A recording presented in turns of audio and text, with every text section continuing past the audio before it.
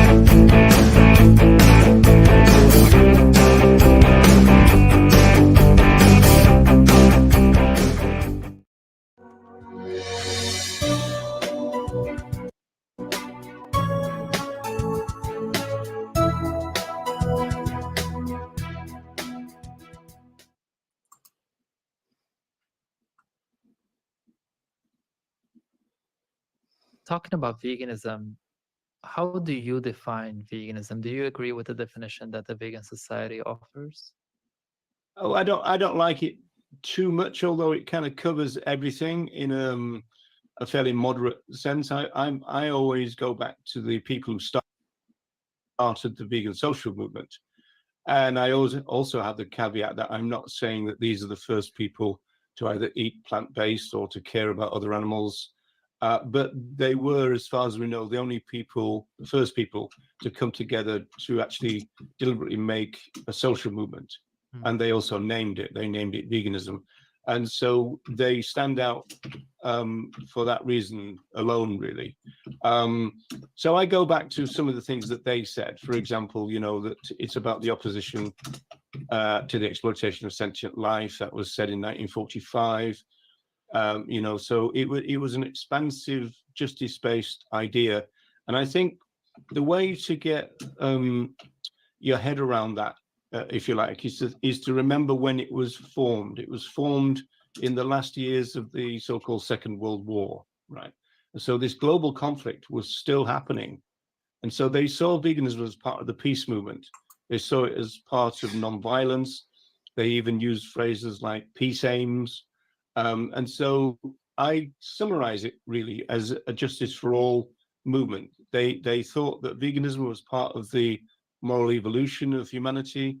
They thought that see, another thing we've really got to do, even my generation who wasn't in the war, and certainly yours, Seb, is the fact that they lived through 2 world wars, these people. And Donald Watson said it was an absolute shattering experience.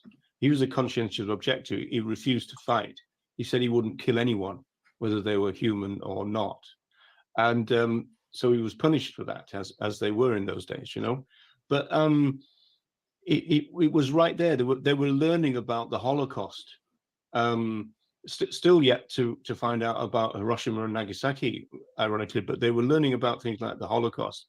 And this news for them right there on the spot, you know, happening right there was a real shock to them. Now, for us, it's just something that you read in books and see in movies even. Yeah. Right? And so I don't think we understand the visceral nature of what it was like. And so they did really see veganism as getting us out of a moral trough. All right. And they said time and time again, I mean, Watson said that veganism was the only movement that can save humanity. They made massive claims like that. Kathleen Janaway, one of the pioneers, she said that if we can solve the problem of veganism, it will solve the problem of poverty and war. They thought about veganism as a really massive idea. Yeah. And a lot of that has gone now from the movement, that this kind of huge kind of idea that if vegan values came in, it would be absolutely amazing world. Watson said that if the vegan ideal came in, it would be the biggest peaceful revolution in the history of humanity. You know, that's the kind of claims they made about it, you know? That's really, I mean, yeah, it's powerful. And I do think that if we want to really get rid of all discrimination, exploitation, then we should start at the root, which is, in my opinion, speciesism, because it's one of the first, if not the first type of discrimination that you learn, the idea that this individual looks different or thinks different, therefore you have a certain right over them. I mean, that's the Yes. basis of discrimination. Yeah, I agree with that.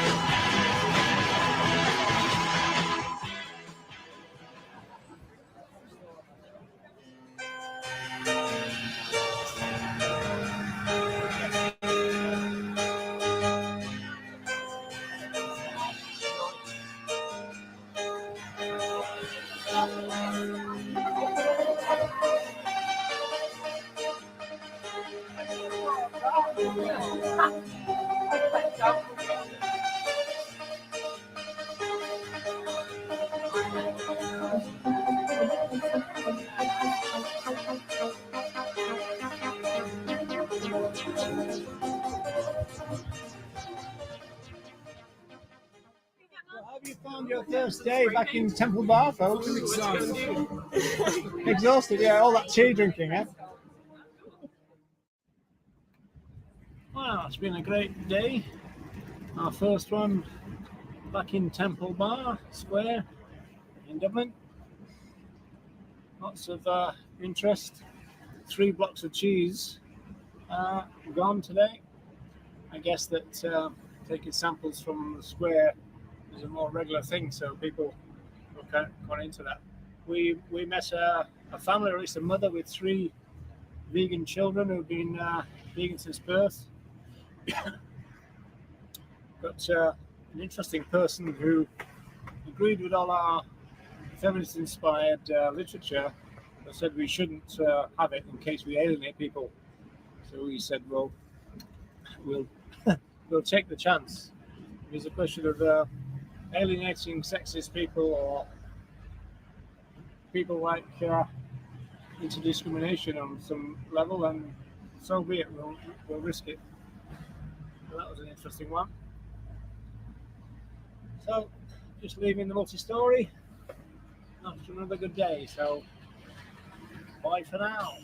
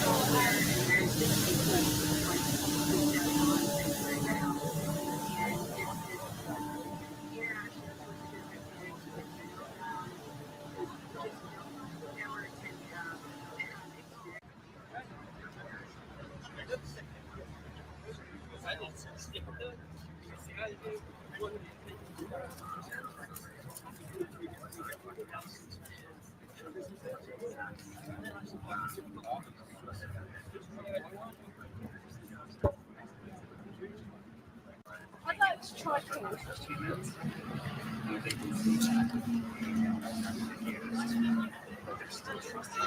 No, we're just going to save direction.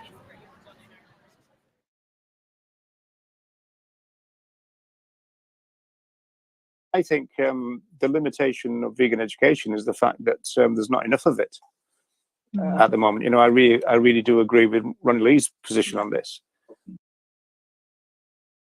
Right show that airs every Monday evening, and it's well worth seeing.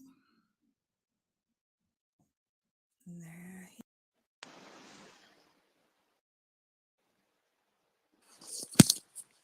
Hello. Hey, Hi, Roger. how are you doing? Thanks for having me back. Come on then, Rouge. Oh, thanks for joining me. So, You're welcome. I'm just juggling a cat and a wire here. what's the cat's name? Ruja. Ruja. Yeah, Okay. means ginger in Polish. Oh, lovely. Hello, Ruja. Ooh. I can just see a tail. You can just see a tail there. Yeah, it's like a periscope, isn't it? Yeah. Mhm. So how are you? I'm good, thank you. I'm good, thanks. Just had hailstones here, which is a bit strange considering we've had such nice weather. Yeah, I Recently. went out earlier to get the van, and it was raining, but not hailstoning anyway. Mhm. It was hailstoning the last time we went to the sanctuary, which was interesting. So it's on Tuesday. Yeah. So yeah. Yeah.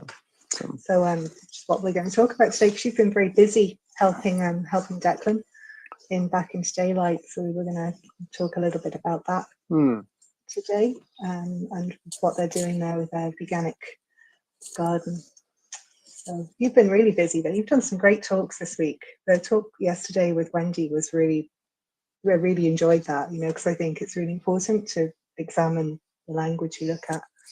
Yeah, well, the Animal Rights Show, you mentioned that in your intro, I think, obviously got a focus on language, because language is so important for social movements, you know, and I think sometimes activists don't recognize that, but it is just definitely true. Yeah. It is. Isn't it, Rouge? Yes, it is. Yeah, 'cause it sort of reframes our thoughts, you know, how we speak is framing thoughts for other people going forward, you know. Yeah, I mean, I when I used to teach social movement theory, I used to talk about the classic case of the feminist movement, or I suppose the second wave feminist movement, we have to say now. And you know, they played with language, and they were very kind of creative. Like history became his story to point out, you know, who was writing history. And obviously, we tend to know that it's the victors, the winners, who write history, right? But it's usually the male ones as well. So you know, it's there's a whole kind of history of that kind of history. Are you going to settle down, Rouge? She always wants to come on your knee, but she's one of these cats who just likes to walk around all the time. So she never kind of settles down. So do you? So I'm trying to juggle the wire with her all the time. She's probably trying to get her face in. Oh, she never does that. She usually just does the old periscope trick, don't you? Yeah. Okay. Well, our cat, or the cat who lives with us, is very unfriendly, because he was very tiny when we got him. He was about 4 or 5 weeks old, and I think when they're that small and they haven't had a mummy to teach them, they like, he didn't learn how to pad, and he's just not good with other cats, and he's not very, like, he loves us, really loves us, you know. But, yeah, Rouge is not very well socialized. She had a very, very difficult beginning of her life, and so when we met her about 9 years ago now, I suppose, she was almost hairless, you know, bald, and she was very small. She'd already had a kitten, although she was virtually a kitten herself, and her kitten was bigger than she was, so she'd gone through a bad time, you know. So Yeah. so it's taken her a long time, many years to to come round, but she's not too bad now. That's good. Yeah, we feel really privileged if we ever get, cuddles or Yeah. some lap Yeah. cuddles from Bussons, because it's rare. Yeah. Okay, so we're just gonna talk about Back into Daylight and just about sanctuaries in general, and why they're important. Yeah, And one thing I always say about Back into Daylight is how great the name is. Yeah. Because I think one of the first types of other animals who Declan rescued were battery chickens, I think, and so that's where the kind of Back into Daylight bit came from. And one of the great things about Declan is he's a street activist as well, which is kind of unusual, and he's very lucky, I suppose, because he's got Sharon, Sharon Dunn, who kind of runs the place when he's kind of doing street work, so it kind of frees him up a little bit. I know a lot of people kind of, because there's so much to do, they're almost like prisoners, in their own sanctuary sometimes. So I was talking to someone else who runs a sanctuary, and she said that she never gets a day off, and you can really understand that because there's just so much to do, and essentially living with so many other people that need your care. I think it can be a hard life, and as we were saying when we talked about the topics, I do think that the vegan community sometimes presents an overly rosy picture of a sanctuary.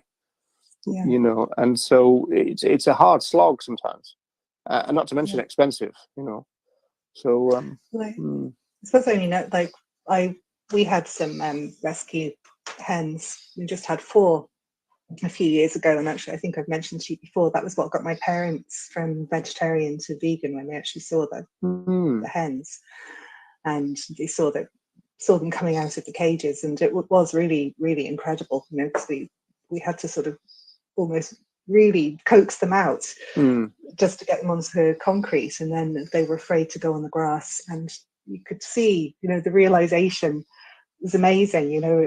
It's amazing, and then to watch their journey as they established a pecking order and developed their community was really lovely.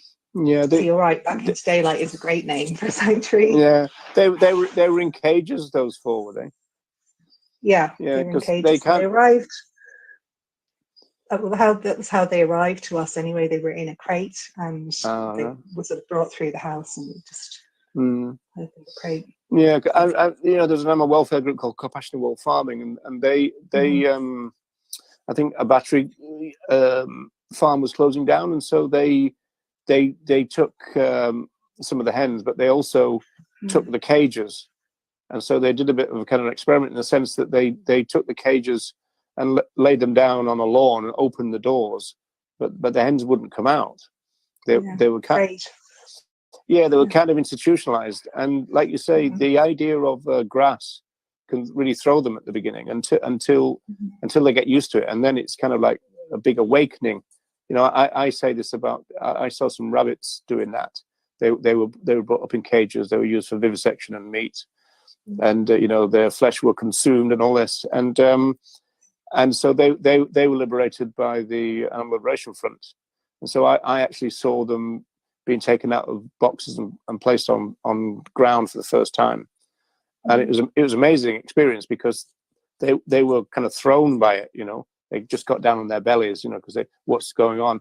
But then within a few minutes, they were kind of, wow, this is good, Yeah, make a run for it, quick. Yeah, they're all jumping over each other and running around, And I mean, that was amazing for beings who would virtually not be able to do that ever, So. Yeah, I think that what we did was we fenced off. We didn't have a huge garden, but we fenced off half of it, so half of it became, like, I suppose, the hens' ground. And they actually, we were just amazed because they learned within a couple of weeks that they could get over the fence. Oh, right. Yeah. So it became totally pointless. The fence was probably about 4 foot high, but they were able to get over it. So, which was nice. Yeah, I believe some of the chickens at Eden, I think they roost in the trees at night. I think or they used to. So, Okay. yeah, so that I haven't been to Sweden for a while, but yeah, I mean, back into daylight is kind of like a working sanctuary because you know, Declan's worked hard all his life, and he had this kind of paving kind of business. So there's loads and loads of paving slabs still there, and it's almost like a farm museum because there's quite a few tractors, you know, which look like they go back to when tractors were invented, you know, and but you know, Declan does a lot of the work. Like for example, we took some songbirds once, and so we quickly made 2 very large kind of aviaries for them. But you know, all the welding was done by Declan, you know, so this is to reduce cost, of course, you know. Yeah, I've been there once. I went with Ruby because she did a school project on Back into Daylight. Right, She was told had to do a project when she was still in primary school, and she wasn't allowed to do a project on veganism, so she decided to do it on a vegan sanctuary. So she got under the got under the radar. Yeah. So it is. It's a really lovely place. But we were lucky that that Declan and Sharon saw us, and it was really nice. We got to meet a lot of the residents, and I saw the aviary as well. It's in it's on the left-hand side, I think, as you go down from the house. Yeah, that's right. The second of the big sheds. That's right. Yeah. Yeah.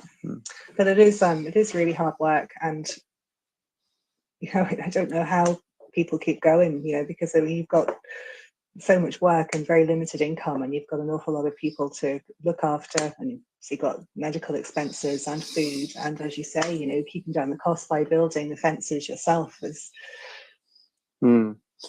important. Yeah, Declan's just devised this machine type thing, which is like a ratchet thing, and it stretches the fencing out to make it stand up better, and it just looks better, but it also functions better.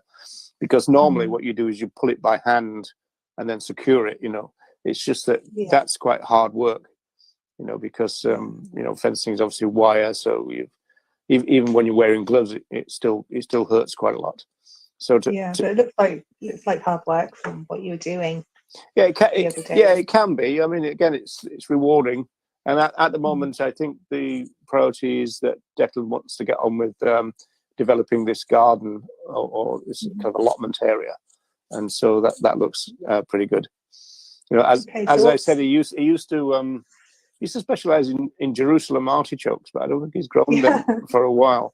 But yeah, he's just got one bed all organized because we were struggling to keep the dogs off the bed the other day.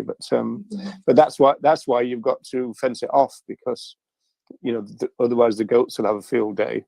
The pigs will want to explore there, and also the dogs. So you do need a bit of fencing. Yeah. So what's he hoping to grow there? Like, it's going to be a veganic garden? Yeah, I believe so. And I think it'll just be a full range of things, because Declan's a big fan of the salads. You know, he's always there he's always telling everybody on Westmoreland Street, you know, have a salad a day. You know, he's always big on salads. So it's going to be a lot of that. And funny actually, because when we start talking about, we're going to talk about vertical farming, aren't we? And all the films I've seen so far, it seems to be mainly salad stuff that they're growing so far. But so I don't know whether there's a limited range at the moment. But, yeah, that's true. Actually, I was looking at that earlier. It all seems to be sort of lettuce and herbs, and you know, I sort of wonder what the potential is for growing fruit and berries. Yeah, you don't see that, do you? Yeah, that's right. No. Yeah. No, but it does. The vertical orchard or something. So I don't know whether that's a limitation that they're not being honest about, but whether it's just a limitation of variety that they can grow in that thing, or whether it's just because it's so new that it just hasn't developed. You know, I mean, it's very high tech. That's a bit of a worry in a way, because I don't know how that would kind of translate to a community level. You know, kind of almost like an allotment type level. You know, rather than these big kind of factories which are full of lights and robots and stuff like that. So. Yeah, I had a quick look this morning, and I run a sustainability page in Dublin Admin, a Dublin 7 sustainability page as well, and I just posted on there to see if anyone would comment, if anyone's tried, you know, hydroponics or aeroponics. I don't think I've had any replies yet, but there are companies selling equipment that, you know, so for a couple of €100 you can kind of get set up with a vertical farm, like for indoor growing. So I think it's probably something I'll look at in a bit more detail. That sounds quite cheap. So what is Yeah. is that quite a big thing, or just a? No, it didn't seem to be that big, I suppose. Anyway. Oh, right, okay. You know, but I'm not very good with like sizes. It didn't look that big, but I think it would probably get you started. And I think I know from like locally here, people are growing a lot more like vegetables and fruit themselves. I did quite well last year. This year I've just been growing dandelions and making dandelion root coffee. So that's all I've been doing so far this year. But I suppose that's something that will happen, is that people who have space, or if they have even space for containers and pots, if we encourage kind of growing it yourself, and there's various projects. I know my friend Grace, who works in a library, she's been heading up grow it yourself campaign from the libraries, where seeds have been going out to people. Okay. And, I guess there are things like seed banks and that, aren't there? You know, to get all that. I mean, I like the idea of kind of raised beds and the idea of no dig. I think that's one of, because obviously these commercial ones, you probably noticed this, that, you know, as soon as they introduce a bit of water, they think, oh, now we can exploit and oppress fishes, you know. So they're not really thinking in a veganic way. No. You know. No. But I mean, we would, and so the less interference we can do in terms of the actual soil would be good. You know, so a raised bed, even in terms of labor, you know, if you've got a raised bed at kind of waist height, so it's really easy then to work at it, because you do it with your hands in the veganic compost. So you don't have to dig. You're not disturbing any worms or anyone else, and at the same time, you know, you're not bending. You're not digging. It's a lot easier, and the weed problem is a lot simpler too. Yeah, so it's easier for everyone, better for everyone. And I think that's really why I've always been fairly hands off with garden, but this year I've kind of, I suppose, struggled more with, I haven't got raised beds and I didn't want to start digging, so I'm just sort of looking at what happens, and I will get some things grown in pots. But I suppose what we've had here is, like, I've done some trades recently, whereas I've traded some brownies for some rhubarb, and that seems to be happening a bit as well. But it's kind of like, okay, so what's the vision we want for the future? So we're going to live this revolution, and you know, go back to the barter system. Yeah, well, you know, maybe not go completely back to it straight away, but but it's what are the alternatives to what we have, and that was one of the visions of the movement for compassionate living, which was a breakaway from the Vegan Society, and Kathleen Janaway did all that, and that was like the early 80s, and they talked about kind of tree-based autonomous villages. But they even talked about abolishing money, or at least reducing people's reliance on it by things like bartering and stuff. So a very much kind of community-based DIY politics, you know, which is pretty radical. It's a question of scale, I suppose. If you've got an entire kind of planet to feed, whether you could do that in that type of, you know, because one of the advantages of this vertical farming seems to be that you're eliminating all the problems of weather and transportation. You don't have to cater for the seasons and everything. So these all seem to be, you know, advantages, but they're all kind of then depends on technology. You know, there seems to be a lot of lights involved. You know, so I don't know how kind of sustainable that is in your terms. You know. Yeah, I suppose the only thing is we have all these empty buildings in the city centre now that were offices that people aren't going to be going back to. So it's, you know, could we use these buildings for vertical growing? So we've got vegetables and hopefully fruits growing. growing there. So you've got like pretty much zero transportation costs. And as you say, the energy for the lights. But if you had like low energy, like LED lights, and I think that's what they you've got, seem like, to red use, isn't and- it? Yeah, Mm. so that wouldn't be too bad. But I suppose the macro environment, if you're trying to control that, and temperature, I suppose it could get costly if you're not using renewable energy. But I think you mentioned the other day, Roger, we've got all these roofs all over Dublin, you know. Yeah. So we've got plenty of space for growing and solar panels. Mm. Yeah, well, it's true. So- I mean, people who know Dublin, and they know O'Connell Street, one of the famous, well, probably the famous street in Dublin, I guess. But across from the GPO used to be, or is, Clary's supermarket or department store, I think it was, and there was a cafe on the top of that. And when you went to look there, you could see it over all the other roofs. You know, actually tons of space for things like rooftop allotments, rooftop greenhouses, you know, those kind of things. So I imagine that when we are forced to start thinking in those terms, that kind of space will be used. I even mentioned, I thought probably golf links, and that would probably be dug up one of the first things I would think, because I mean, not only is it environmental disaster, there's so much space. You know, in a golf course, you know, huge areas. So much space, and they would use a lot of pesticides, and also other animals who dig up the golf courses are targeted as well, aren't they? So yeah, I think I mean, I think they would kill beings like rabbits, but I think they use a lot of water as well. So there's nothing very good about golf courses, I don't think, in terms of from our values, you know. No, and I suppose the other benefit of having like vertical growing, you know, inside, is that you're not going to have you don't have to use any pesticides, which is, I suppose, important, because it's going to improve the quality of the food, but also it's not damaging our insect life, so we're not going to damage pollinators.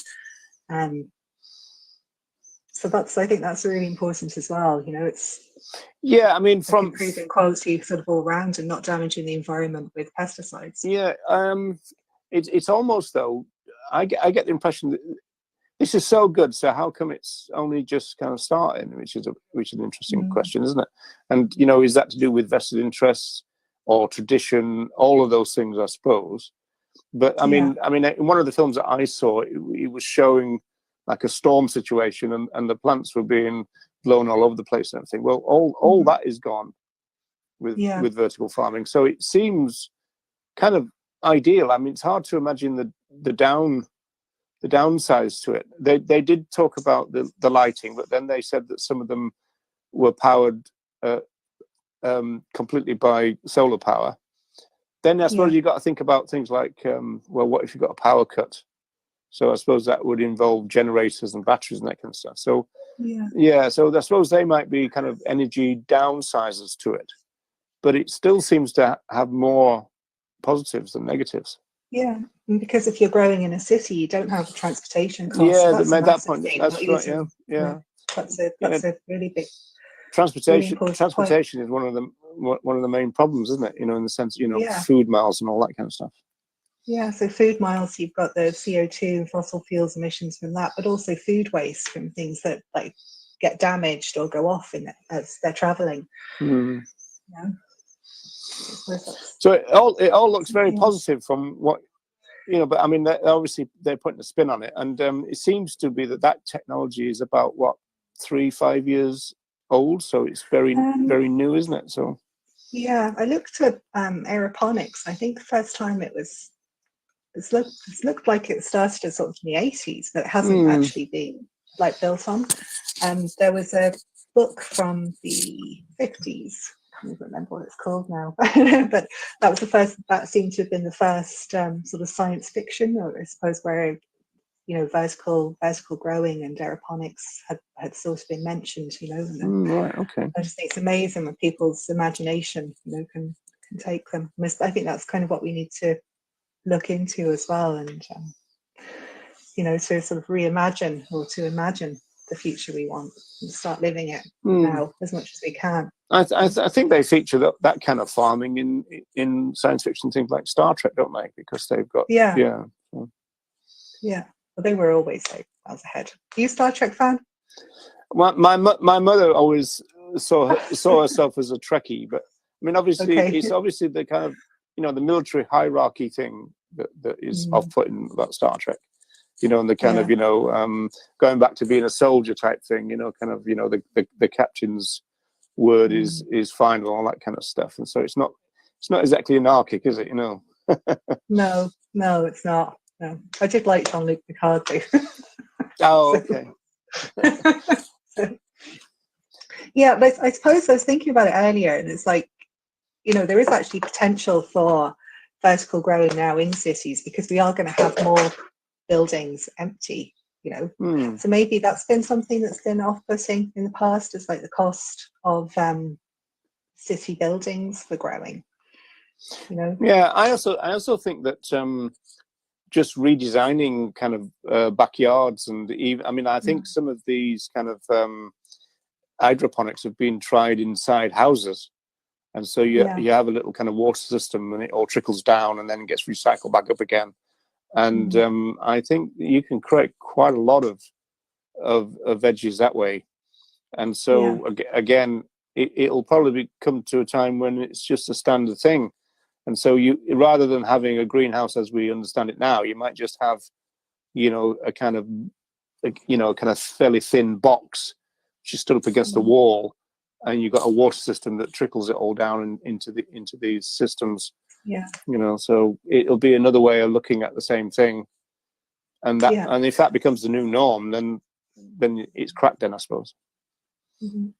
I suppose it's good because you're recycling water as well, so you can use rainwater and then recycle the water. So they did say that in one of the films that they said that one of them collects water, rainwater, so they don't have to. Yeah. Mm. So I thought, it's all looking really positive. So we're going to start a movement in Dublin for vertical growing in the city centre now.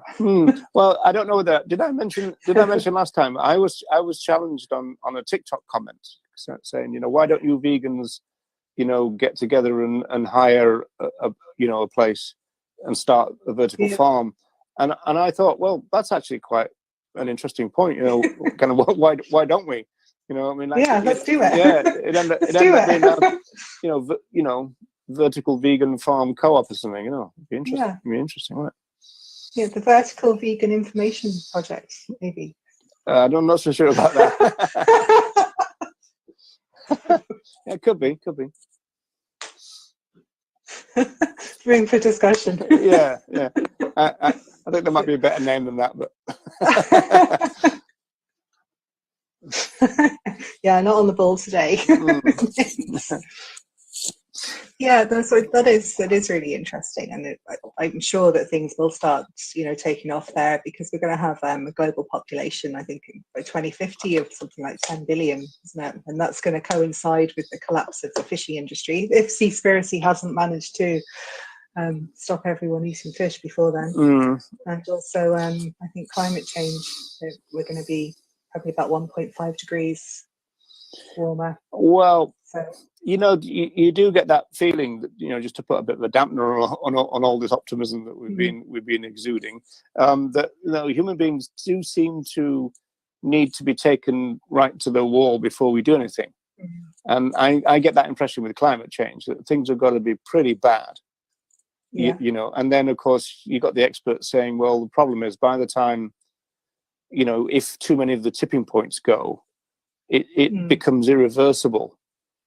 Yeah. And so, and I also think that for your average person, I know that sounds a bit elitist, but people who are kind of into computer games, going to see sports and this kind of stuff, I'm not quite sure whether climate change even registers for people like that. I always think of things like Formula One fans, thousands of people going to watch all this fuel being used and stuff. And you tend to think, well, where's the climate crisis in that kind of activity? Everybody wants to go back on transatlantic flights, as soon as COVID is controlled. So Yeah. And I think in a way that, it's such an enormous thing. Climate change is just so enormous. And it's also just a couple of words. And what does that mean? What does climate change mean? Okay, we had hailstones today, but I think it can seem quite complicated.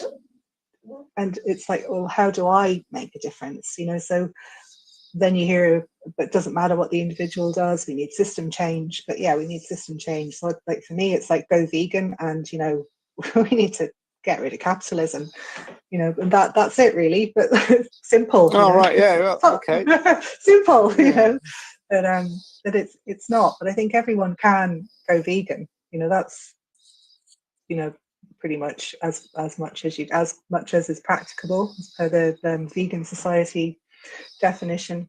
That's probably the easiest thing that people can do, is to eliminate animal products from their diets, especially if they're living like in a city and they're living close to supermarkets, and also it's easy to access food.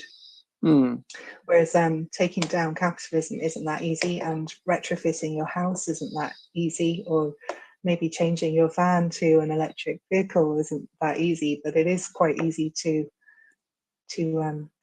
stop eating animals. And then we're going to get back into going into Lidl and seeing all the processed food that's not suitable for vegans. No. Well, yeah, I love the tone. That kind of, taking down capitalism isn't that easy. No, I think you're right there. I think you might be right. Yeah. But I think that's part of the problem, is that people hear climate change. It's like, well, what can I do? What can I do? I'm just like one tiny person in this expanse. What can I do? And the answer is, right, go vegan and start living. Make tiny changes. Imagine what you'd like the future to be for your children, if you have them, or for the generations coming after us, and for everyone on the planet. And start making those changes and start living it now. Don't wait for the collapse of like world systems, and for the population to hit 10 billion, and for climate change to mean we don't have any food. Start making the changes now. Well, it's interesting that, because obviously we've got all these arguments about if we had a plant-based system, then there would be food for a lot more humans. I mean, the point is that we've driven free living beings to being about 4% now in terms of mammals, right?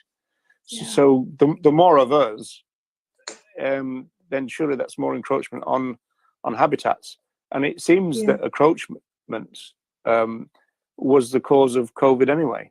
I mean, some of the experts are saying that the fact, you've got great kind of tracks going into areas where human beings, by and large, weren't, deep into rainforests. So now you've got things like bush meat and those kind of trades. Then you've got the bats, and then pangolins and the intermediary.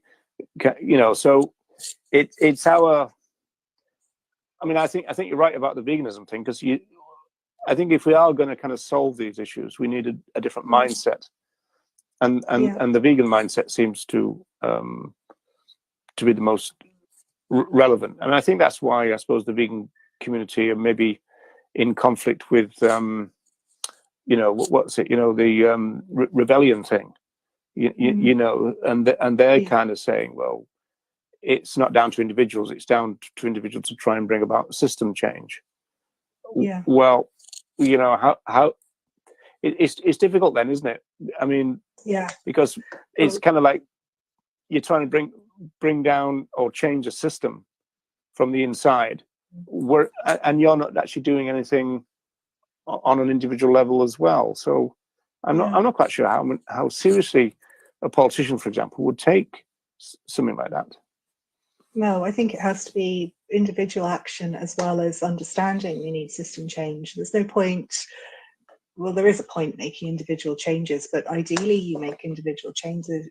So you look at what you want the future to be. So I want the future to be total liberation.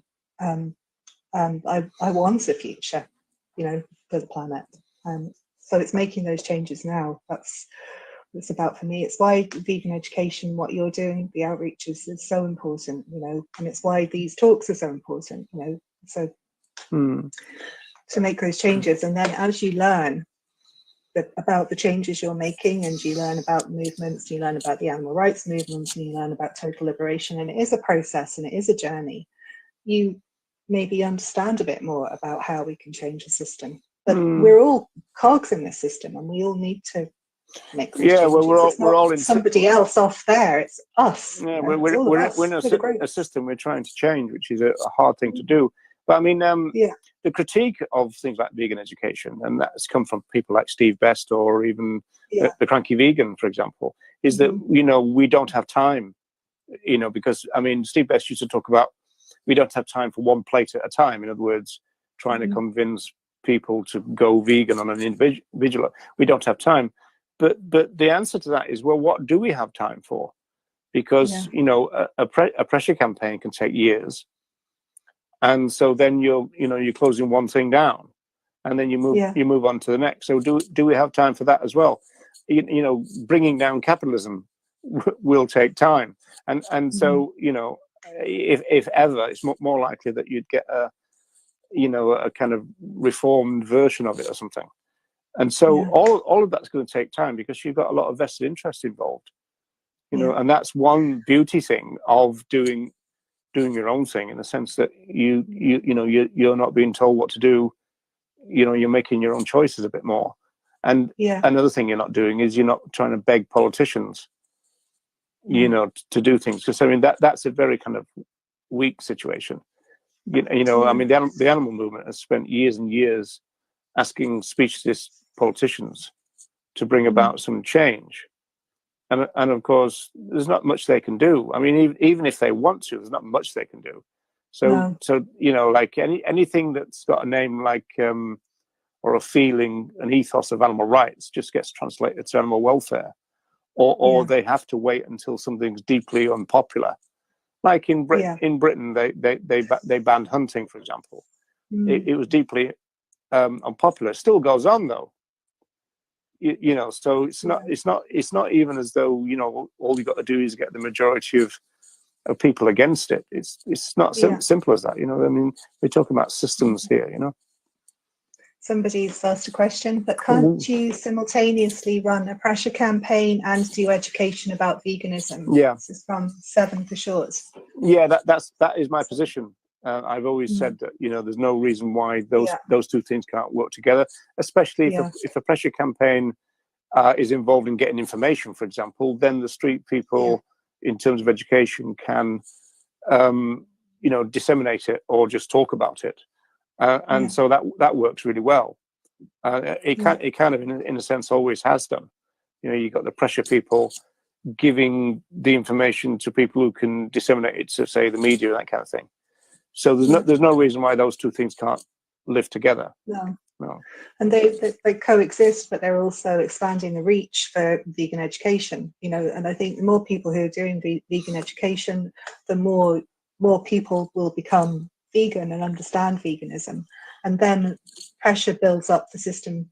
Maybe not system change, but for change. It's like often politicians, as you say, with hunting, they don't react until there is support for change, because they want to stay elected. So they're going to stay that's right. doing what people want to do. I mean, we saw that here with the Together for Yes campaign, where the abortion law changed here, and again with marriage equality. Yeah, that's to build up.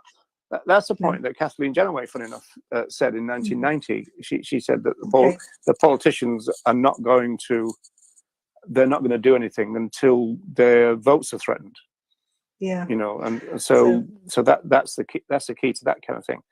I would go back to the kind of the mixture of pressure campaign and vegan education.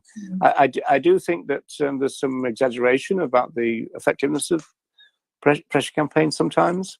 You know, often when you analyze how long they took and what effect they had, they're not as great as they're kind of cracked up to be sometimes. And so I think that if we're realistic about it, that kind of helps. But I do understand the psychology that's going on here. You know, there are some people who kind of they need to have a kind of series of victories to keep them going in a social movement sense. And I get that. You know, you need to feel as though you're making progress. Otherwise, it's kind of, well, what's the point? You know, that kind of thing. And and some people might drop out if they feel things are stagnating. So I do get the point, but that does tend to kind of encourage some groups to exaggerate a little bit. And I think we ought to be honest about what effect we're going to have. You know. Yeah, I think with pressure campaigns though, it's just another it can raise the profile for vegan education as well. So it's because if you've got somebody posting continuously about like a single issue or various pressure campaigns, you may be reaching people that you might not have reached through vegan education. You know, even on social media, we tend to see the information. Hello, fussy vegan in Galway. So just hi. So, you know, so you're maybe reaching other people that you wouldn't reach. You know, if we live in an echo chamber, you might just reach someone else. 7 for short said, I totally agree that we should be honest. Yeah, I think we talked about that the other day. It was about using the language, using direct language and being honest about, you know, veganism and what it is, you know, not certainly honest about what you want. You know, there's I mean, everybody takes the mickey out of politicians because everybody knows that they don't tell the truth. So there's no point in trying to replicate that in social movements. No. You know, I mean, in some senses, the role of social movements is to ask questions and to propose answers. So, you know, you need to be honest about it because, you know, you say, well, this is what we're looking for and this is where we think we're going and that kind of stuff. So, I mean, honesty just seems to be a prerequisite for success. You know, no point in trying to be, you know, sneaky about it. No, sneaky, but even softly, I think I used to be a bit more, you know, be kind of softly about it, but I think that's possibly, I grew up in rural Ireland and I didn't know anyone, you know, apart from my parents who came on board with me. So I think I was probably a bit shy maybe about being direct. Yeah, but the thing is, I wouldn't be now. Yeah, but the entire movement was. I mean, it's a point that we brought up yesterday in the thing I did with Wendy. You know, and it's only really in the 21st century where vegan education, as we know it, started. Certainly on a big scale, and it's still not a very big scale now, but. You know, we've got kind of veganism as the moral baseline, if you like, but this is new. You know, some of the most influential groups in the world were frightened of veganism. Yeah. You know, until recently, and so you know that has been a problem. But that kind of battle, in a sense, has been won, I suppose. You know, until somebody produces some research saying it'd be better off to start saying vegetarian again, you know. So there's always going to, you know, I think you'd have to keep your eye on the national groups in that sense, because if they get a bit worried, they will then start to moderate their language, because you know, most of the time that obviously they've got their jobs to think about, this kind of stuff, things that the grassroots don't really have to do. That's why the grassroots can be more honest. So that's why I've always favored the grassroots, because it's a kind of tell it where it's at type place. Yeah, you know.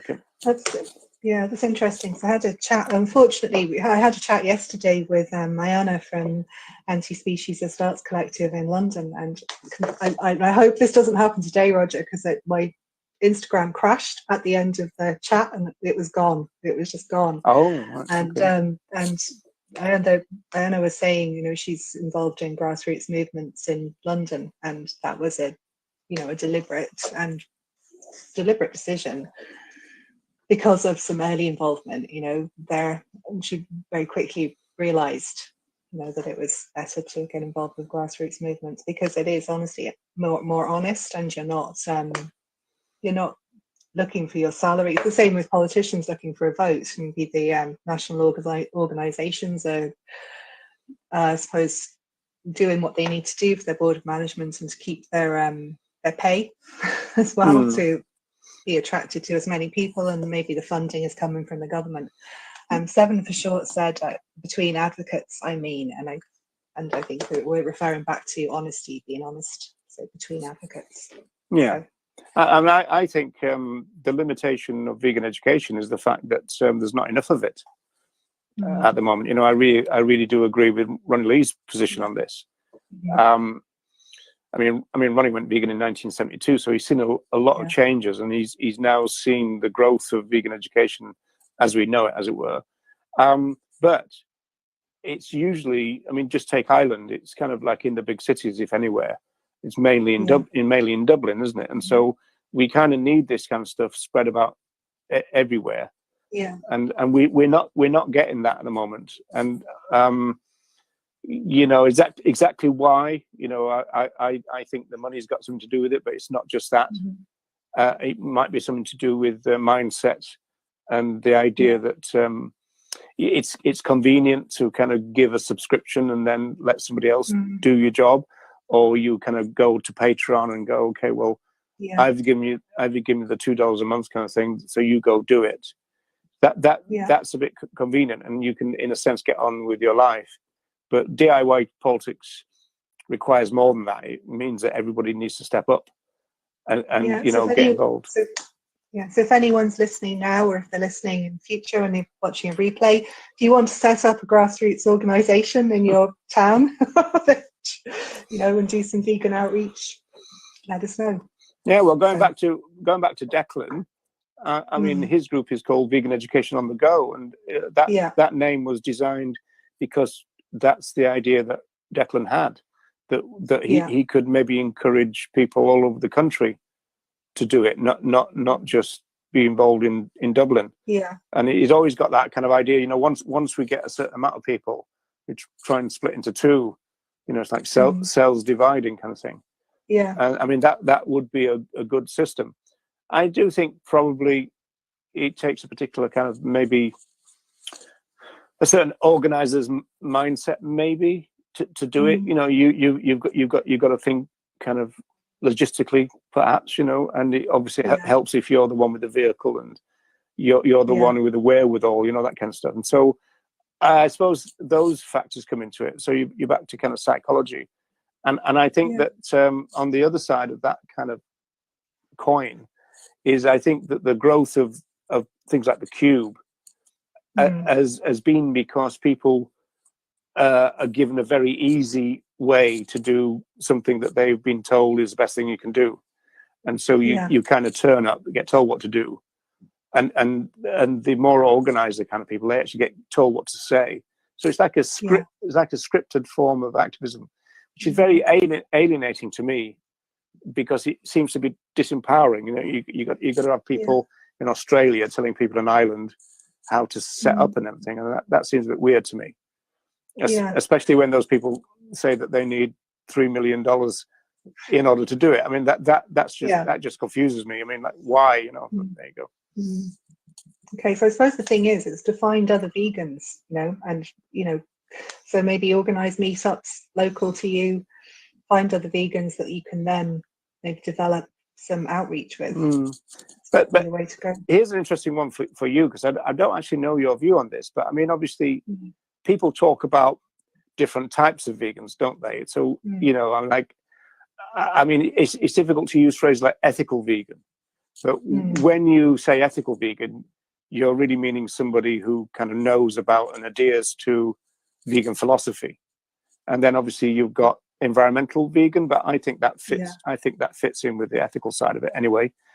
But then you do have the kind of health people, the plant eaters, health people, and some of them actually, they're almost like opposed to the protest side of things or the demonstration side. I mean, like we've had critiques of the Westmoreland thing from vegan groups saying, you know, it's kind of like it's bad for the image of veganism or something, you know, and so you get these kind of, you know, what's often called inactive vegans, although I think that's a problematic term. But, you know, what do you think about these different people who go under the label of vegan? Somebody's commented here. Sorry, Seven Short. I hate the term ethical vegan because it implies that there are unethical vegans. Yeah, I do too. That's actually, I hadn't thought of that, but yeah. No, yeah, it's a very problematic term. It's just that it's Yeah. a kind of way of differentiating. You know, but I mean, some people think ethical vegan means vegan for the animals type thing. Well, that's a bit simplistic too. But it is true that some people come into what's called veganism for different reasons, and then the usual kind of shtick on that is that because we do have a large turnover in the vegan movement, and so the question is, why do people kind of fall off the lorry at the other side? And the ethical vegans, again, that phrase, tend to stay vegan. Yeah. And it's, I think, yes. yeah, I think it's, I think people need to find other people to support them. I think that's, you know, why, like how you keep people in the movement. Well, it is a social movement. It is, it is, and it's like definitely the hardest part of being vegan is socially, and we touched on that the last time. You know, what do I think about different types of vegans? For me, it has been a journey, and I'm learning all the time, and I'm every day I learn something new. You know, and I feel like every day my eyes are opened to something else. You know, or like a deeper understanding of total liberation. And there are other people who seem to get it just like that. For me, it's been, you know, I'm 47. I've been on this journey for a very long time, and you know, understanding the politics of it a bit more every day, and then understanding how everything is interconnected and how we need system change, and we start with going vegan, you know, and explaining and educating about what veganism is. I think from Instagram, where we are at the moment, I post a lot of food on here, and I see a lot of people who have started off as vegan, or you know, they say vegan, but they're plant-based for health reasons. But I've also seen them journey, you know, and I've seen them journey from, oh, hang on a second, because they're exposed to, so they've gone vegan, or they've gone vegan for health reasons, so they're plant-based, but then they're starting to see posts about, you know, animal rights, or maybe anti-oppression, anti-speciesism. It's that information, it's just getting the information to people, because people are so busy, you know, with like living our lives and working, you know, 40 odd hours a week, and maybe looking after, you know, older people in the family, maybe younger people in the family, and not having time to think about it. So it's getting the information in as many different channels as possible. Yeah, I tend to see my job, to speak that way, as kind of just reminding people about the values of the vegan movement, and certainly the values as expressed by the people who started it, because I think that they were kind of fairly kind of radical, even revolutionary, if you want. And so you know, to the extent that they started, you know, a branch of the peace movement during the Second World War, which is a pretty radical thing to do, but they paid a price. I mean, the ones who became conscientious objectors, they had their rations slashed and this kind of stuff. And so they actually paid a physical price, but they had a great vision. And there are some kind of reducitarian strands in the movement, and I tend to think that's quite damaging. There's nothing wrong with the expansive, I suppose you could say, utopian vision of the vegan pioneers. I mean, they saw the future of the world as being kind of peaceful across the board, kind of based on things like justice and, you know, against oppression, against exploitation, you know, right across the board. And so they would often say that animal liberation and human liberation is kind of the same thing. And, you know, and Donald Watson kind of said it's got to happen at the same time as well. It's not, you know, whereas someone like you know, Tom Reagan would say you kind of try and take out one brick at a time. I'm not sure about that, because, you know, those bricks, you know, whilst you're looking down here, another brick's being put into the wall again. It needs to come down, like the Berlin Wall. You know, I mean, you couldn't take that down one brick at a time over generations. You got to knock it down. And I think with total liberation, you know, so with animal and human liberation, if you go for total liberation, if you aren't going for total liberation, you're just actually restructuring the hierarchy. So it all does have to happen together. And I think when this is something that, like, we all live in fear where we're still exploiting or using and murdering. You know, we're all in fear of being othered and becoming the other. So that's why the system keeps us in line. You know, I don't know how you feel about that. Yeah, absolutely. Yeah, It's been going on in my head. I wouldn't argue with any of that. Yeah. Yeah. Yeah. I mean, I think Sorry, there's Seven. a genuine fear in the movement that you see, there are some people now kind of telling this tale, which is a bit of a myth, that the kind of pro-intersectional elements of the movement are being injected into an animals only movement, whereas actually it's the other way around. You've got some animals only people trying to push out the pro-intersectional stuff, which was already there in the first place. But there's a spin about it that you intersectionals are trying to take away the animals movement. Well, it is the animals movement, but that's never been the scope of it. And so it's almost like there's a problem in people's mind. It's almost like they've manufactured it half the time. It's not really there. I mean, they say the animals need a movement. Well, they've got a movement. The vegan movement is the animals movement. It's just that the scope has been wider than that. Always has been. It's not a threat to the focus. The scope is not a threat to the focus. In fact, if anything, conceptually, theoretically, the scope of it, kind of understanding liberation broadly, kind of focus the focus. But there's never a threat to the focus. So there's not, I mean, I keep saying stop panicking. I mean, so some people kind of, you're taking my movement away from me type of thing. Well, no, that's not what's happening. Sorry, Seven for Short commented, people who are seeking to avoid animal use but not for ethical reasons, I guess. So I think that came from a while ago. So sorry. Oh, sorry. Hi, it's Elliot, by the way. I'm usually watching on YouTube. I think I saw Elliot yesterday. Yes. So, yeah. Hi, Elliot. All these people with all these different names. Yeah. So, I thought that changed. I did change mine for a while on here, and I kind of confused me more than anything. So. Oh, okay. Yeah. So put it back again. Right. Yeah, I don't see how you can have an animal rights movement without including humans in it and without including the environment, because it is all interconnected. It is all interconnected. And I think sometimes it's hard. Sometimes it's a hard concept or maybe it's not explained clearly enough, which is why we're back to why vegan education is so important and what people. It does raise issues that are being more controversialized at the moment. Like for example, back in the 80s, probably into the 90s, it would not have been particularly controversial to say that we are part of the progressive social movements to do with social justice, and that tends to mean that it's left leaning, not necessarily left wing, and certainly not far left. Although again, Steve Best would include the far left right down to kind of left liberals. So we've always had a bit of a left leaning group, and so in terms of its values, I mean, that's what Steve Best says. Where do you think we got our values from? They're from progressive movements, right? And so. If you think about our values and the other groups that share them, they tend to be left-leaning.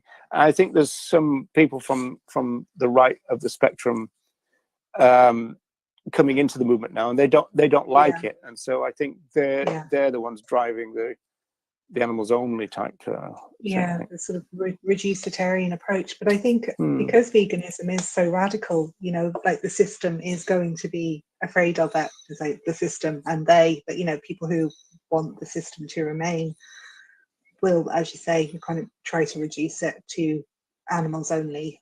Well, I mean, they think it's a way of bringing everybody in, but of course, and making the movement apolitical.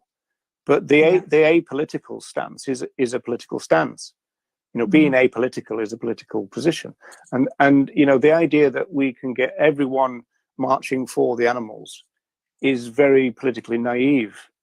It just doesn't work, because if you've got people who've got oppressive views, then the people who are affected by their oppressive views won't turn up. So by default, there's a kind of chosen population in a social movement but by default. And if you say everybody's welcome, that doesn't actually make everybody welcome. No. It alienates a lot of people, usually the most vulnerable, and the ones with the more radical views usually. So then the movement moderates and moves to the right. Well, we don't want that. You know, at the same time, I think it is a genuine fear in some people's thinking. You know, well, don't bring human politics into it. Well, we're human beings. You know, I mean, that's one of the problems of the social movement. They're full of humans, right? And so, you know, I mean, that's one of the problems of it, and that's why pro-intersectionality is important. Yeah. But I mean, No, I agree. yeah.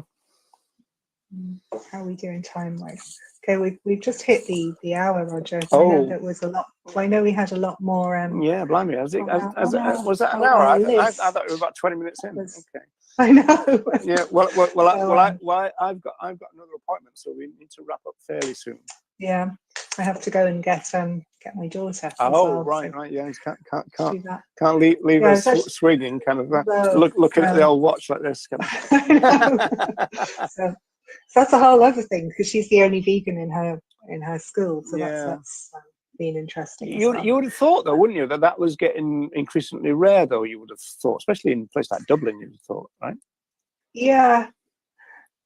Well, hopefully, she'll spread the word and things happen. I think there's a few vegetarians now, but they're not vegan yet. Sorry, someone said, sorry, hi, Elliot's just said, it's funny how to this day people in England complain about lack of food options which are suitable for vegans, given the context in which the movement was started. Yeah, exactly. Well, there's so many food options now. Yeah, well, that's a totally different argument. But I mean, there's certainly a lot more.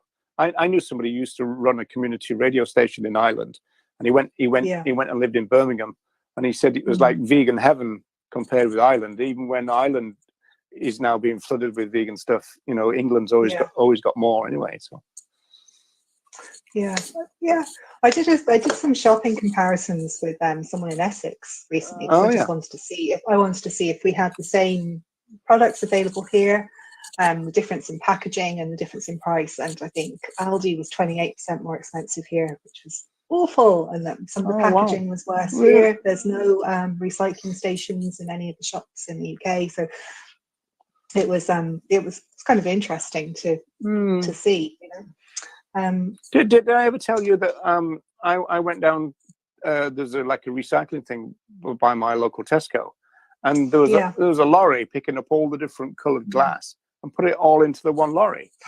And I was thinking, you know, I mean, what does happen with all that stuff? You know, who takes the labels off? I mean, is it really being recycled? I mean, who knows? I don't think so. I think it all goes into that. Well, correct me if I'm wrong, but I've always had this thing about recycling where, you know, it's probably a bit of a con. It's like, you know, we just need to use less packaging, just less. But you know, because the whole thing about recycling is it's another business. You're more cynical than I am, Louisa.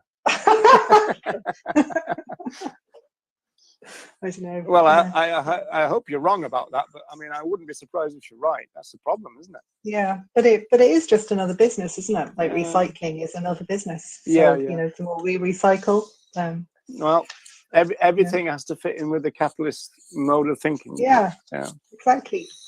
If there's no profit, there's no point in doing it. Yeah. Oh, which brings me back to another site I found about what we were talking about with vertical gardening. I found, you know, I told you I was listening to podcasts last night, but it was a site that has loads of podcasts and loads of interviews with farmers who are doing this vertical gardening all over the world. And I was listening to a guy who's based in Finland, and his whole setup sounds amazing. Yeah. It sounds amazing, and people there are buying local, and it's great. But he said, yeah, you know, capitalism is really solving this problem. Well, I guess they would. I mean, a lot of people who are pro-capitalist would say that you know, capitalism kind of encourages entrepreneurs, and that's what you need. I mean, presumably, you know, does that mean that vertical gardening is really taking off? Then is it? I mean, you say it's a global thing, right? Yeah, but it seemed to be. There were interviews from people all over the world. I think I listened to about 3 different ones. they were but 3 different places. The guy in Finland was interesting, and I listened to all of his interview. I didn't skip through it. So it does seem to be starting to take off. Maybe in Ireland we don't see it as much because there's more land here. There's more sort of land available. Yeah, it'd be Cool. interesting, wouldn't it? Because presumably that's one of the things that subsidies are going to play a role in, Yeah, and that's one area of political campaigning that I think that we can. it's important. Yeah, I think so. Yeah. But also, if we move most of our farming to vertical buildings in the city centre, and we're all living in flats because we're all going to need to move up because we're going to need to free up space, we could potentially rewild a lot of the land. Yeah, or maybe absolutely, we yeah. can grow teasels for goldfinches. Yeah, so bring we've just got fields back there. the Irish forests. I mean, Ireland was a forest, Yeah. wasn't it? I mean, that'd be amazing, wouldn't it? I mean, talk Would about you? the recreation that we could Oh. do that. Wind farms. Yeah. I mean, that would be a great vision where we don't have to think of the countryside as the food providing area. We could actually grow our own food where we live. I mean it's kind of obvious in a way, isn't it? It's kind of Really, really obvious. Yeah. And that's I think we just need to but have more conversations about reimagining or imagining our future. Yeah, I've got this horrible feeling though. It's so obvious that there must be something wrong with it then, because if it's so obvious, it should have been done by now. So. Well, there you go. We're back to that gaslighting thing I was saying to you the other day. You walk around the supermarket and they're dead bodies. There are dead bodies in the cupboards, but society's telling you it's not. It's interesting. Supermarket and morgue, and that's what that's what. That's what that's. Yeah. It is. Yeah. I know. Right. So I guess we both have to go, don't we? We do have to go. Okay. And I'm sure I'll see you online soon. You never know. And if as the COVID restrictions lift, we might even see each other on the street. Wow. You see, you're being more optimistic than me now. You were more cynical a minute ago. Now more optimistic. Oh, I'm totally done with it now. Because last year when we went into lockdown, I sort of see it coming last January, and I was like, okay, everybody just stay still. If we all stay still and don't travel anywhere, that's it. We'll all be fine. And no, I think this is going to be now the way it's rolling out. This is going to be it for another couple of years. So I'm not really being that much more optimistic than you at all. you try telling a message like that to the Trump family. They're not going to take any notice of that kind of stuff, are they? No one's going to take any notice. So I think it's just just do what you can, and try and spend time with the people who make you happy, and do vegan education. Yes, that sounds like a very positive note to finish on. That's great. Yes. Yeah. Okay. All right, see you, Roger. Yeah, thanks for tuning in, folks. Yeah, thank you. Bye, everyone. Talk to you soon. Bye.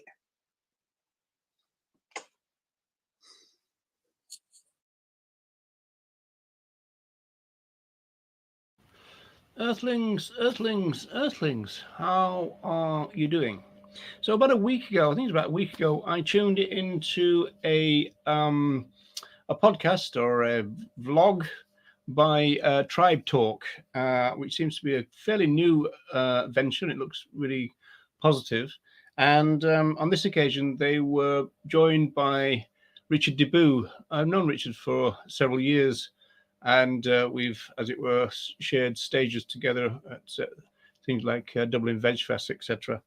So also we've got a couple of his books. That's one of them, which I did notice that Richard is signed. So thank you very much, but it's signed to somebody else. So I obviously stole it. So sorry about that.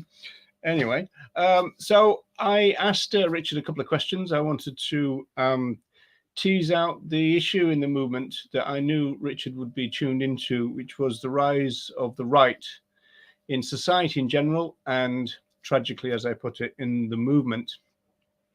And then also the issue of the grassroots and the need for the development of that. And so the full interview with Richard is, need my eyes for this, is on YouTube, and you need to look for Thomas Anonymous, which is the title of the YouTube channel. And it's on there, and it was streamed 3 days ago, so it's all there ready to go. Well worth tuning into the entire thing. Richard is an interesting character. Oh, and I want to thank Paul from Galway as well for tuning me into this entire event, which I wasn't aware about until Paul told me. And but Richard is an interesting character.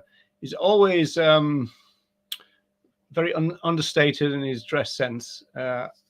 For everybody who knows him will know. And so anyway, this is Richard's response to my couple of questions. So thanks again, Richard, for addressing them. I'm going to skip away from the agenda. Roger, you just asked a question, and would you be happy enough to ask it? Yeah, that's absolutely fine. Of course. I was think we trying should to honor get it Roger by on the screen there a allowing him second to ago. ask. Could you see that okay? How worried are you about the apparent rise of the right in society and tragically in the vegan animal rights movement? And how should we empower the grassroots of the movement and move away from the shallow politics of expensive vegan celebrity activists? There's a lot packed in there. Yeah, that's an easy one from Roger. Yeah, I was going to say exactly that. Yeah, he likes to keep it nice and simple, doesn't he? Those kinds of questions. But they are extremely important points, I think, very much so. And I mean, I've put up a number. I try to keep my social media space quite positive. I'm a very positive person and all that. I like to share positive energy and things. But sometimes over the last year or so, I have had to put out some really angry, frustrated comments about the rise of the far right and just how that is infiltrating and latching onto issues such as animal rights and using that to draw people in. And before you know it, these people are spouting far right stuff themselves. They just get hooked into this thing. It's classic technique that the far right have been using for decades. And it really does worry me enormously.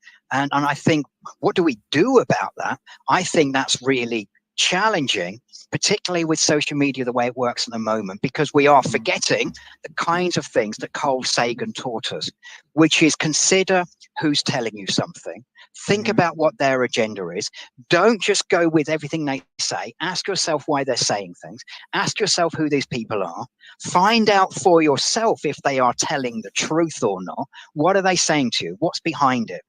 And I think there's and so many people have just forgotten about those kinds of things, and they see a few things come on that they sort of agree with, and this is how the far right work, as we know. And they've been doing the same kind of thing with COVID as well, and the whole pandemic stuff, is they hook people in by saying a few things that people they know are going to agree with. Oh, big pharma is bad, for example, or big corporations are evil and things like that. And they think, oh yeah, that's right. And then they start saying some of their far right stuff. Oh, corporations are run by the Jews and all this kind of rubbish and stuff like that. So you see how their techniques work. But if people would apply a bit more critical thinking to what they're hearing, then we wouldn't be so susceptible to the fact that these groups are drawing in people in this kind of way. What we have to do, we just have to be really good at our own quality of how we educate people and the quality of what we share, and being clear about when we share stuff, it is evidence-based, it is data-driven, we can stand by it, we can back it up, the information is there, we can stand on absolutely everything we say. And we just have to be really, really good at that. It's an old problem that we've got that Roger alludes to there, but we have, tragically, excuse me, just got to be better than them at this kind of thing.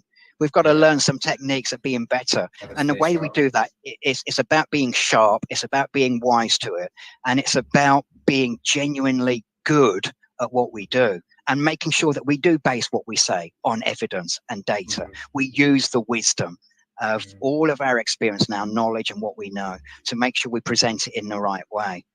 And I don't know if I've got time to look at Roger's other part of the question around celebrities and things. Yeah, I think that's a good point as well. And I was going to say, from the question that you were going to ask anyway, I'm not really a big fan of large bureaucratic organizations. And if anybody reads my book, The Meat Delusion, I do put a few paragraphs in there where I rant a bit about the people for the ethical treatment of animals and some of their methods and how they go about a few things. So I'm not a big fan of that, because I think it draws money away from really key areas where people can make a genuine day-by-day difference. You know, the rescues and the sanctuaries, the grassroots activism, the support that people need, where they're making a difference day by day. You know, they're the guys who are getting on, not just doing big stunts or anything, you know, with women disrobing and stuff to try and prove a point about non-human animals. But these are people who are out there day after day after day doing their activism. They're the ones who are going out at 3 o'clock in the morning to rescue a swan or something like that. They're the people who are going out into the fields at 4 o'clock in the morning or staying out all night to make sure the badgers are safe, that kind of thing. They're the people who need our support. And you know that when those people are doing those things, they're doing it because they're passionate about wanting to do those things and not because they want to be a celebrity about the whole thing. It's not a me thing. They don't want any, you know, they would like and they need our support and their help. But you know, absolutely, that every penny that we support them with goes right back in to that grassroots activism. It doesn't go into helping somebody to fly business class across the planet to go and attend a conference somewhere so they can be seen. And I do have a problem with those who seem to put themselves up front purely for the reason of being seen and being seen to do the right thing. It's kind of like when some of these people go along to bear witness at slaughterhouses and slaughterhouse trucks, and they make sure the camera's on them, you know, standing by and crying their tears at the trucks and things. It's like, well, just focus on what you're there for. And I respect the bearing witness to those who are about to die. And I think it's a profoundly important thing. I just think, well, you just don't need to have pictures taken of yourself standing there. And so I think I would prefer our focus as activists to be on those who are dedicating themselves one way or another, day by day, to doing the things that are making a practical difference. It's an interesting one for sure. Thanks for the questions, Roger. I'm just saying thanks for the questions to Roger. Oh yeah, yep.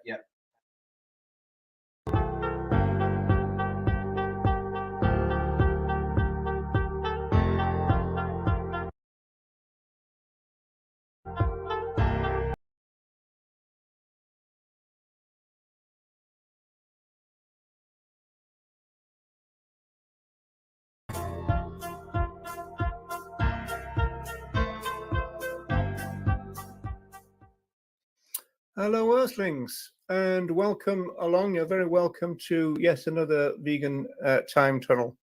As regulars will know, we're putting together an archive of important events in the animal advocacy movement, the vegan movement, and so on. And I've been focusing on America the last couple of weeks, and I've got a very, very special show. In fact, a first in a way, because this is going to be the first that I've ever done in a kind of interview format, which is really exciting. So I'm kind of raring to go, but I will just say that, as usual, if you're watching this on my YouTube, that's the best place for the chat. So if you're tuning in on Facebook, for example, and you want to be engaged with the chat, then switch to my YouTube channel. And feel free to comment more than ever today, really, because I did say, I put out a little kind of teaser for the show and said it's not every day that you get to speak to a president. And it's the same for you folks. It's not every day that you get to be able to ask a president a question. So please feel free to do that. Of course, in terms of the policy, we will not charge you for having your comments put on the screen. Okay, so I think I've said enough. It's time to bring on my special guest. I'm all giddy with excitement, so here we go.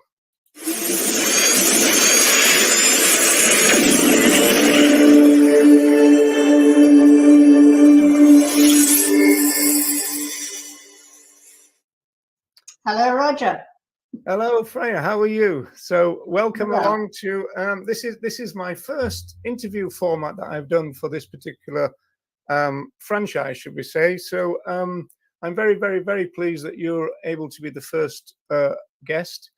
I think we're going to set the bar very high for all the people to follow from you, Freya. Now, one first thing to say is that although you're the president of the American Vegan Society, you're actually, like me, British, right? Yes, I was born in Surrey, in Epsom, Surrey, and I lived there for 18 years before coming to the United States. All right. So are you a US citizen now? I am a US citizen now, yes. All right. So you what's that called? You got the green card and all that? Well, I got past the green card and now I've got my naturalization certificate. Oh, right. Okay. So you're there all legal like and everything. So that's good. Yes.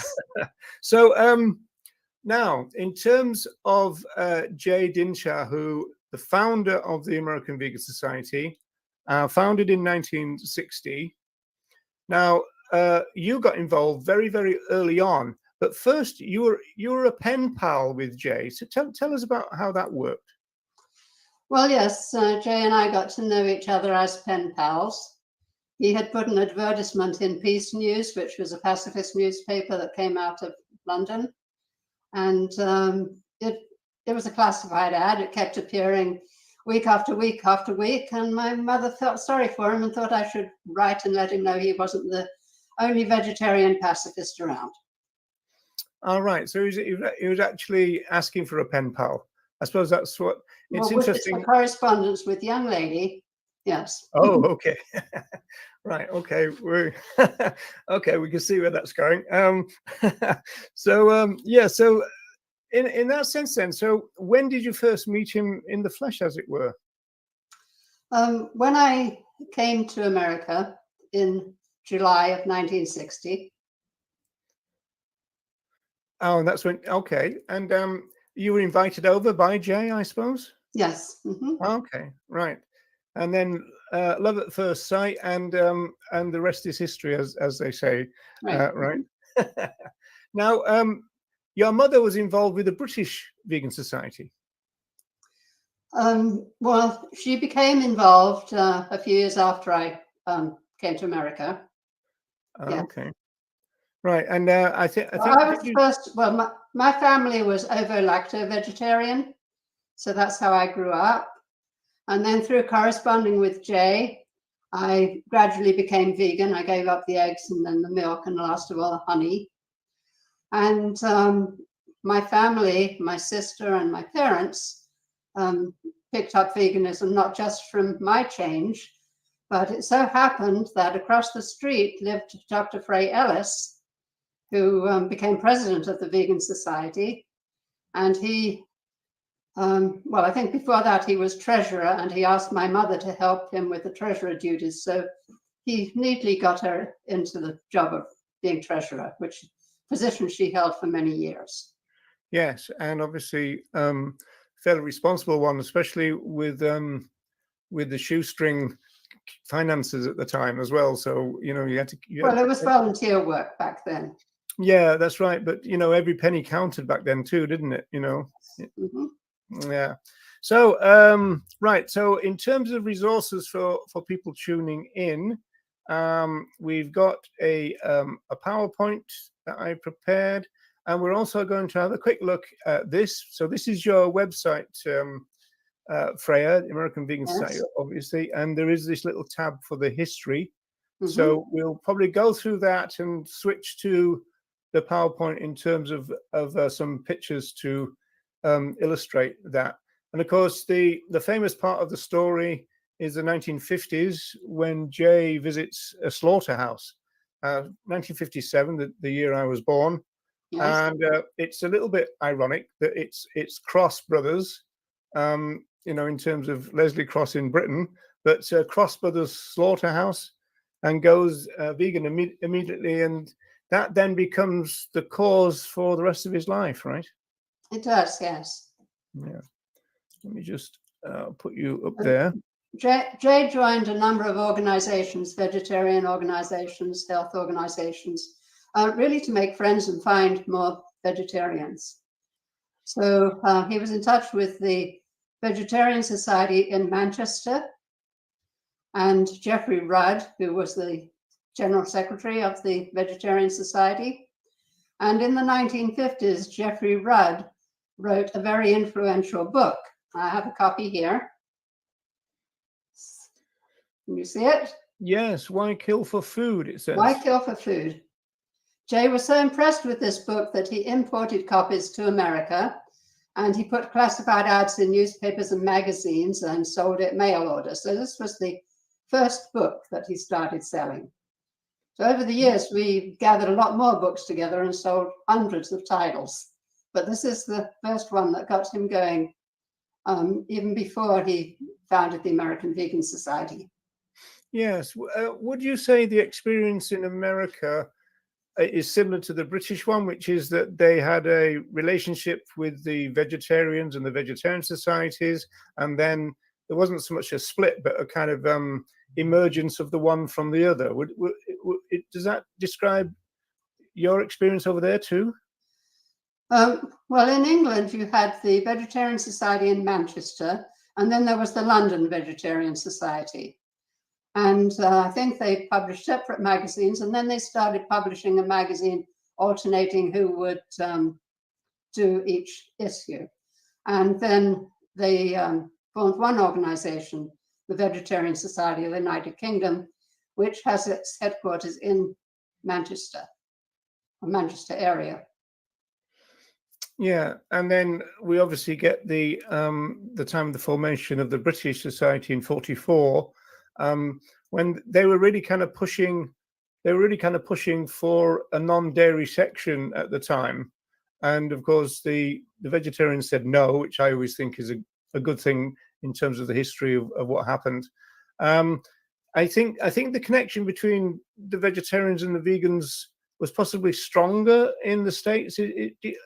Is that intuition correct, do you think, or is that, was there tension between the two groups, as it were? I don't think so. The vegetarian societies in the United States tended to be based in cities.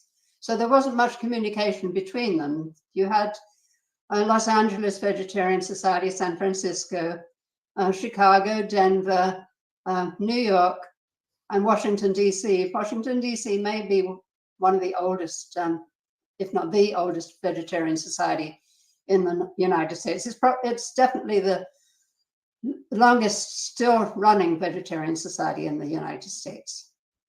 Yeah, that's one thing that I wanted to just mention in passing for people tuning in, really, was the fact that obviously, Britain is very small compared with the United States. And so just the geographical difference would have made campaigning a different thing, which kind of brings us really to one of the first things that the American Vegan Society did, was do a coast-to-coast tour, which it says there 1961.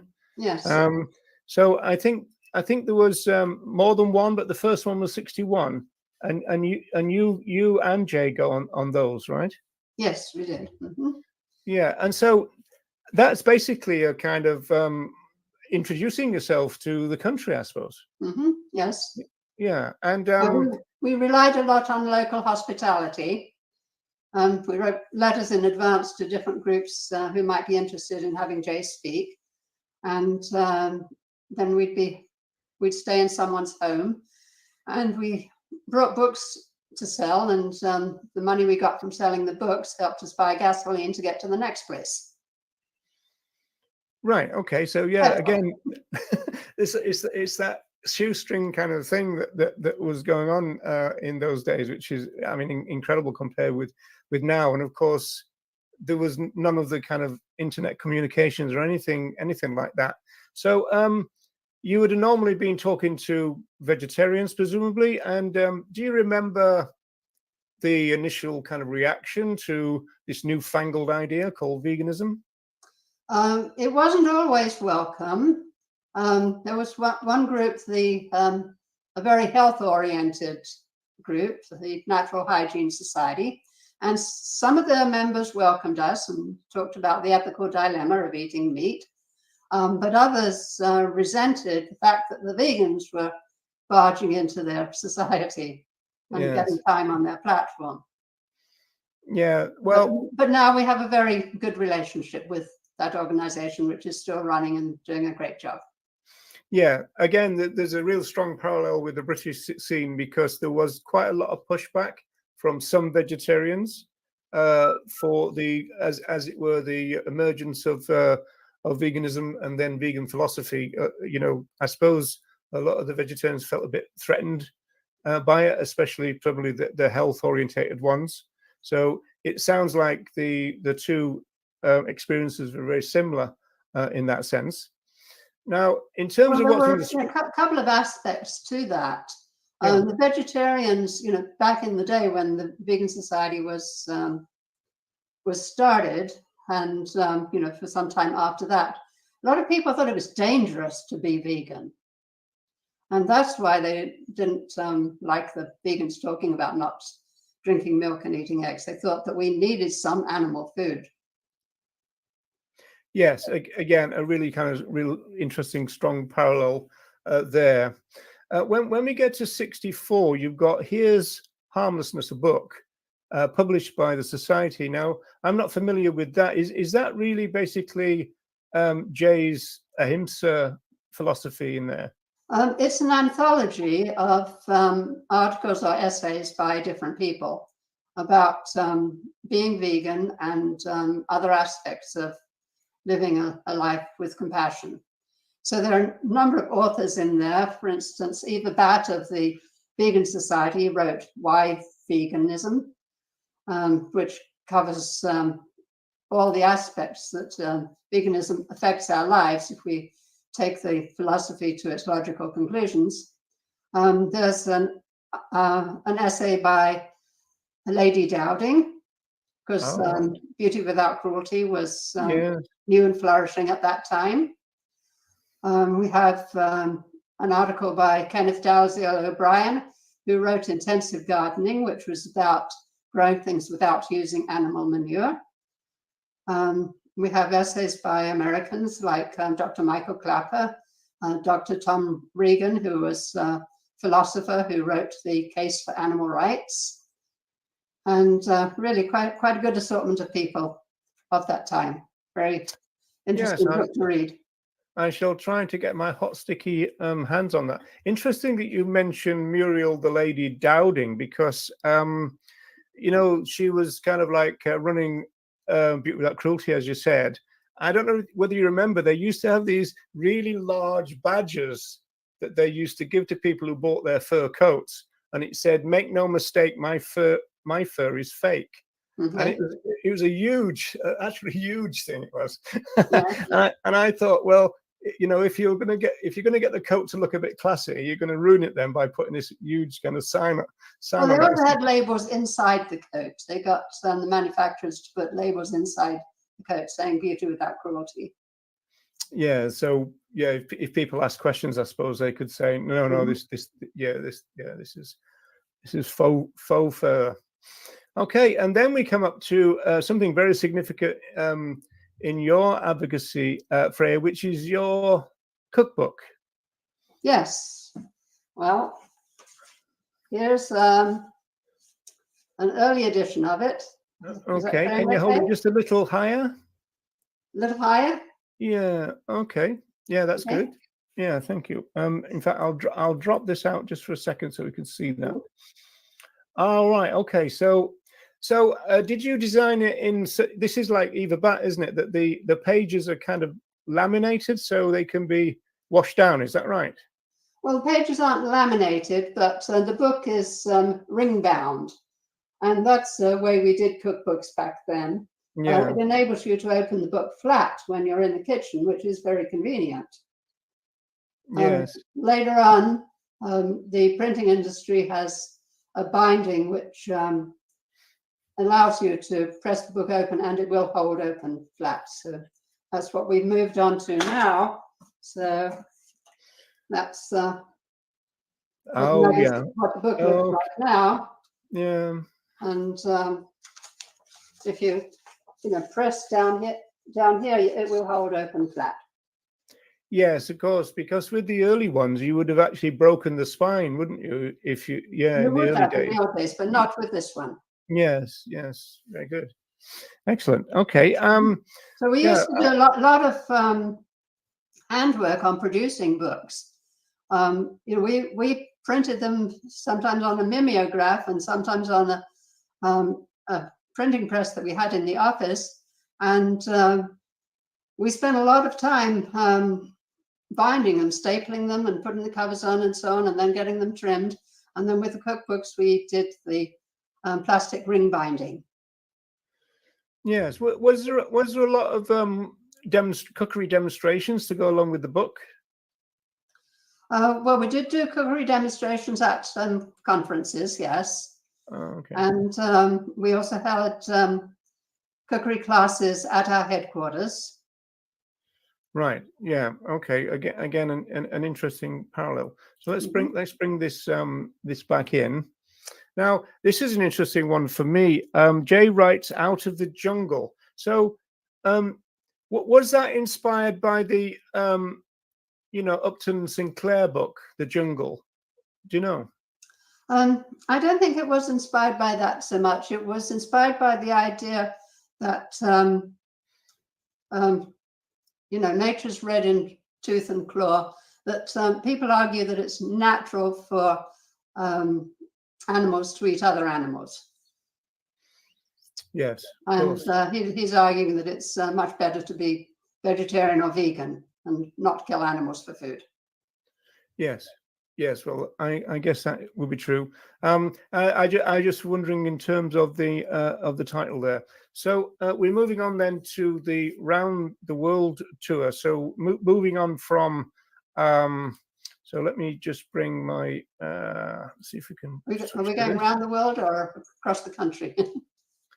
Now I'm out of order here, I think. All right, so we're going back to the wedding. So that's 1975. 75, yeah. But before that, you've got the world that, tour. we had a Coast to Coast crusade. Well, maybe you talked about that a bit. That's when we travelled across the country. Yes. Mm-hmm. Yeah. Okay. I got a couple of pictures of that somewhere. Let me see. Yeah. There we are. Right. Okay. So well, this is 1967. Tour. Yeah, this is the world tour, isn't it? And so they did a world tour in 1967 to 68. He started off in England and Europe, and then he went to Israel. This was the time of the 6-Day War in Israel. So there's a picture of him in Jerusalem. And he went on to India.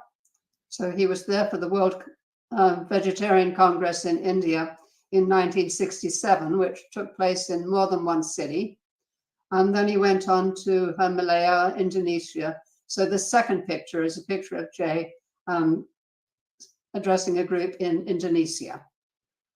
Yes, interesting. Yeah. So after that, he went to Australia, New Zealand, Hawaii, the West Coast, and then back home. So that must have been quite a logistic effort, and especially with the funding and the accommodation and everything. It must have been quite an effort to do. But so are you not there on the world one? That's just Jay. No, I wasn't there. No. Oh, okay. We had a new baby by then. Oh, okay. So he was sending you postcards from everywhere He was sending long letters, accounts of the tour, which I would, type up and put in the magazine. Oh, okay. I'd get the magazine out. But there was a lot of planning involved. The host groups hosted Jay, so he had a place to stay. But we shipped books and things all around the world, so he would have some to have at the meetings where he was speaking. Yeah, well, it's a very impressive adventure for 1967, especially for a new organization, with limited finances. It's very kind of ambitious. Well, we had to raise money for the round the world air ticket first. Right. Okay. And so it wasn't the big expense was photography, because he took a lot of pictures. And it wasn't a question of going somewhere then coming back. It was staying. No, it was. He just went around step by step. A proper tour. Indeed. Yes. Right. Okay. So now we get back to the 1970s. We've got on this screen here. Mhm. And so now this is a fascinating story because this is leading up to the 1975 Vegetarian Congress. But there's a little note here about 1974 that the mainstream is not ready for veganism yet. So there's quite really a kind of story here, isn't there? So, do you, I mean, what was the politics going on there? I mean, why? Well, I had mentioned that we had vegetarian societies in different cities across the United States and Canada too, such as Toronto and Montreal, but they weren't in touch with each other. So we needed to have an umbrella group for all the different vegetarian societies. And at that time, the vegetarians didn't always feel comfortable with the vegans, so this seemed to be the best thing at that time. Yeah, so it was a question of, as it were, just using the right terminology, not to upset too many people, I It was suppose. rather a subtle approach to getting them to become vegan. Yeah. Because a lot Yeah. of those groups now are changing their name from Vegetarian Society to Vegan Society. So Yes, in fact, that is the case with the Irish Vegetarian Society. Has just voted to call itself the Irish Vegan Society. So that process is ongoing.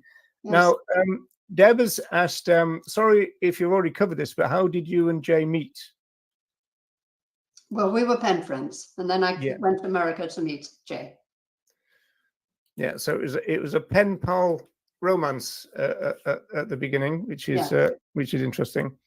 So most historians of the movement say that the 75 Congress was one of the main boosts to the movement. I mean, did you get that feeling when it was happening? I think we were really so involved with running it. So it was afterwards that we got the feedback of the impression that it had made on people. The friends they'd made, the people that, I mean, it wasn't necessarily the things that happened on the program, but social connections were made between people, and they talked about things, and they developed their actions for the future. Alex Hershaft, who did a lot for the animal rights movement, holding the animal rights annual conference for many, many years. He was at RNO Maine for the World Congress. And Nellie Shriver, who had I've forgotten what she called her vegetarian group. It was largely a one-person group, but she was great with the press and influencing people. Yeah, so it kind of really put the American situation on the map, really, didn't it? It did, yes. Yeah. Well, Nellie got all kinds of press there. The New York Times, the Washington Post, CBS Evening News, and the big TV networks were there. So Nellie Shriver was a big force in making that such a big event. Yeah, and so that's interesting. Yeah, because do you think? I mean, presumably you must have got press, radio, and you're saying TV, right? We got TV too. Yes. Yeah. When my son went to school, he was quite the hero because he an interview in which he said something was broadcast on the CBS Evening News. Yeah, it'd be absolutely fascinating to find out if any of that still exists, wouldn't it? Any of that footage. Well, we had a children's center there. It was a huge children's center. So there was a big program for the children. Yeah, because it was let me. I mean, it was was it over 2 weeks? Is that right? I think it was about 2 weeks. Yes. Yeah, yeah. Again, a huge undertaking when you think about it. I mean, like most events now, 2 or 3 days. I mean, 2 weeks is a heck of a lot of time to organize for. Well, it was pretty cheap to be there. It was only costing about $6 a night. Oh, right. Okay. It'd be a bit more now, Freya, I imagine. But, yes. So we've got in the history that there's another cookbook. Is that from you as well? So you see, it says 77 there. Vegetarian cooking for 100. So is that? Yeah. Well, have that here as a card file system. So, Oh yeah. well, the University of Maine, which was the site for the Congress, needed recipes to prepare for the people, and they wanted everything batched out for 100 portions. So we had to come up with the recipes and measure everything that went in, measure the yield, and do the math, and give them recipes that would make 100 half-cut portions or whatever size portion was needed. And so having done that, well, we had a cookbook for family size recipes, but we made this card file with the 100 portions. And so if you've got this card file, if you've got 167 people, portions that you want, you just take the recipe, multiply by 1.67. You know, if you've only got 58 people, then you multiply the quantities by 0.58. So anyway, that when we had this, then we marketed it. And we sold it to universities and campuses all the way across the country, to hospitals, to summer camps and places like that. All right. So it was almost like a brilliant thing for caterers, because they, yeah. All right. Excellent. And subsequently, when we'd go places looking for a site for a conference, very often they'd say, we've got your recipes. And they'd reach back on the shelf and then they'd show us their card file. All right. They'd all have one. Yeah, that's really good. So all the recipes are totally vegan. The way the 75 Congress was catered, there were dairy items on the side for people who insisted on them. They, they have a lump of cheese or a glass of milk or something like that. Right. They wouldn't get away with that nowadays, Freya, would they? So no, but you see, there weren't commercially available vegan milks at that time. We had to make our own milks. We've made our own almond milk. If you made your own soy milk, that was quite a production. Yeah, all the filtering and the straining and all that you had to do in those days, I suppose. Yeah. Right, now I think we're going to just drop back a little bit, because we wanted to talk about Dr. Catherine Nemo, and I mean the story here goes right from the 30s up to the 60s. So that you said that there's some quite interesting issues to do with her. Well, she became a vegan, I think, in the 1930s. She was already vegetarian, but she was out taking a walk, and a cow was on one side of the street, the calf was on the other side, and they were crying out for each other. And she saw the farmer and said, "Why is the cow crying for the calf? Why can't you put them together?" And the farmer said, "So you can have your milk." And she said, "Not anymore." And she became vegan. Yeah. Or the word vegan. Yeah. Eva Batt has a very similar story too. She does, about being on a train station. That's right. Yes. Yes. Yeah. That's right. Amazing. Yeah. Excellent. Okay. Well, let's drop back to this again then. So where are we going now? 1980. It mentions that the finances are tight. Oh, yeah. So you had to get second jobs and everything. We always had second jobs, or sometimes Jay would work full time and I'd be doing the American Vegan Society work. But Jay worked evenings, worked weekends. Well, you should have got yourself a Patreon account, even though it didn't exist in those days. Yeah, it didn't exist then. But Jay's brothers were very supportive. Yes. Oh, right. Okay. And that helped a lot. Okay, now let me just see what we've got here. Right, okay, we're back into the 60s here. This is 1965. Yes, that's the Vegan Society 21st. Yeah, that's 21 right. years. Yeah, so there's a big fuss in Britain, obviously, about making it to 21, key of the door, and all of that. And so presumably they invited everybody. And so was it like was it speeches, or was it just? It looks like a very social event here, doesn't it? But yes, there was a banquet, Jay and I sat at the head table, and they had the waiters, and all of a sudden I realized the whole banquet was timed by when I finished what was on my plate. All right. Okay. And I'm not a fast eater, so Okay. So, all right. So you could have completely screwed everything up by just not finishing. I could have, yes. Yes. But, Jeffrey Rudd was one of the people there. Stella Leaf, her husband Stanley Leaf had championed the Nature Cure Sanitarium. Yeah. Oh, yeah. Okay. Mhm. Now, when we were talking a couple of days ago to plan for this, you did mention that you'd met quite a few of the pioneers of the British Society, such as Eva Batt and Kathleen Janaway. Was that at this event, or was that? Well, they were at that event, yes, but we also visited them in their homes on different visits to the UK.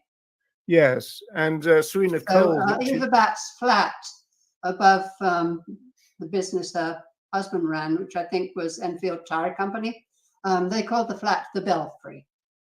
Oh, did they? The Belfry. The bats in the belfry. Okay. Yes. Seems reasonable. The next slide actually is Jay sent a message to the British Society from the American Society, kind of basically saying, it's great that you've come of age. Of the Parent Society of Veganism in Modern Times, which is, that's quite a generous tribute, really. Well, certainly the Vegan Society is. Yeah, but there's always that argument, isn't there, about veganism has existed for thousands of years, and those kind of arguments that Coming go up on. with the name was a big deal.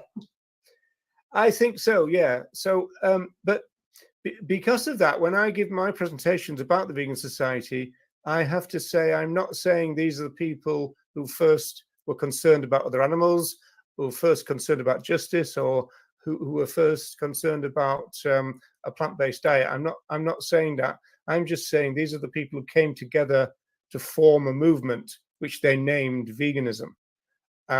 Because some people are a bit touchy about that, to be honest. So you have to be careful. Mm-hmm. Yeah. Well, they were vegetarians who thought it wasn't right to be drinking animal milk or cow's milk, and they'd stopped drinking it themselves in many cases and found that they were doing all right. And they also felt it very unnatural for human beings to drink the milk of another species well after the time of weaning. Yes. And they had that rather funny cartoon of a man lying under a cow, suckling the cow. Do you remember that? Yeah, cut out the middleman and all that. Yeah, it's interesting, isn't it? Because I suppose really from a vegan point of view, Freya, that's one of the weirdest things, isn't it? That you've got a society which is never weaned. But not only do they never become weaned, they actually switch from one species to another. And so they have the baby food of humans at the beginning if they were breastfed, but then they switch to the baby food, the breast milk of another species, which is very kind of odd. There are no other examples of that in nature. Now, people talk about ants and aphids, that ants farm aphids for their milk or juices or whatever, but I'm not sure if that's even true, to be honest. But there you go. So we've moved up to the 1990s, and I think in terms of your history as a society, this was the time of lots of conferences and conventions. Was that the, did it move into that kind of smoothly, or was that? The 1975 World Vegetarian Congress, which was hosted by the North American Vegetarian Society, that event has gone on every year since then, with the exception of the COVID years. And two young people were with us in 1975. They took care of people's registrations and assigning rooms and so forth. And they have been running the North American Vegetarian Society and doing the Vegetarian Summerfest, which they now call the Vegan Summerfest, although it's always been vegan. And that's Brian and Sharon Graff. So Jay and I did conferences up until 1980. And Brian and Sharon have been doing them since 1980 up to the present time. Jay also did conferences after 1980 in different parts of the country, because the Vegetarian Summerfest settled down in one conference site, which was the University of Pittsburgh in Johnstown, Pennsylvania. So the American Vegan Society did conferences in the Midwest, such as in Denver and up and down the West Coast, and which people in Hawaii liked very much, that they didn't have to travel so far to go to the East Coast of the United States to come to a conference. Yeah, I do recall years ago seeing a video of Dr. Milton Mills at a Hawaii conference. Well, that's one thing that Jay did. He videotaped the presentations at our conferences, and then duplicated them and sold them. And it kept us very busy, and a lot of people appreciated being able to view videos. That became a useful tool to have when you have your local vegetarian or vegan society meetings. You can do a potluck and watch the video talk from one of our conferences. Yes, and well, I suppose this is a good time to say that the Society does have a YouTube channel, so people could be encouraged to check that out. There's quite a lot of clips of Jay giving, making various points, and also showing that he was such a great orator. I mean, he was very skilled in terms of communication. He had a very quick mind. He was good. Yes. Yeah, well, that's what you need when you're online. That's why I always fall down at it. I've got a slow mind.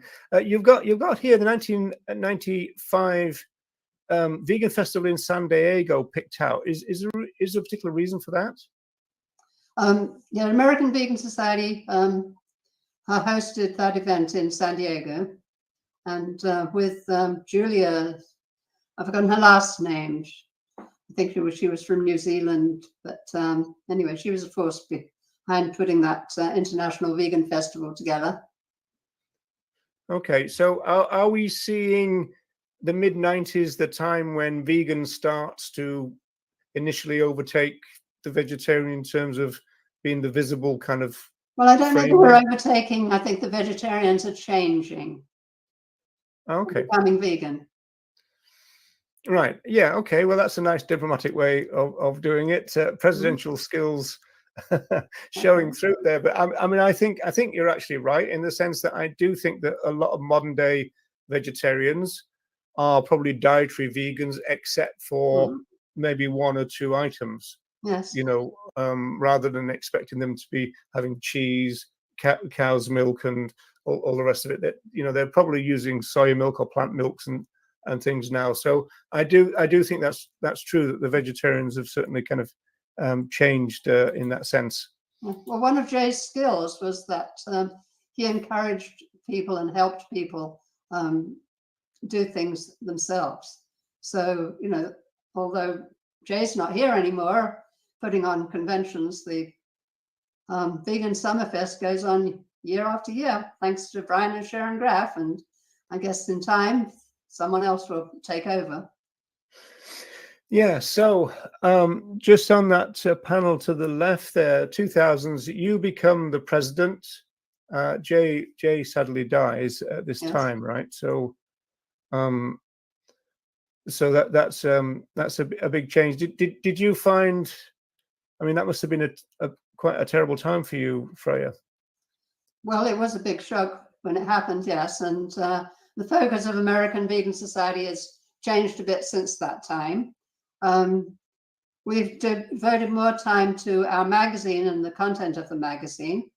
Previously, the magazine was quite largely a book catalogue, with a few articles, but we've developed the magazine to what it is now. And let's see, probably this is the first color cover issue that we did of American Vegan. So we changed the name of the magazine from Ahimsa, which means without harming, to American Vegan. Not that we've got any quarrel with Ahimsa and what it stands for, but we felt that the American public didn't know what Ahimsa was. And they said, well, that's something foreign, something religious, and it's not my religion. So we thought we'd have a better appeal to Americans if we called our magazine American Vegan. Yes, yeah, I think that seems to be fairly kind of a sensible strategy, in the sense that Ahimsa does have that kind of religious overtones to it, associated with Jainism and Buddhism, etc. So when we were talking earlier, we were saying that the British Society didn't seem to really go for that concept, whereas, I mean, it was central for Jay's philosophy, wasn't it? You mean talking about the philosophy of not harming animals? Well, the kind of dynamic harmlessness kind of, Yeah. the more kind of general kind of idea, Well, if the Vegan Society started out being a matter of choice of what you would eat or not eat, they did change over time. So by the time Jay and I got to know them in the 50s and 60s, they'd expanded the concept of veganism considerably to not wearing things from animals and not using toiletries that have animal ingredients and so on. And I don't know how you would manage to do that if you didn't have a moral philosophy involved there about the rightness or wrongness of killing animals. Oh, yes, Even if it's not absolutely. expressed as such, but it's there, isn't it? Oh, yes, especially in the work, well, Watson and Cross, but Cross in particular. But they didn't call it that, which is the interesting thing. And I suppose your focus on Ahimsa, that created, well, you got a letter from Albert Schweitzer, right? So Oh yes, we have a letter from Albert Schweitzer. yeah. Okay. Now I did have that written out somewhere, but I can't. I think you've got it typed out somewhere so it can be read. Yes. This is in German with translation written by I think this nurse or someone who worked with him.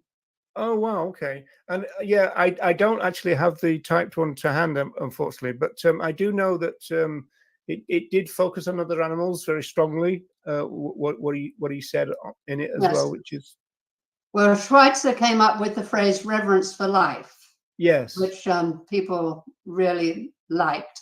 And in the letter, Schweitzer says that the phrase "reverence for life" includes ahimsa. yes, okay, yeah, He because also says that he had a correspondence with Gandhi.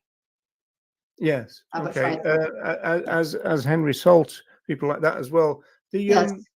I always wondered whether reverence for life would get you into the plants problem in terms of being an advocate. Well, I think you're not going to destroy things wantonly. Yeah, that's which would true. include you're not going to destroy forests and things like that. Yes, I mean, obviously there is. I mean, in terms of, if you say take it from a rights point of view, other animals are seen as rights bearers, but plants would not be. But that doesn't mean that you would wantonly destroy them either. And so that, I think that's the point that's been made really on that. Okay, so this is the last of the. We're into the 1990s now. North American Vegetarian Society, which produces vegan, then vegetarian Summerfest. Okay, so is that one of your last pictures, Freya? Well, I think we have something after that, but yes, one of Yes. the last ones. Okay, now I'm going to just switch my screen to something else now, because I just wanted to. We've got a few minutes left. I just wanted to bring you up to date with something here. Where are we? Here we go. Ta-dum. So we had a look at this the other day. Okay, so a president and a queen. So do you adopt that that title willingly, or is it just a bit? Well, I think it's funny. I mean, we didn't come up with it. The vegans didn't come up with it. It's something that the magazine editors came up with. But I've been getting a lot of greetings and accolades, and Dr. Michael Clapper says, "Long may you reign." Oh, right. Okay. Well, in that case, it's this is a real honor and privilege for myself then, because I'm interviewing a president and a queen, which is brilliant. The reason that I really like this article, Philip first sent it to me, and it's really good. All the way through, there's some really kind of interesting parts to it, including your background and everything. And then there was 3 bits that I wanted to just discuss with you before we have to go. One is that you talk here about the average person thinks veganism or about veganism in terms of what they can't eat, and this was something that we found in our advocacy in Dublin. Yes. That it's people often try to give a negative spin to veganism. Oh, you can't do this and you can't do that and all that. Whereas it's always best to do what you do later here, which is to focus on the philosophy and the ethics. Rather than just, oh, we can't do that or we can't do this. It's not the best approach. I don't think. Well, the key to living a healthy vegan diet is choosing a variety of plant foods, and there's an abundance of them. I mean, look how many beans there are. You've got many beans from A to Z that you can make things out of. And in fact, if you look at the advice coming from nutritionists, which has changed considerably from the advice they were giving post-World War II, they're advising people to eat more of the foods that comprise the vegan diet. I was doing snacks for an after-school program, and I didn't use the word vegan, but when they asked about the program, I said we focus on the foods that Americans are advised to eat more of. So we use fresh fruits, we use vegetables, we use whole grains, and we introduced the kids to peas, beans, and lentils, and all the things you can make out of that. And you may think, oh, kids don't want to eat their vegetables, but these kids did, because they came in the kitchen, they washed the vegetables, they cut the vegetables, they cooked the vegetables, they served the vegetables, and then they ate the vegetables. Their parents were amazed. Yes, that's good. And you do that on a regular basis? Well, I did it for about 10 years. The program has changed somewhat now, so I'm not doing it currently. Yeah. Interesting what you said there, because one of the things that we know sociologically is that people are quite conservative about food. Most cultures have got a very limited amount of foods that they have over and over again and repeat it. And as you say, there is no shortage of fruits and vegetables. I mean, we talk about tens of thousands, and yet most people's knowledge is restricted to, a group of maybe 10 or 12. Yes. So that's one of the things that we, one of our jobs, I suppose, is to, show that to be true. Now, well, we reach a lot of people by having vegan versions of the foods that they're familiar with. But you've also got to look at the ethnic traditions of food all around the world, and there's such a variety. Yes, yeah, that is very true. What's your own stance on the vegan versions? Are you a big fan, or do you not bother? I think they've certainly got their place. Yes. Yeah, that's my position. It's very good for transition people. It's very good for parents with children, doing the packed lunch and this kind of thing. Yeah, very helpful. Yeah. Now, I was intrigued by this statement that you made there, which I picked out.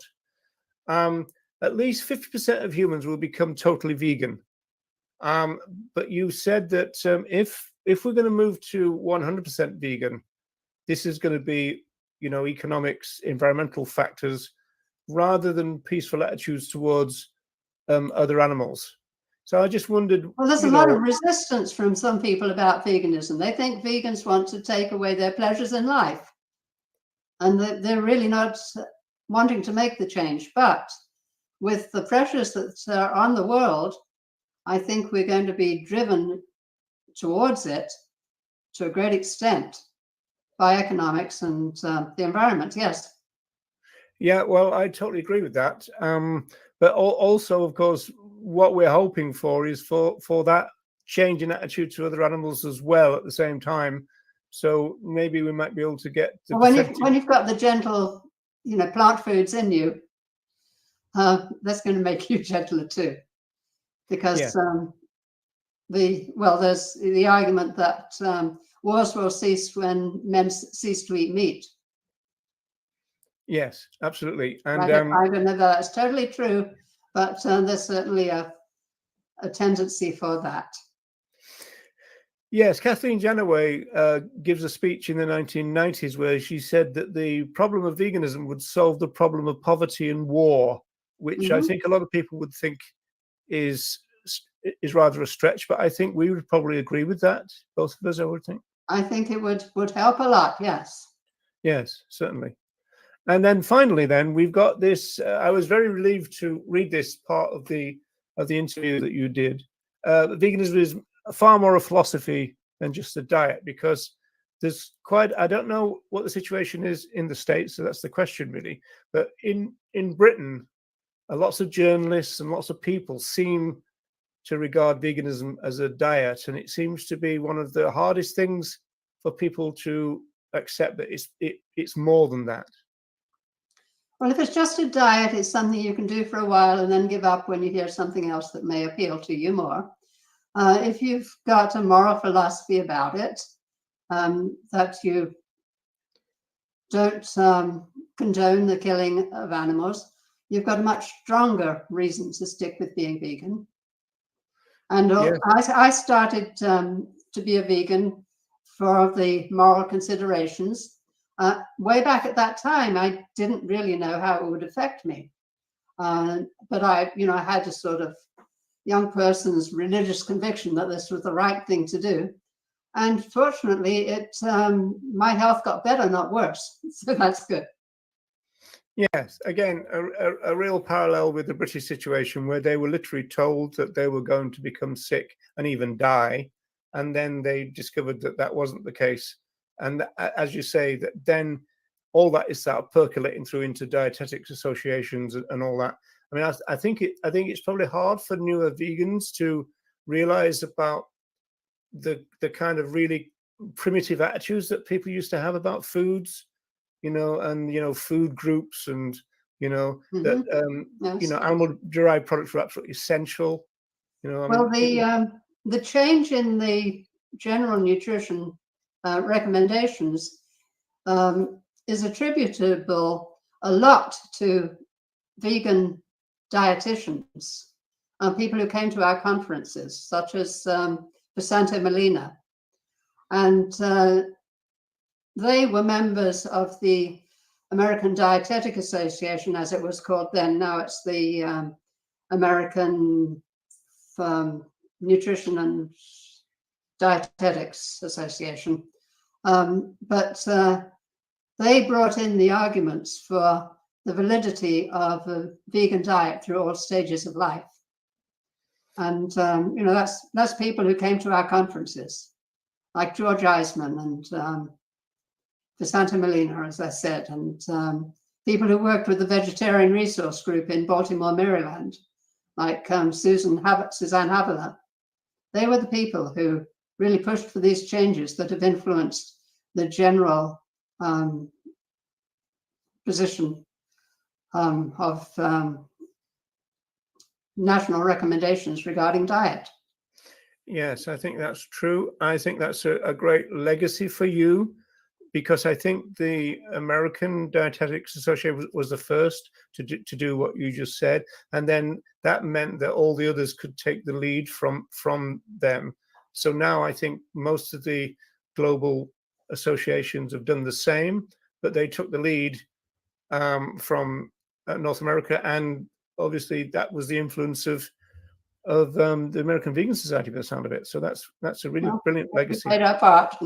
Yes, absolutely. That's really great. Right. Well, sadly, our time has passed. I'm just going to have a quick look in the comments in case there's anything else.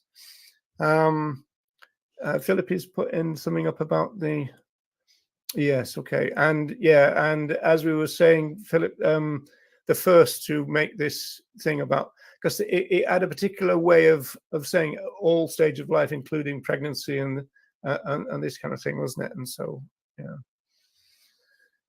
The only thing that I didn't like about it was the fact that it was kind of underneath a big title. It's about vegetarian diets, wasn't it? Including Yeah. vegetarian. So yeah, that's a bit of a shame. And just to run through, just for completion. Okay, now this is an interesting one. Yeah. Oh, and also for athletes. That's right. And then the final one from Philip there. Yeah. Okay, well, congratulations for playing a big role in getting that sorted out in terms of dietary veganism. Just having a quick look. Oh, that was in relation to the children. Yeah, we talked about that the other day, didn't we? About, you know, that there's always this idea that children hate vegetables, and you were saying it depends on the way they're cooked and stuff.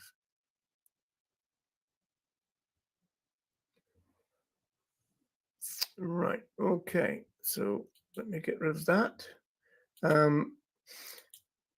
Just ask everybody to smash a like on YouTube for us, people. So Freya, I would like to thank you a great deal for being my first interview guest. I've never done one of these before, and it's been a great pleasure having you. Is there anything you want to say before we leave? Well, I've enjoyed this opportunity to talk to you, Roger, and to your audience. And I'd like to invite anyone who's traveling to the United States to include Philadelphia on their tour and come to our American Vegan Center and find out more about the history of vegetarianism and veganism in Philadelphia and elsewhere. Yeah, and you can't miss it, folks. It's on Dinshire Lane. Is that right? Well, in Philadelphia, we're on North 2nd Street, which is just north of Market Street. Okay. Right. Okay. And so our offices and headquarters and warehouse are in New Jersey. Yeah, that's right. So we've got the American Vegan Center and obviously the American Vegan Center, because I spoke to Vance last week. So yes. So this and the last week's show is a nice little kind of a couple which go together, which shows about the history of the American movement and also what's going on at the present time. So once again, thank you so much for joining me, and I'm going to say goodbye. And for everybody else, I'll see you again soon with another Time Tunnel. Thanks a lot.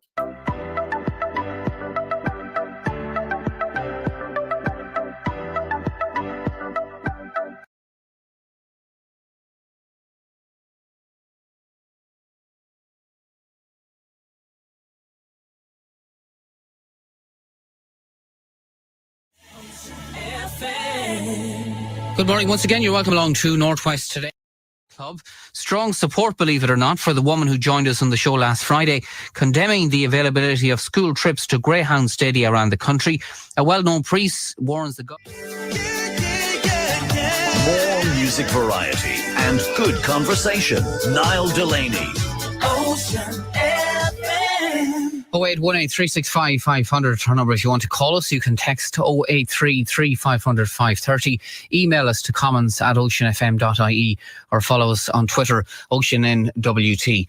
Now, first this morning, last Friday on the show, we heard from Bernie Wright. And Bernie was highly critical of a new initiative drawn up by the Irish Greyhound Board, whereby they're offering school trips to students to visit Greyhound Stadia around the country. Now, Bernie found this objectionable on two fronts. One, that encouraged gambling in young people, and two, that greyhound racing, she insists, is a form of animal cruelty.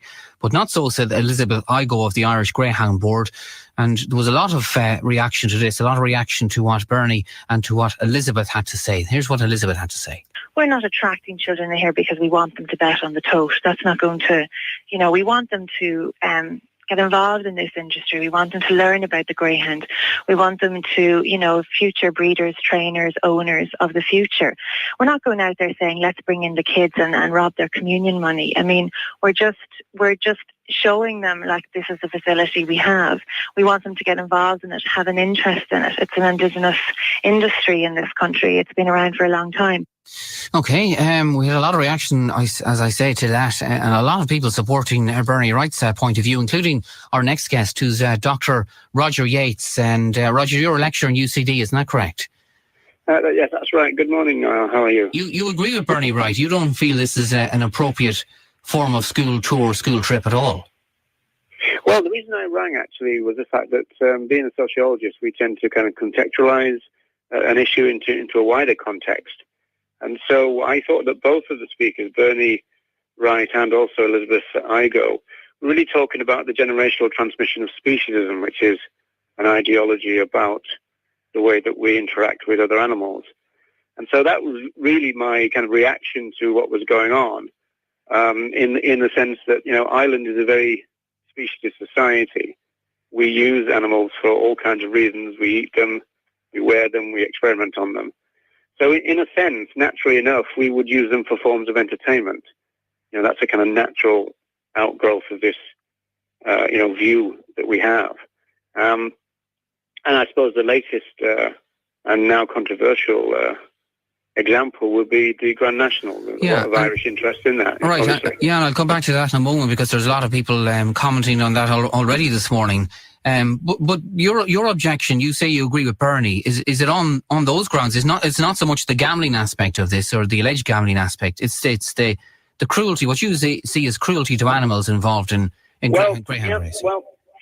Well, we need to speak about that in a sense. No, it's not the gambling thing, but also we need to make a distinction between animal welfare and animal rights. Now, the main distinction, the simple distinction, if you like, is the fact that welfare is about the treatment of other animals, whereas rights is about the use of other animals. And the animal rights position, the philosophical animal rights position, is critical of the actual use of non-humans at all. And so consequently, from an animal rights point of view, it would be critical of use regardless of treatment. What the welfare position is talking about, using them in a non-cruel way. So it wouldn't be actually cruelty that would be my position. It would be a questioning of the actual idea of using other animals for our purposes in the first place. Mm. And that's the objection you have. You don't feel that greyhound racing is acceptable in this day and age? No, I mean, I know this. The animal rights view is pretty new, and it's certainly new in Ireland. But really, the position is, and it's really based on some principles of human rights philosophy. So the view is that other animals are rights bearers, they're rights holders, and that what we do to them, by and large, are rights violations. Now, I'm aware that, from a societal reaction to that, that's an unusual position, but that is the animal rights position. That's what the philosophy of animal rights says. Okay, well, that leads me on to what you said in relation to the Grand National. 2 horses had to be put down, and indeed a third, I was reading last night, died of a heart attack following the race. And there's been a lot of calls for the race to be modified next year, or even to be scrapped completely. What are your feelings on that? Well, obviously it would be a scrapping for me, in the sense that I would be opposed to the horses being used in that way. The modification idea would be a welfare view. Again, from an animal rights point of view, at least from my kind of point of view, I wouldn't really particularly be in favour of banning the Grand National. I would be more in favour of bringing about a situation where no one would want to support such a thing. And I know that's kind of contentious within the social movement context, because, it talks about human nature, essentially. And people say, well, if people get profit from things or enjoyment from things, then they're going to do it. So you need to actually bring in legislation.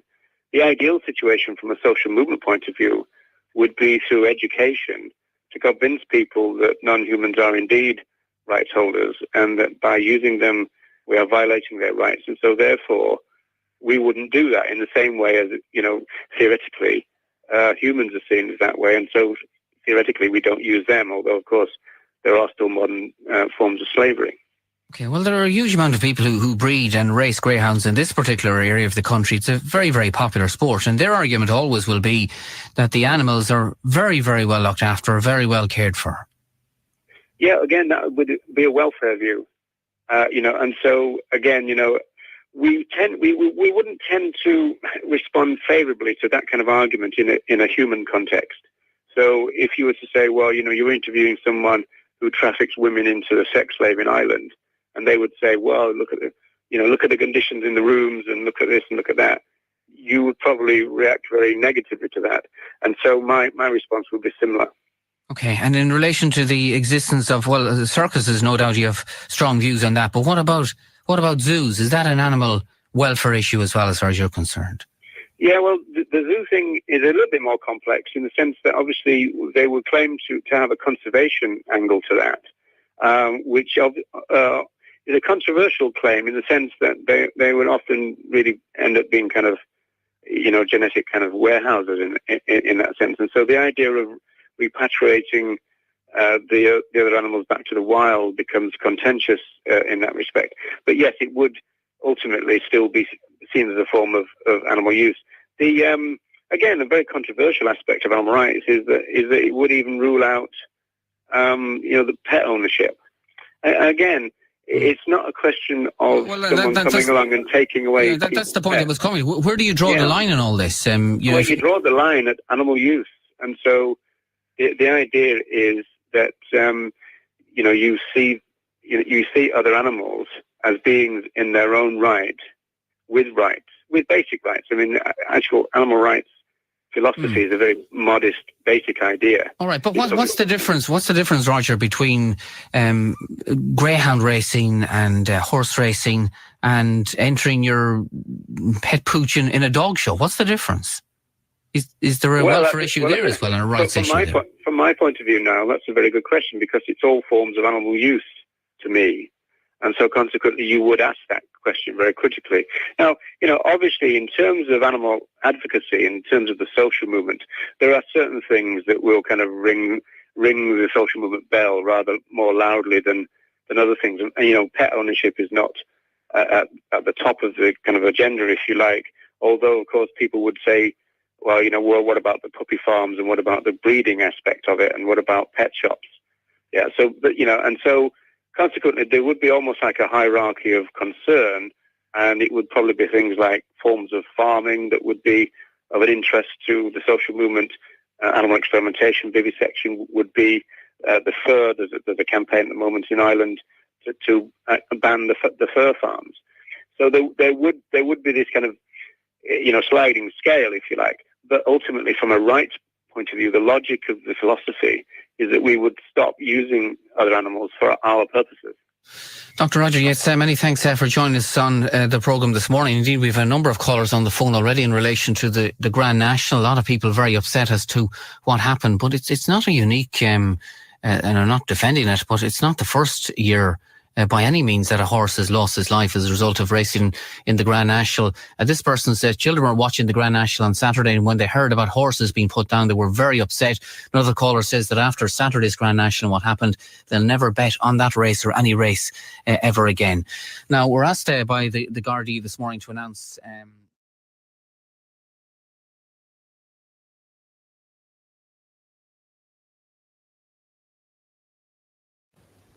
animal rights advocates often encounter the charge that there are more important things that we should be thinking about. All these human problems in terms of the violations of human rights in totalitarian regimes, for example, or the children dying of AIDS in Africa, and so on. And there are two things that I think when I hear this. One is almost always when people raise this objection, they're not doing anything to address the human problems. It's not like they're sacrificing their quality of life or giving up their time or making, really deep donations to those who are trying to help the children or trying to help the victims of totalitarian regimes. These people are out golfing on or yachting or playing soccer or something. They're not doing anything to improve the lot of the human beings that they mention. So there's a certain hypocrisy that I find quite commonly in those who raise this objection. But the second thing is that it's not an either or proposition. It's not like you say, well, either I'll do something for the children who are victims of AIDS in Africa, or I'll do something to help animals, or either I'll do something to help the victims of totalitarian regimes, or I'll do some. You can do both. You can stop wearing the skin and the feathers and the flesh of animals. You can stop buying cosmetics that have been tested on animals. You can stop eating their dead, rotting flesh, and also work for the victims of AIDS and children in Africa and the victims of totalitarian regimes. It's not an either-or proposition.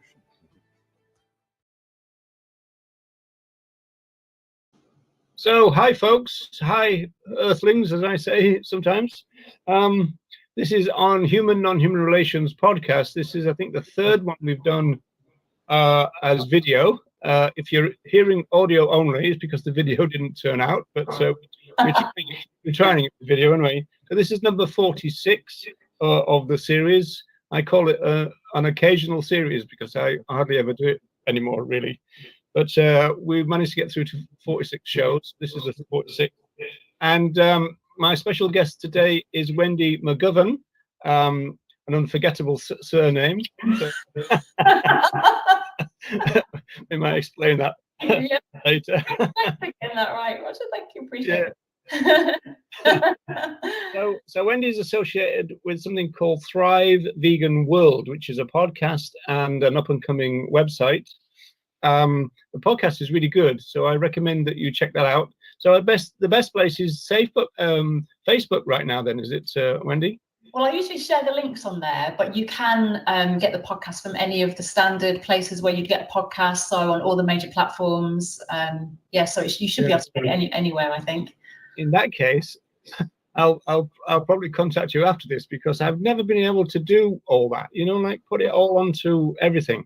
I just have it on Blogger, I think, and that's all. So it's not on iTunes. It's not. There's this thing called the RSS link. I don't even do that. So my podcast never gets listened to any people. So welcome to Wendy and the listeners.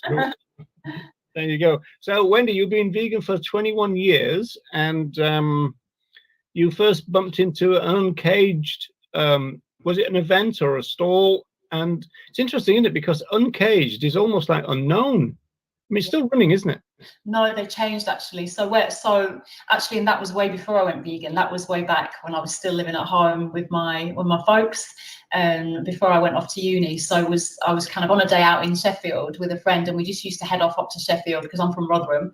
We'd head off on a day out. It was like a day out to go up to Sheffield and look around the shops. The excitement of Sheffield, eh? It was really exciting. It was all the big shops in Sheffield, and particularly looking through the music shops, going through all the vinyls and going through all the clothes shops and stuff. Like we were into all the punky stuff, and so we'd go all around the shops. And then as we were walking back to get the bus, we came across a stall, and of course those stalls back in the day, especially when you have all the posters and the flyers out, they're very eye-catching because you can see pictures that you're thinking, oh my god, what's that?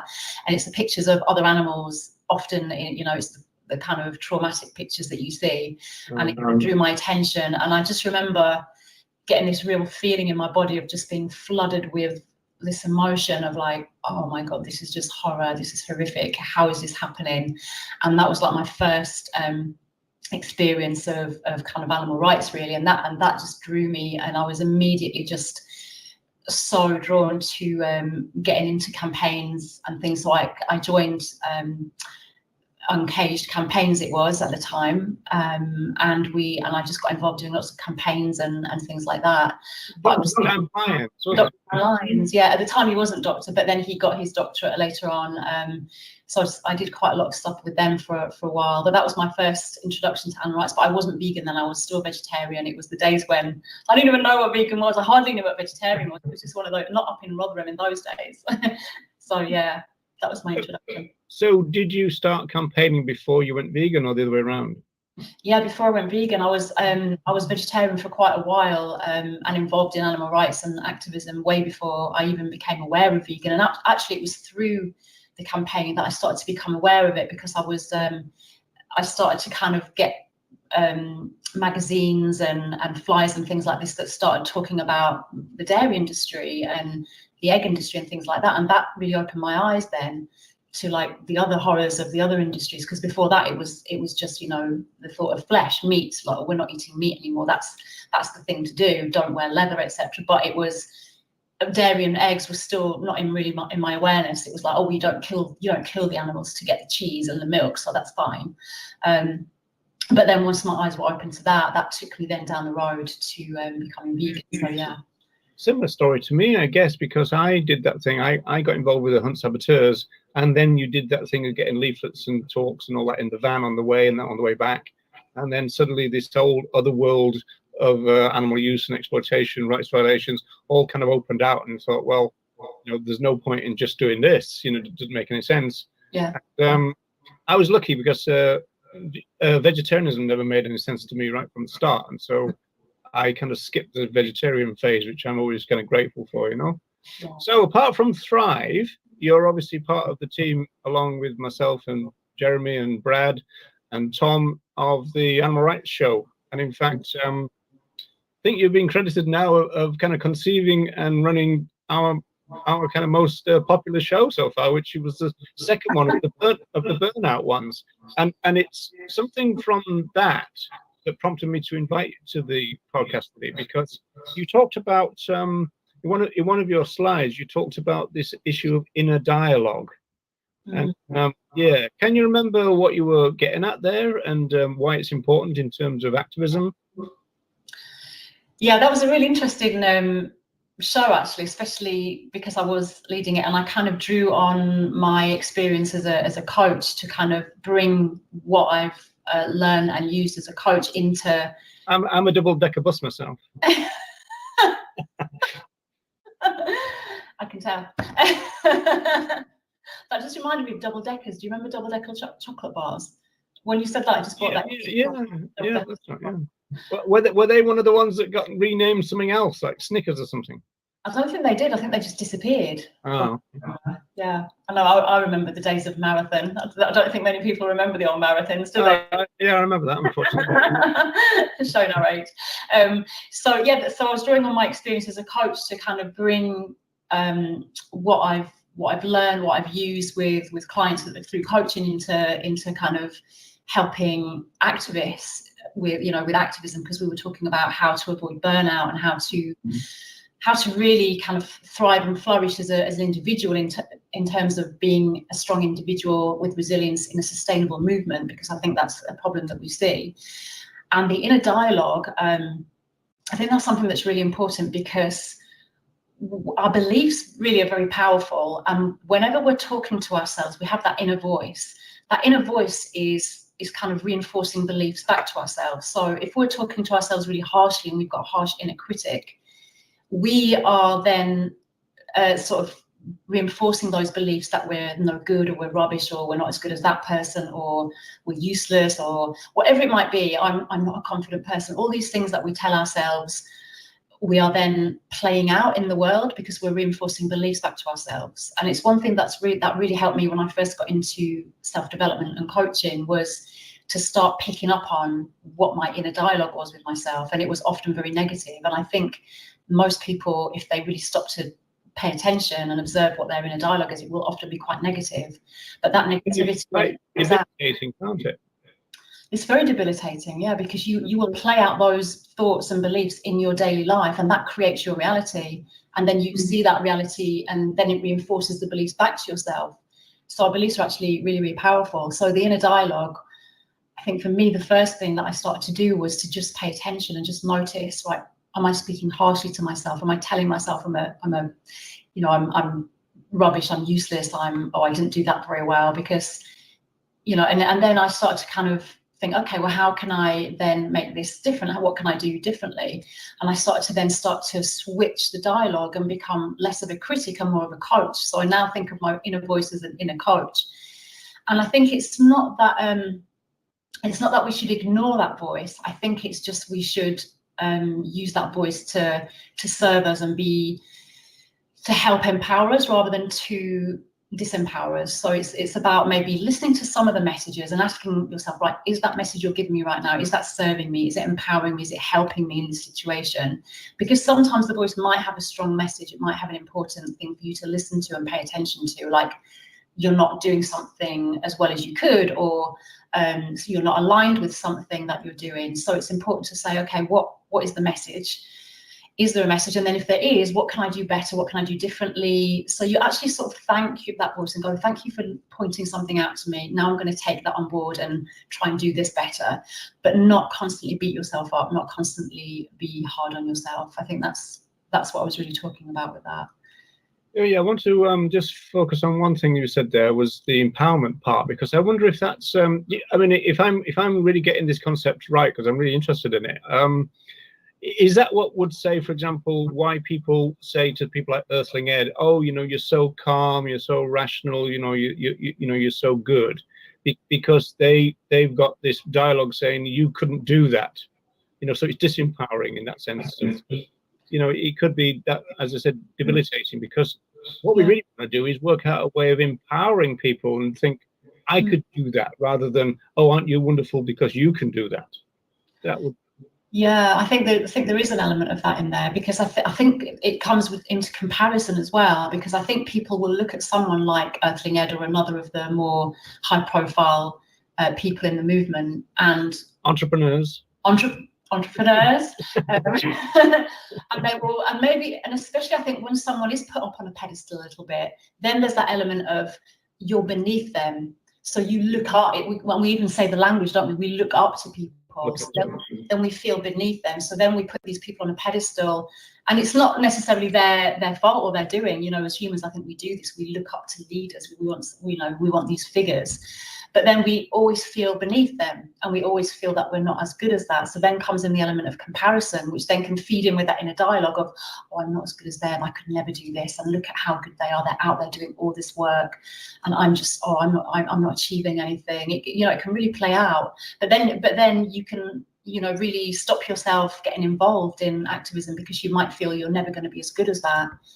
But I think the more we elevate people, the worse that's going to be, because we're creating this real distinction between down here or up there, and not all all capable. Yeah, that's interesting. It all feeds into the kind of de-radicalization of social movements, in the sense that once you start having leaders and followers, or professionals and citizens, or civilians, as it was put one time, you're in a kind of a weird place then, because really what you want to do is empower everybody as equals. Even in sociology, in terms of social movement theory, we try to get around that, because the leaders of a social movement were called prime movers in order not to call them leaders. At the same time, it was kind of acknowledging the fact that some people do more than others, if you like. So there's always that, but certainly empowerment within the movement is very important. We need to figure out ways of, rather than kind of aren't I brilliant, it's kind of you can do this. That's the kind of thing. Yeah, definitely. Yeah, I think that'll be an important part of it, because obviously, I'm really interested in kind of empowering the grassroots, and I think it's people in the grassroots. The reason that they pay money to the entrepreneurs or to the national groups is because they believe they can't do that themselves, or they won't do it as good, and that must all be part of the inner dialogue that's going on.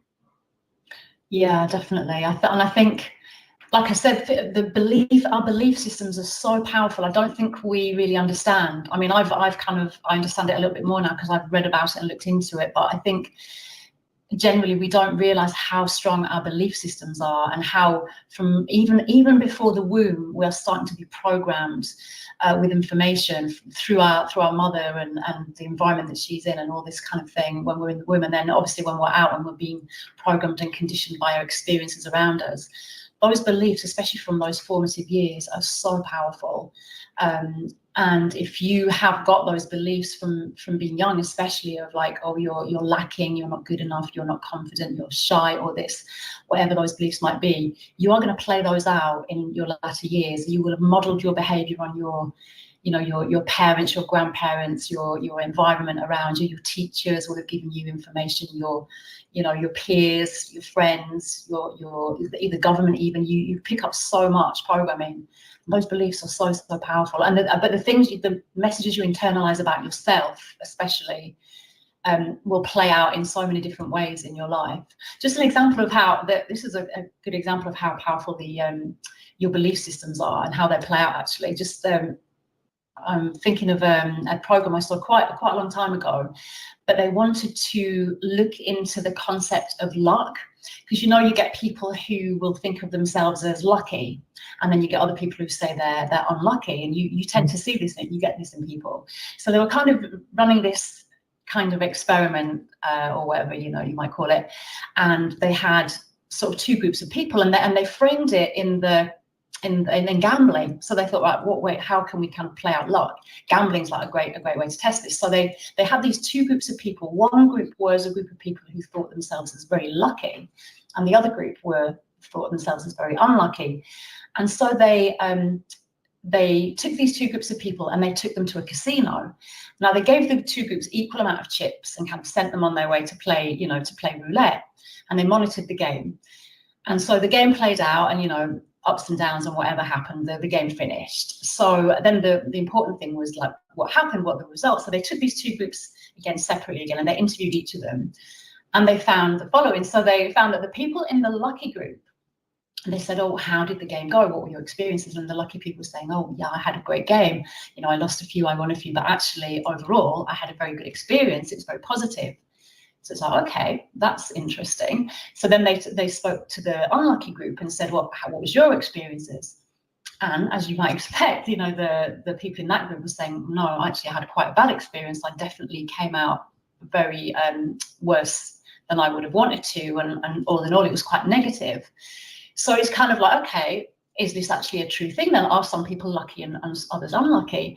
But then they kind of analyzed the results of the game and the chips and the losses and the wins. And what they found that over the two groups, actually, overall, the results were very on par and pretty balanced. So the only difference with those two groups of people were how they perceived themselves and the perception of the experience of the game, nothing to do with the type of person they are. But that just goes to show how we literally will have a perception of ourselves and then play that out. And then what our brain does, because we have a system in the brain called the reticular articulation system, which what it does, it filters back information to you that it thinks is important, and our brain will find information to prove back our own beliefs. An example of that, do you ever have something where, for example, if you suddenly decided you were going to buy a car, and that car was a particular type of car, and it was going to be red, for example, and then you took yourself out on the road before you've got this car, you've got in mind this car you want to buy, you'd be surprised at how many of those cars and the red car you're going to see on your travels, because suddenly your brain thinks, this is an important piece of information, let me filter that back. So you will see so many more red cars, and you think, oh, where have all these red cars come from all of a sudden? But they were always there, but maybe your brain wouldn't have thought about them before or thought them important enough. So you might have driven along that road oblivious to the red cars before, but now you're really seeing them because your brain is going, this is important, filter it back.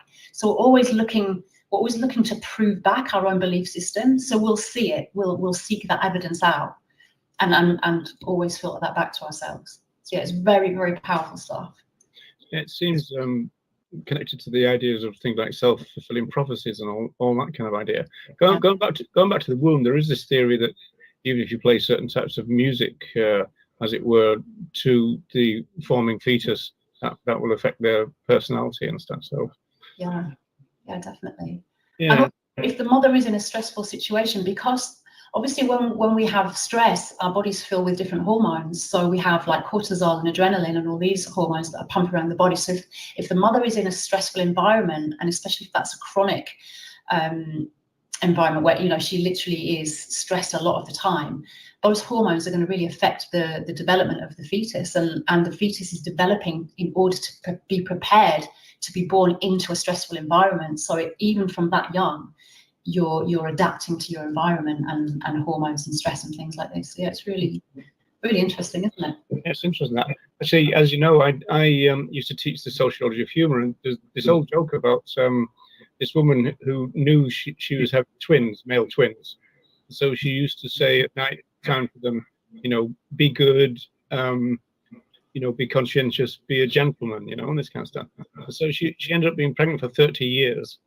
And so they decided that in the end they would have to do a cesarean section. And so they opened up the womb, and there was two perfectly formed kind of gentlemen in there, and one's going, after you, and the other said, no, I insist after you, you know. So it does work, the womb thing. So, it's not a particularly good joke, but it's one that I remember. I always remember the bad jokes for now.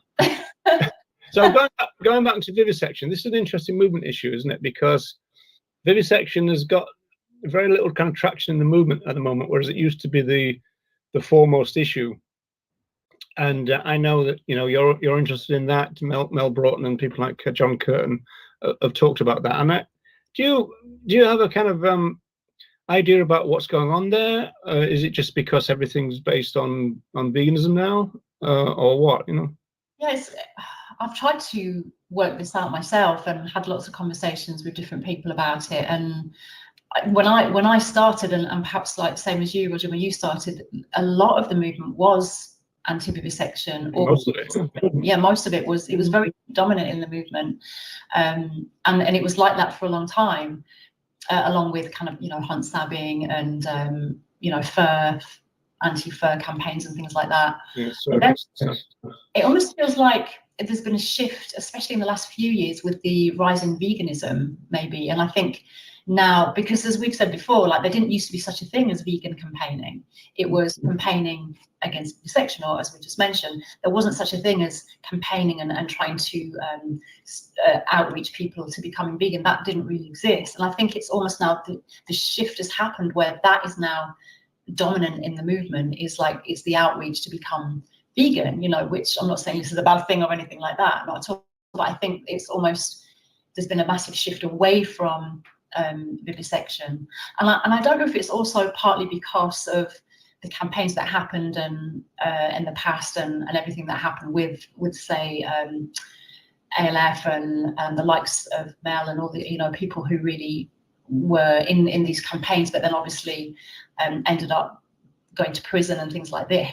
And the SHAP campaign and all this, and I don't know if also the industry has also made it much more challenging as well to, like, you know, to get in to get exposure, even to get footage in the laboratories, and I just think it just seems like it's been a real shift, and maybe now it feels like, oh, that's really much more difficult now as well. It's more difficult to get footage and get into laboratories. It's much more difficult to speak to people about vivisection than it is about veganism. It's much more, it just seems less available almost to new activists. I feel that's the way it feels to me. I don't really understand how we can shift it, apart from just putting more focus into campaigns, which I know is happening. I know Mel is back on with a lot of campaigns with Speak, and I know there's an element of this being introduced into London now with campaigns outside different universities and things in London. So I know that there's a little bit more happening with it, but it just, you know, I really think about this a lot and think, well, how can we do more effective campaigning now in terms of anti-vivisection? What can we do more? Who can we speak to? Who can we talk to? How do we raise the awareness to the public about this? It seems like it's a very difficult area to talk to people about as well. A different energy to veganism, I think. Yeah. Do you think that the you know, the advent of a vaccine for the COVID-19 virus will cause a division in the vegan movement? I can see that already, actually. I can see there are people who are very much pro pro-vaccine and really kind of on board with what COVID is all about, and we have to, you know, we have to look after ourselves, and if we're going to save our lives and all this, we have to go along with that. And then other people are not even believing that COVID is even real. There's almost so much going on. I can see in different ways, people having these different opinions, and then also that, you know, the theory of like, we're not going to have the vaccine, even regardless of vivisection, in that what are they trying to pump into us? What are they giving us in this vaccine? But definitely in terms of the experimentation that's been done on other animals with the vaccine, I think a lot of people, I think the core of people feel very strongly against that, to be fair, from my experience and what I'm hearing people talking about. What do you think about that? What's your view on the vaccine? Well, it's interesting. I mean, some people ask me if I'm one of these kind of anti-vaxxers, and I said I'm not, but I'm anti-vivisection, and so that obviously colours my attitude towards vaccines. I mean, vaccines are a difficult one from the anti-vivisection thing, in the sense that even all the new batches, as far as I remember, or at least it used to be like this, every new batch would have to be tested. You know, just again for the toxicities, make sure that it's still kind of okay, because obviously, you know, viruses kind of evolve and change, and I suppose vaccines have got to do that as well. And so there's probably a little bit of kind of tinkering going on all the time in response to what's going on in the changes in the virus itself. So that means that there's a continual cycle of vivisection going on in terms of vaccines, as far as I know. I mean, you know, obviously, you know, all kind of old-time vegans have maybe been okay about using certain aspirins that were developed, you know, 70 years ago or something, and never changed. You know, they were never updated. You know, and so therefore, okay, there was some experimentation, but it was way back then, and it never got repeated. Whereas with vaccines, you've got a more difficult problem, I think. So yeah, it's going to be. I think it's going to be a tricky one. I mean, the Impossible Burger created a problem. Exactly the same issue. You know, interesting. With any medication, you're going to get that. Any treatment, if you go into hospital for any kind of treatment, you know, you're faced with that dilemma, aren't you? Of like, should I accept this medication, knowing that it has been and probably is still being tested on other animals, and it creates a real dissonance. I know for me, it's a very difficult one, and I avoid as much as I possibly can. I really do, and I haven't yet been faced with that, you know, a big health problem that would require, you know, sort of serious. Yeah, that's the thing. When it becomes a necessity, that's the issue. And I think most people are very kind of forgiving in that sense then. But in my experience over the years, most vegans tend to be pretty kind of low in terms of their pharmaceutical kind of intake. I mean, I always tend to think that, you know, your average kind of Joe soap, you could pick them up and rattle them. You know, the number of times they're just kind of, you know, popping pills for this, that, and the other. You know, almost like, you know, the immediate kind of first, you know, inkling of anything. Oh, I reach for the bottle. You know, and I don't think vegans do that. And so, in that sense, there's a difference in the first place. But it is that kind of life-saving, life-threatening kind of issues that then come very sharply to focus, I suppose. I have that question: do we actually really need them? And I was speaking to John Owen a couple of weeks ago, and he has had very serious heart condition diagnosed years and years ago, and he was on a lot of medication. But in the last few months, he's taken himself gradually off all his medication, pretty much. I think nothing, if like one thing he's left with. And so it goes to show that sometimes I think, again, it goes back to that conditioning and beliefs. It's like, if we believe we need it, we need it. It's like if you believe you can or you believe you can't, you're right, because whatever you believe will prove to be true. So sometimes I think our beliefs are probably feeding in even to our physical conditions, and then we believe we need the medication or we're going to die. So it's, you know, it's very... There's some interesting sociology on that too, in the sense that it was found that patients would go to their doctor and they would feel that the doctor has not done their job unless they got a script, that the end product had to be a script. And if the doctor just talked through the issues and maybe gave some lifestyle advice or just some general kind of advice on all kinds of different kind of variables and spectrums, it wasn't good enough. They wanted the script, and if without that, they thought the doctor wasn't very good. You know, so there's this kind of pressure always from the patient, as well as the pressure from the pharmaceutical industry. in the sense that, you know, doctors have forever been taken to conferences which end up being like golf tournaments, this kind of stuff.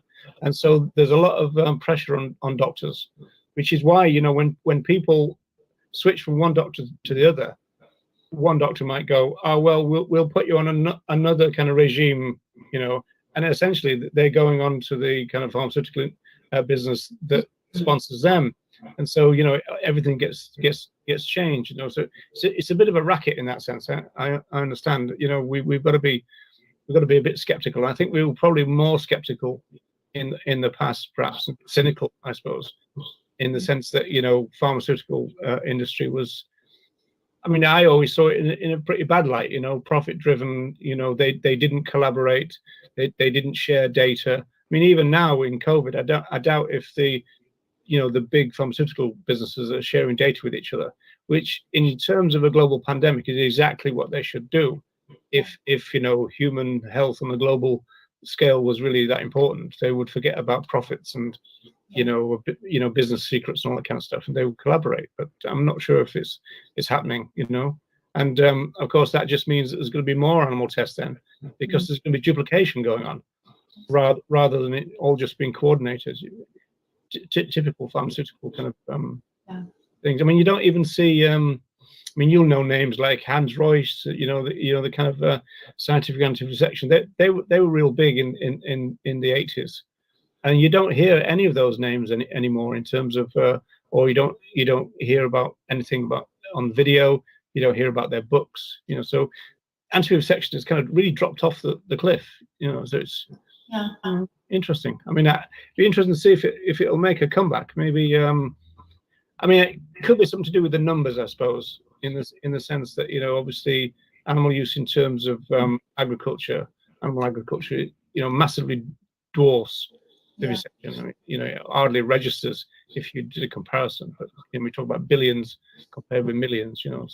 I have heard activists say that actually, in terms of, well, if we're going to do this on a relative scale, the numbers of animal agriculture far, you know, swamp those you know, the other animals who are being in the laboratory sort of thing. And I think it is just more accessible. I think it's easier as well for activists who are especially new to the movement or new vegans to be, you know, to come into groups that are talking about diet and cruelty. We know we can have a whole conversation about that, cruelty and suffering that's going on. I think that is quite easy, isn't it? It's quite an easy. It's not easy as in, you know, it's not easy to do, but I mean, it's easier to kind of advocate for those kind of things, for a change of diet.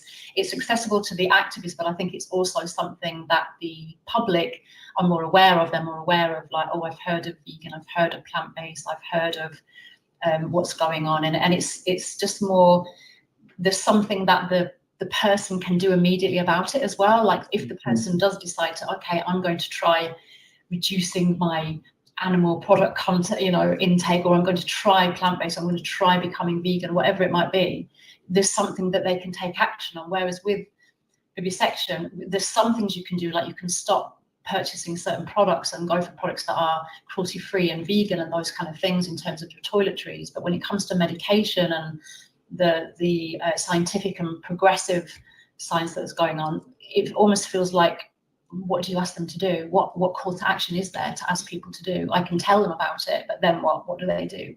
And I think there's that as well.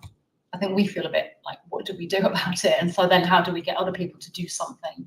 And we can say, go and try this product, go and try stopping that from your diet, try to wear these kind of clothes. You know, we can do something very practical. Yeah, I think it's a fair point. I remember back in the 80s, I went to a doctor in Manchester, and I said, I just want a diagnosis. I don't want any treatment from you. I just want you to tell me what's the score.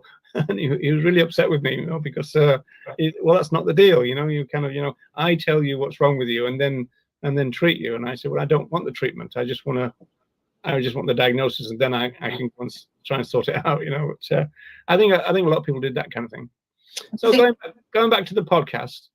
I was going to ask you, do you think doctors have got the saviour complex? They want to fix you. It's all over the place, really, isn't it? You know, it even comes into social movements. I've heard. So speaking of social movements and the podcast element of it, you obviously got some future guests and future plans. So what are all those? Tell me. Oh, you want my secrets? Yeah. At the minute, I've got one in edit that I recorded a few weeks ago, and I just have been so well, let's say lack of time, not lack of time because we've all got the same time, but I've just been filling my hours with so much stuff that I haven't made the time to edit yet. But that one's coming out this week. That's going to be Ronnie Lee. He's going to be on there. And then I really want to get more women on the show. As you know, I've spoken to you about this before. I want to get more women on the show. So I've reached out to a few different women, and I'm not sure if I'm going to tell you actually, because I think some of them are still in the kind of and if one of them's Ingrid, just don't tell me. That'd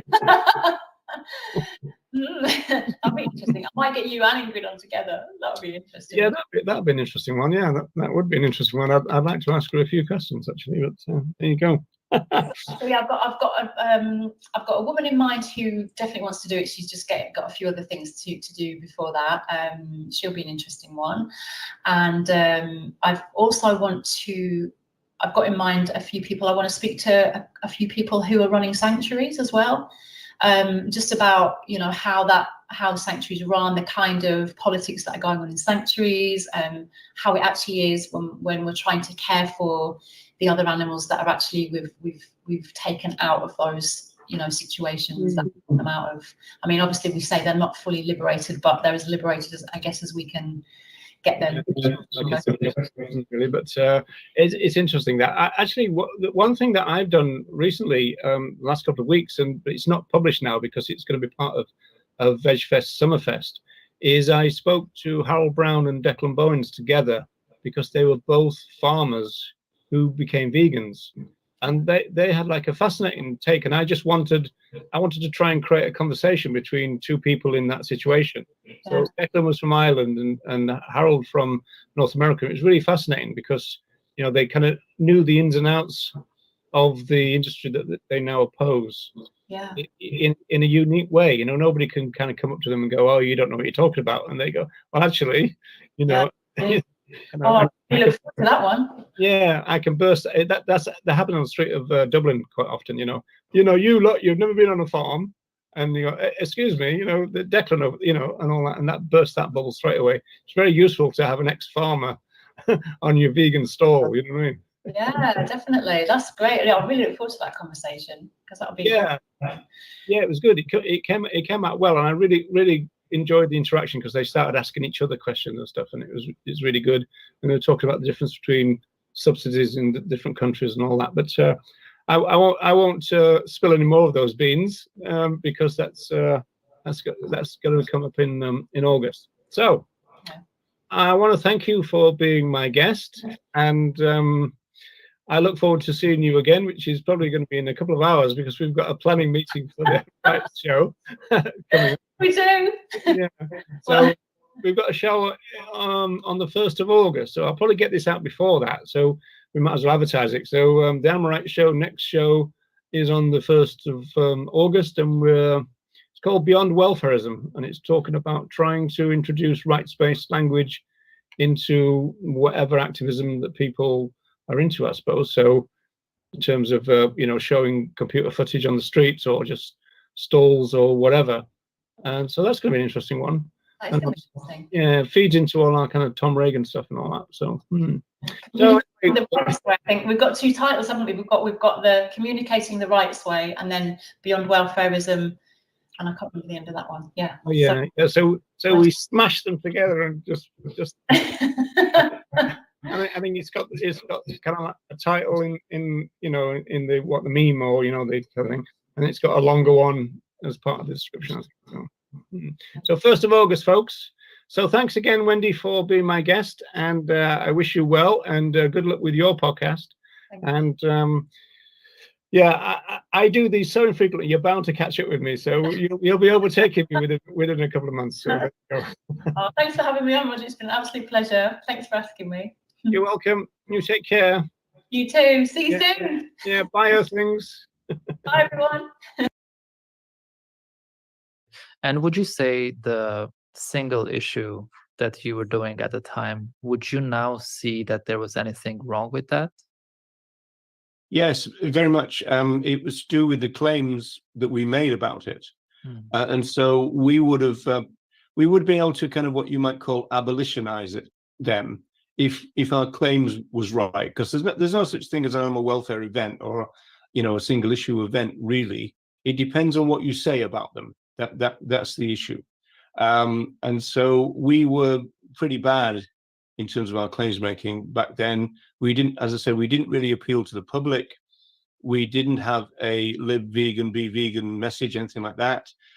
We didn't talk about what individuals could do to end animal exploitation and oppression. We were just looking for enemies to fight. And I've always said that the big difference now is that we've stopped looking for enemies to fight, or most of us have, and we're now looking for people to educate. And that seems to be a big difference. There are people, of course, who think that we should begin a lot more of these kind of pressure campaigns. But even now, in this day and age, that would incorporate vegan education. Yeah. Now, that bit was absent back then, and that was a complete failing on our part. I mean, I know that for Ronnie-Lee's point and myself, if we both could go back, that was the main thing we'd change. We would start vegan education much earlier, and we'd incorporate it with everything else that we do as it is now. See, what we've got now is relatively new. Vegan education as we know it is a 21st century phenomenon. Some people say, oh, we've been doing this for decades, it's not worked. That's actually not factually true. I mean, it only started gearing up in the mid-90s and then got going, like 10 years later. There was still a lot of reluctance to it. There are still people even now in the movement that think veganism is a scare word. And so they would advise people not to use it or to go easy on it, even though you might see all the supermarkets full of the word vegan, on products, for example. And so I think the grassroots and the supermarkets, funny enough, for this kind of weird alliance, had to prove to the corporate side that veganism wasn't such a scare word. But that's only happened in the last 10 years or so.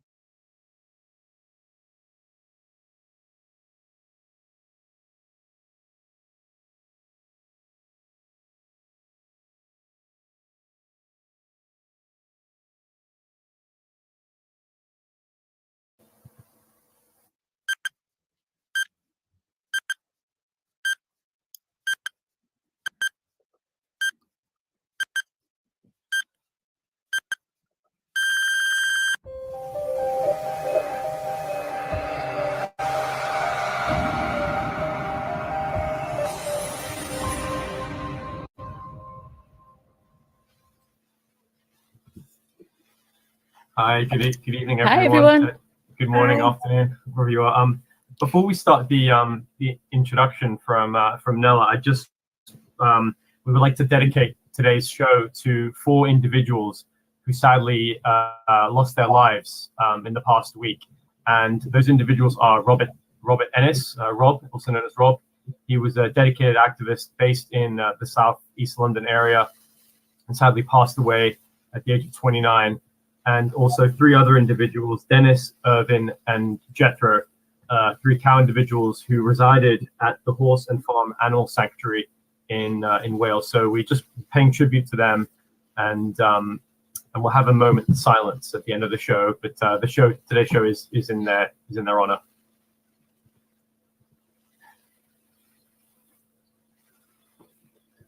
You're muted. You're muted, Nella. Oh, sorry. Hey, Not as much as me. 1 a week. Okay, then. So every day we come across human people who claim that love animals, and yet they eat them. And they're probably right. They love that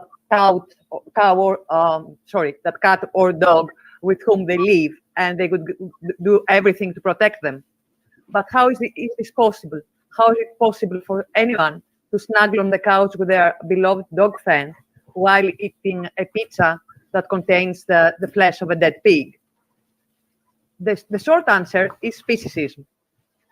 But both experience and research suggest that we're not born species. As young children, we love other animals and we would never think to harm them. So how do we end up eating our friends?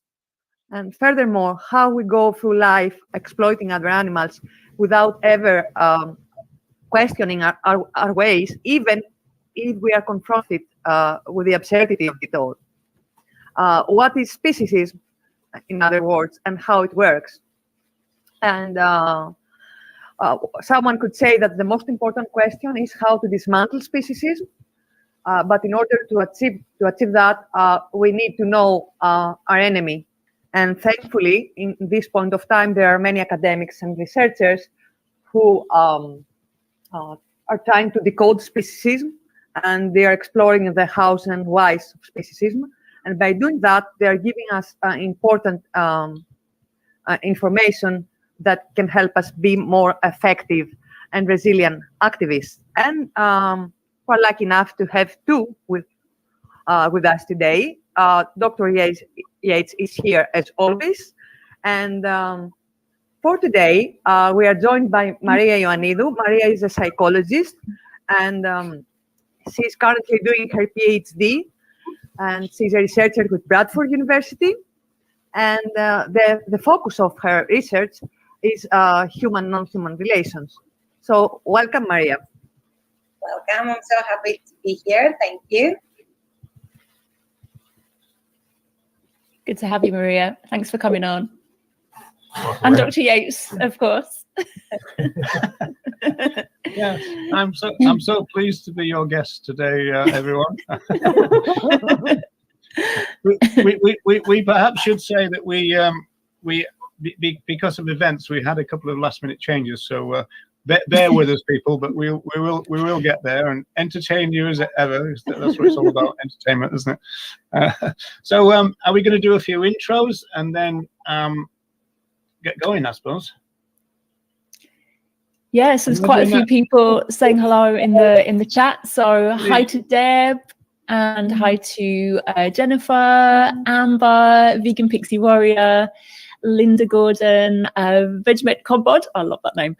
Did I say Amber already? And I think that was everyone. Did I get everyone? I might have, if I've missed it. Oh, Ronnie. Sorry, Ronnie. Nearly missed you, Ronnie.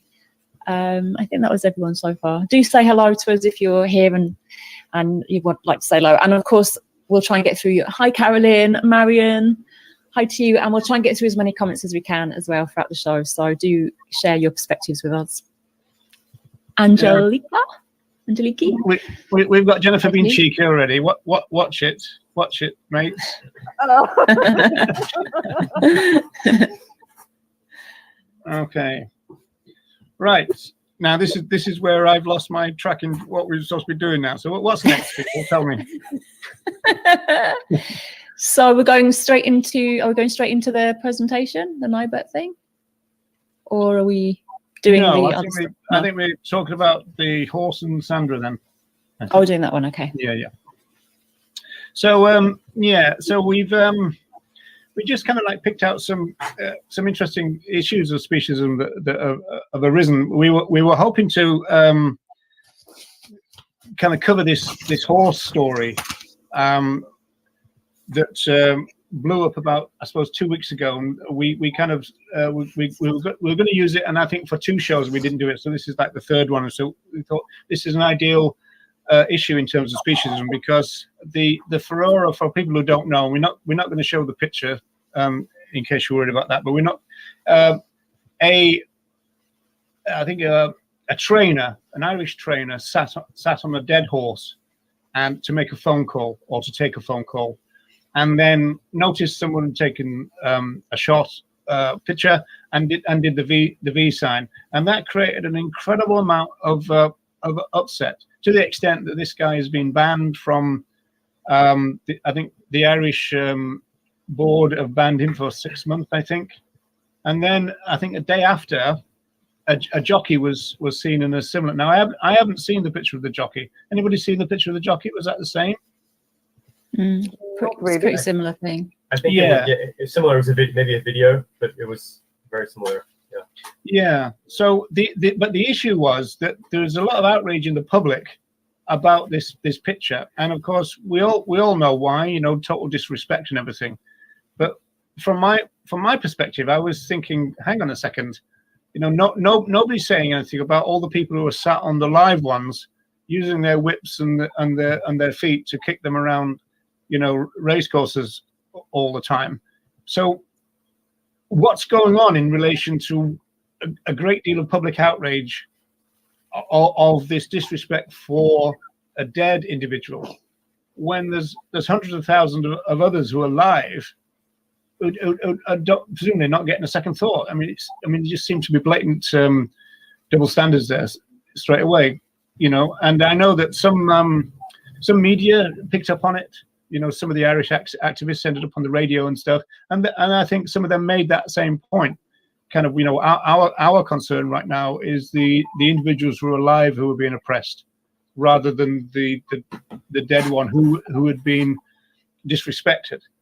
And the other kind of facet of that, I think, is that I don't think there's any suggestion that the horse trainer had killed the horse and then sat on the horse. So it was interesting, you know, what prompted this public outrage is the kind of interest from my point of view. Would you say that maybe is the fact that it's considered normal to exploit horses in different ways while they are alive, but it's not considered normal to disrespect them after death? Yeah, I think that's got to be some part of it. There is an interesting book from about 1973, I think it is. It's called Man and the Natural World, a bit of a sexist title, and it's by a historian called Keith Thomas. And he talks about how there are some species who are privileged in human society, and one of those are indeed horses, along with others like cats and dogs, and even maybe parrots, I think were mentioned. And of course, when we were talking about putting this on the show, we were talking about all the statues that, I mean, like Ireland is littered with statues of horses, you know, and then there's horses in mythology. There's horses in very famous paintings. There's you know, hero horses in terms of war, and then in terms of sport like Red Rum. So horses have got a special place, haven't they? I went for a walk the other day in Dorking, where there's lots of like hills there. It's kind of known for walking and stuff. And a friend of mine who I was with, he said, "Oh, there's this tomb, like plaque, dedicated to a horse that was used for racing in the Second World War." And there's like this, it's like a famous plaque. And on the plaque, it said, I can't remember the name, but it just said they were an English thoroughbred. That was it, and it's the name of the horse. But this speaks to what you're saying about how they are revered. Yeah, go ahead, Roger. Well, in a kind of, as usual with humans, it's revered, but in a sense of the fact that they've also got utility. I mean, David Nybert talks about how they were used essentially as early kind of versions of tanks, you know, and so we've probably seen those kind of pictures of horses who have actually got kind of armor plating around them and that kind of stuff, you know. And you know, horses were kind of central to colonialism as well, so they revered at the same time. They were seen as tools in a way. In fact, one of the first pieces of animal welfare legislation in the world was in Ireland, and it was called ploughing by the tail. It used to be the case where they used to just attach a plough to the tail of a horse or a donkey or other type of draft animals, and that would rip their tails out. And so that was one of the first pieces of animal welfare legislation that ever passed, and it involved horses. Again, privileged species, but we always have to be a bit kind of cynical about what that really means, I think. And it seems like there's a real long and entwined history with humans and horses, but there's also it kind of almost entangles with a love story with horses, because they are slightly revered in some ways. And people talk about, even people who are exploiting, using and seeing horses in that kind of functional utility mode, they talk about having a bond. There's a real bond with the horse, like the trainer and the horse, or the jockey and the horse, the person who might ride on the back of the horse. They talk about having that special bond. So in a way, I think there's almost a justification of, because we have a bond and we connect, and I really love this individual, it almost justifies that utility. And it's like Nella was saying, that then it's seen as normal. Riding on the back of a horse is seen as normal. It's so normal. It's ubiquitous in every film, TV program. You know, people are always riding on the backs of horses, or they're pulling a carriage, or you see them in city centres giving tourist rides, and it's just seen as such a normal relationship between humans and horses. And it's a very strange relationship, actually. And does everybody think that all of what we've just said explains everything that was going on then in the public on that story? I mean, is there anything we've missed, as it were?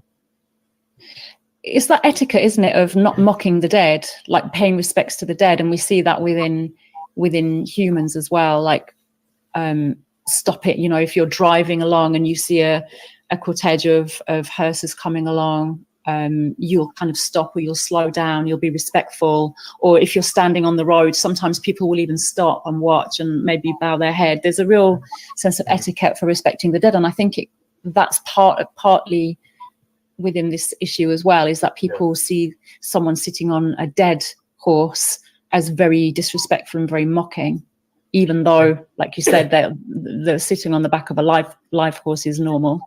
I think there's also. Oh, sorry, Nella. Oh, go ahead. I said that I think there's also a danger, given how awful the kind of images of this particular individual sitting on the horse, that it could invite, maybe from an industry perspective, too much inquiry, and which is why, you know, too much kind of offering a mirror in terms of, like, this is how we view these animals, this is how we utilize these animals. So I wonder if that's in part the industry has kind of seen the potential problem that could cause if society questions it too much. That's why they're dealing with it harshly. Yeah, I think that's a very strong point. I mean, it's almost like you've brought our industry into disrepute, and that means that people are going to look at us a bit more critically, and maybe look at in places where we don't want them to. So I definitely think that. Maria, from a psychological point of view, is there anything that you could maybe add to this idea about why the public was so upset about this picture of a dead horse, and yet what we do to live ones? Well, I personally think that most of the people, they acknowledge horses as animals. They don't think they use them. They don't think they abuse them. Most of them, they even think that they have a therapeutic relationship with animals, that they help them in many disorders or any problems. They think they have this bond, and many people, they really admire horses. So we don't see and treat horses the same way we treat pigs. But for me, the most important thing is that we see them as individuals and acknowledge them. But of course, they exclude the part of horse riding, using and abusing, so they don't really see that. So I think the sensitivity of a very different animal that people think they love and admire, on top of mocking a dead individual, I think it's what really outrages people. Because you see, like, again, to me, the most important thing is that, as I've said, that they acknowledge that there is a sensitive animal. They believe horses are very intelligent. And in the academia as well, they attribute more moral status to horses as well. So I think all that unconsciously, and of course the fact that it was a very mocking picture, it is a combination that caused so much outrage. They cannot really combine the dots that it is also an abuse of horse riding and using a horse, because people, they don't really perceive it that way. So I think from a psychological point, that's what really make them be angry. Obviously, they don't consider them as dogs and cats, because we don't see many people have horses as pets, but they see them as very admirable animals, and that's, I think, what really frustrates them as well. So it's in a way it's the their relations, all other animals' relations to humans, that defines in a way their fate. I mean, we divide all other animals in categories, and we teach our children to view them that way. Animals that we eat, animals that we love, animals that we admire, animals who don't care about or consider as pests and we need to exterminate. So yeah, horses are categorized as well, but they are categorized. To me, it's not so much that they're categorized, because every person besides the food animals, they can categorize horse in another category. Like some people, they might see them as pets, or people in some countries, they might see them as food, because in some countries they eat horses as well. So in those countries, they might be quite different the way that they will, feel when they see a dead horse.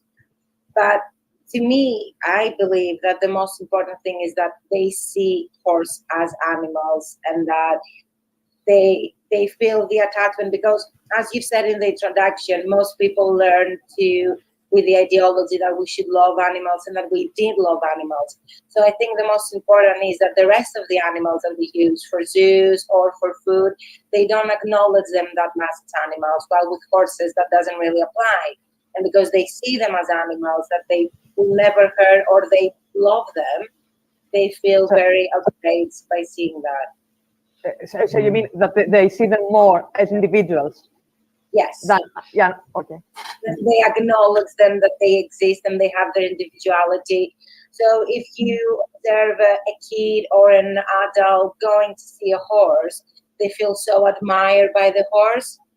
They are so skeptical of how to approach the horse. Obviously, it would lead to the relationship of using the horse and not respect the individuality of the horse.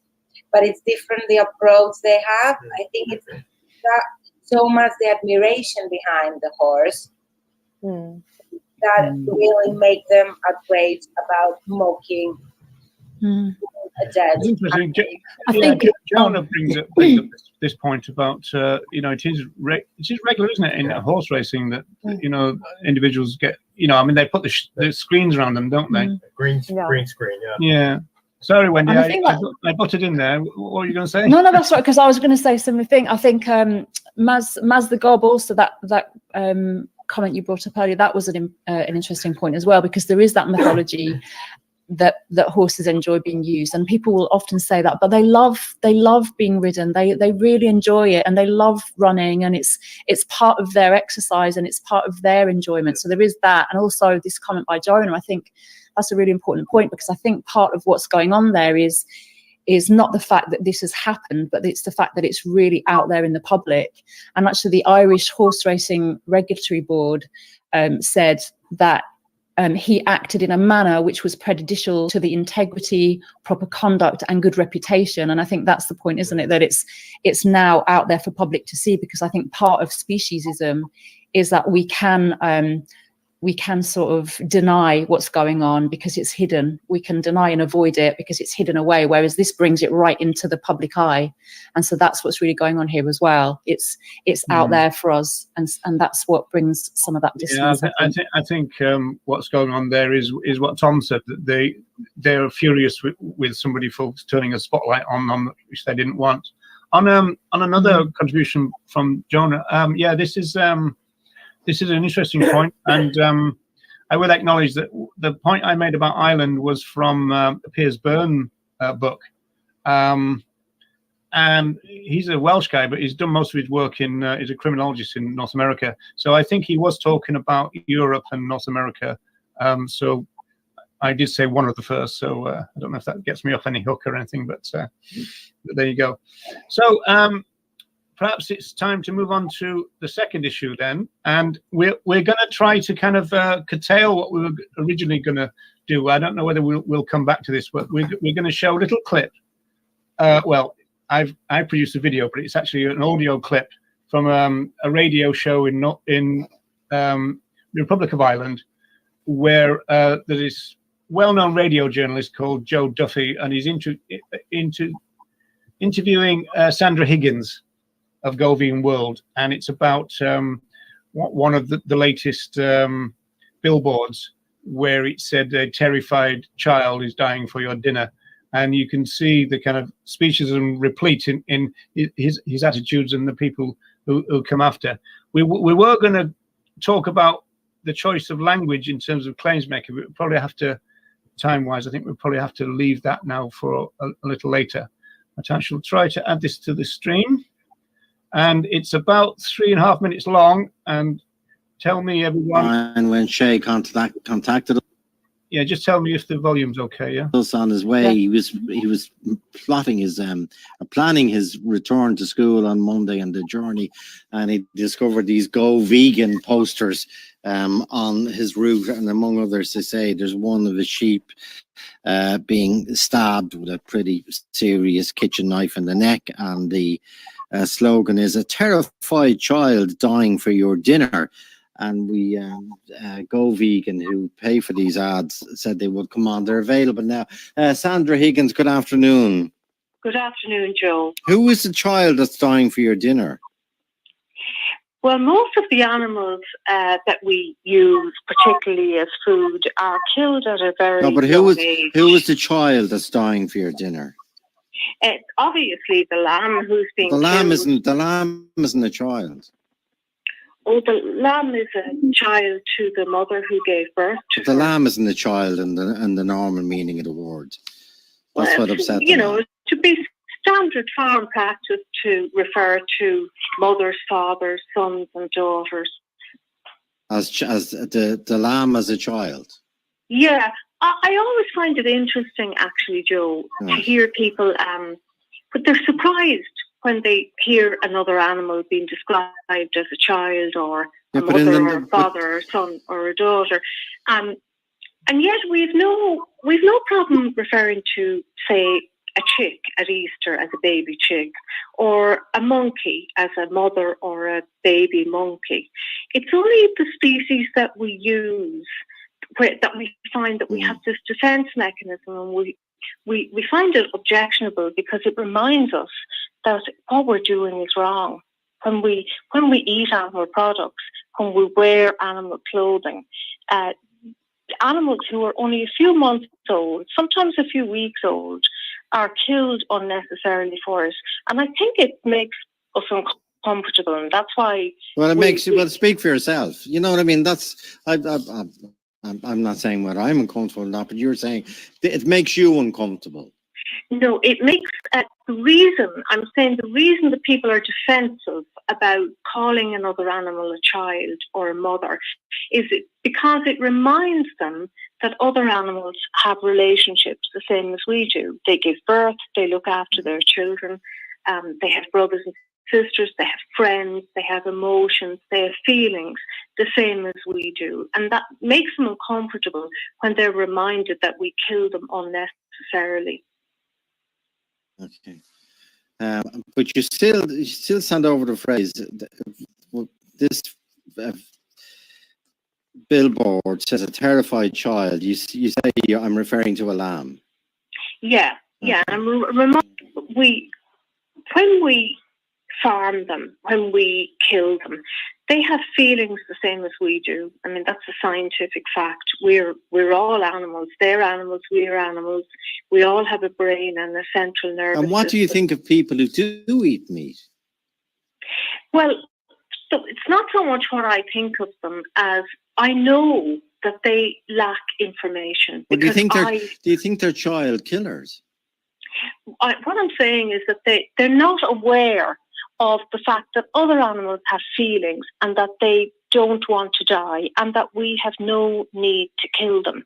So that the role of our ads is to remind people, because this is something that they generally don't think of. I know I was horrified when I realised it, and I couldn't believe that I had got to this stage. So of my what do you life. think of people who eat children? It's irrelevant what I think of them. I used to be one of them until just a few years ago. It's a lack of information that people are entitled to. Peter Whelan is a well-known pig farmer. Peter, you're a child killer. I'm a cannibal now, Joe, am I? Well, you talk to Sandra. I'm not getting involved.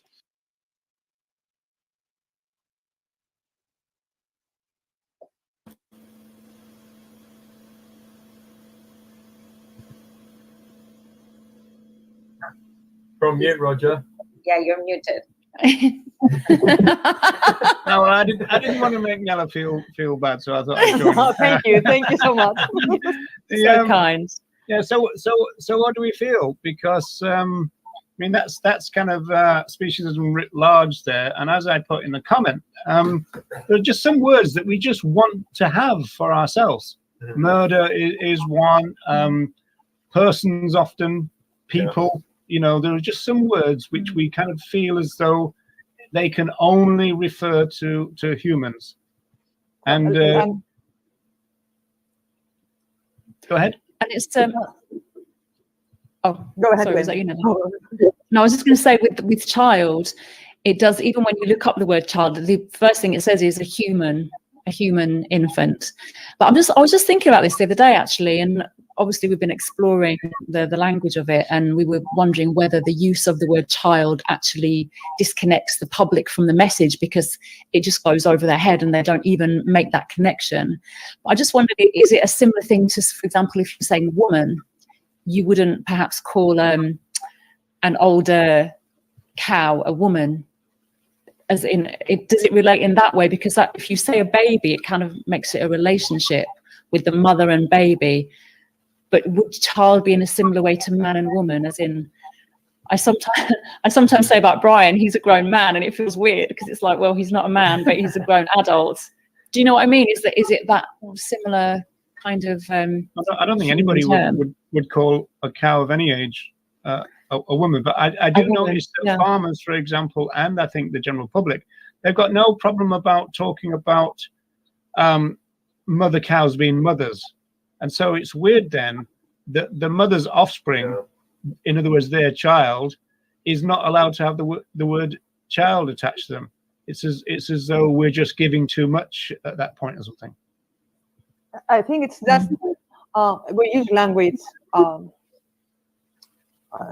reinforce speciesism, and we use language to socialize children in a speciesist world by referring to other animals as calves, for example, or to their flesh as meat or pork or whatever. So we do that with language all the time. And I think there is something very interesting Sandra Higgins said during the interview. She said that the people that object to the use of this language are reminded, in a way, they are reminded of what they are doing. So it's not that they see the billboard, the poster, and they are not affected by it. They obviously are. That's why they react. So I wanted to ask Maria, what kinds of mechanisms are there when you see a poster like that with the lamb and the knife, and you realize that a child is dying for your dinner? How can you deal with that and not go back home? Marie, you can abandon your PhD now and do a new one on just on this radio interview, I would say. Well, to be quite honest with you, it is quite interesting because it is similar with what Nella said. I don't know if I would pronounce it well. We know that with meat is euphemistic language that they use, so they try to take the meaning away. So instead of saying an animal or a dead body, they say meat, because they're trying to take away the whole meaning of what is really happening.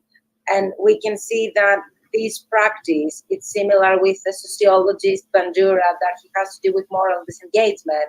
And it goes way back from people being killed for many years. So people still use language to take away the meaning. But because I'm not a sociologist, I will only speak about psychological facts, and I can leave Roger to do that.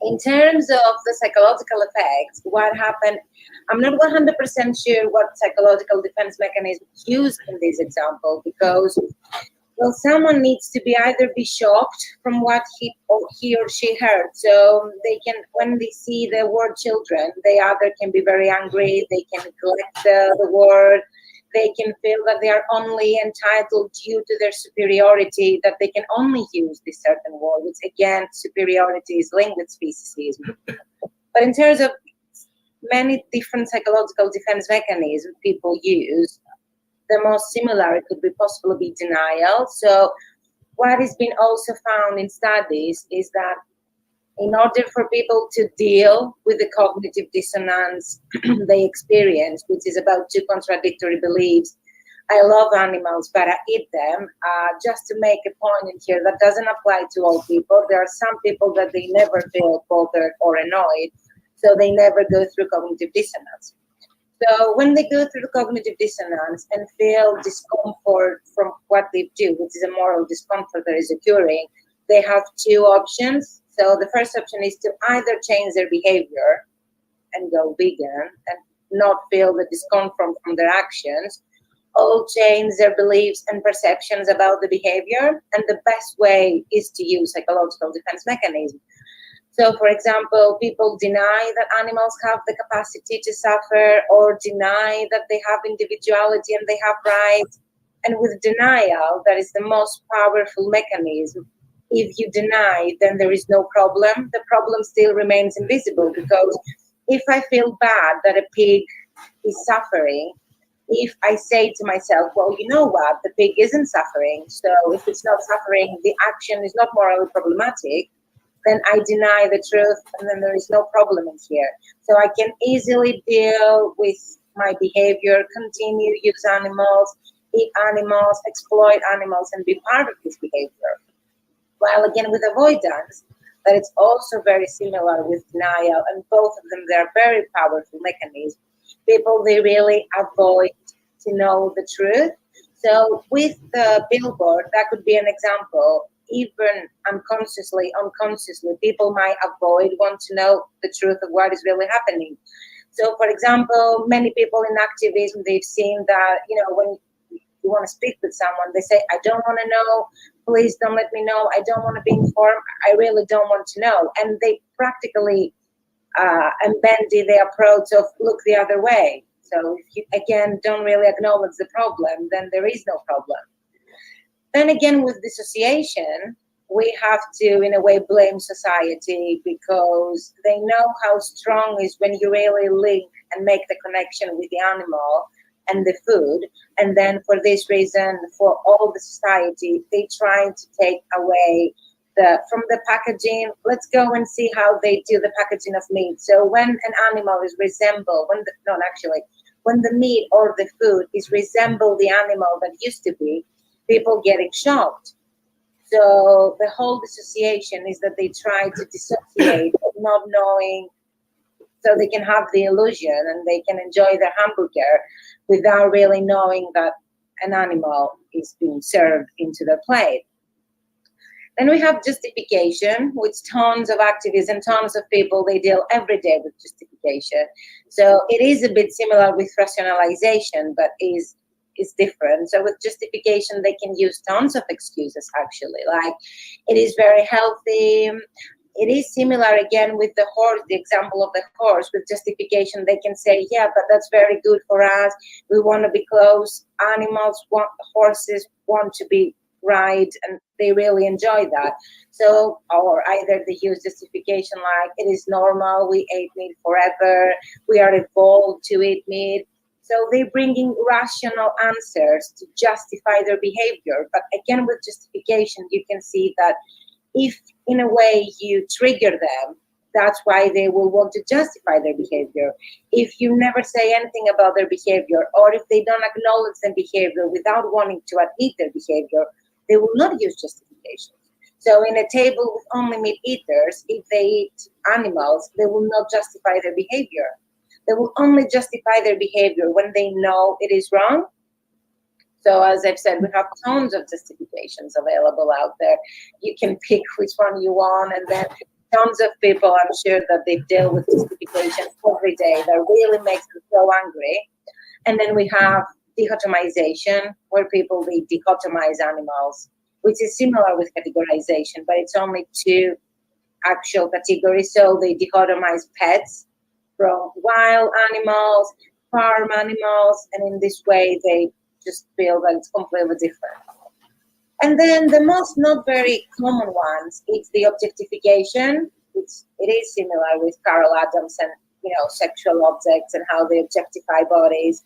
They they objectify the body of an animal. So if it is as an object, then there is no problem. And the most important justification for me, which is not exactly a defense mechanism, but it's something that society allows us to do, is the individualization. So we don't see animals as individuals.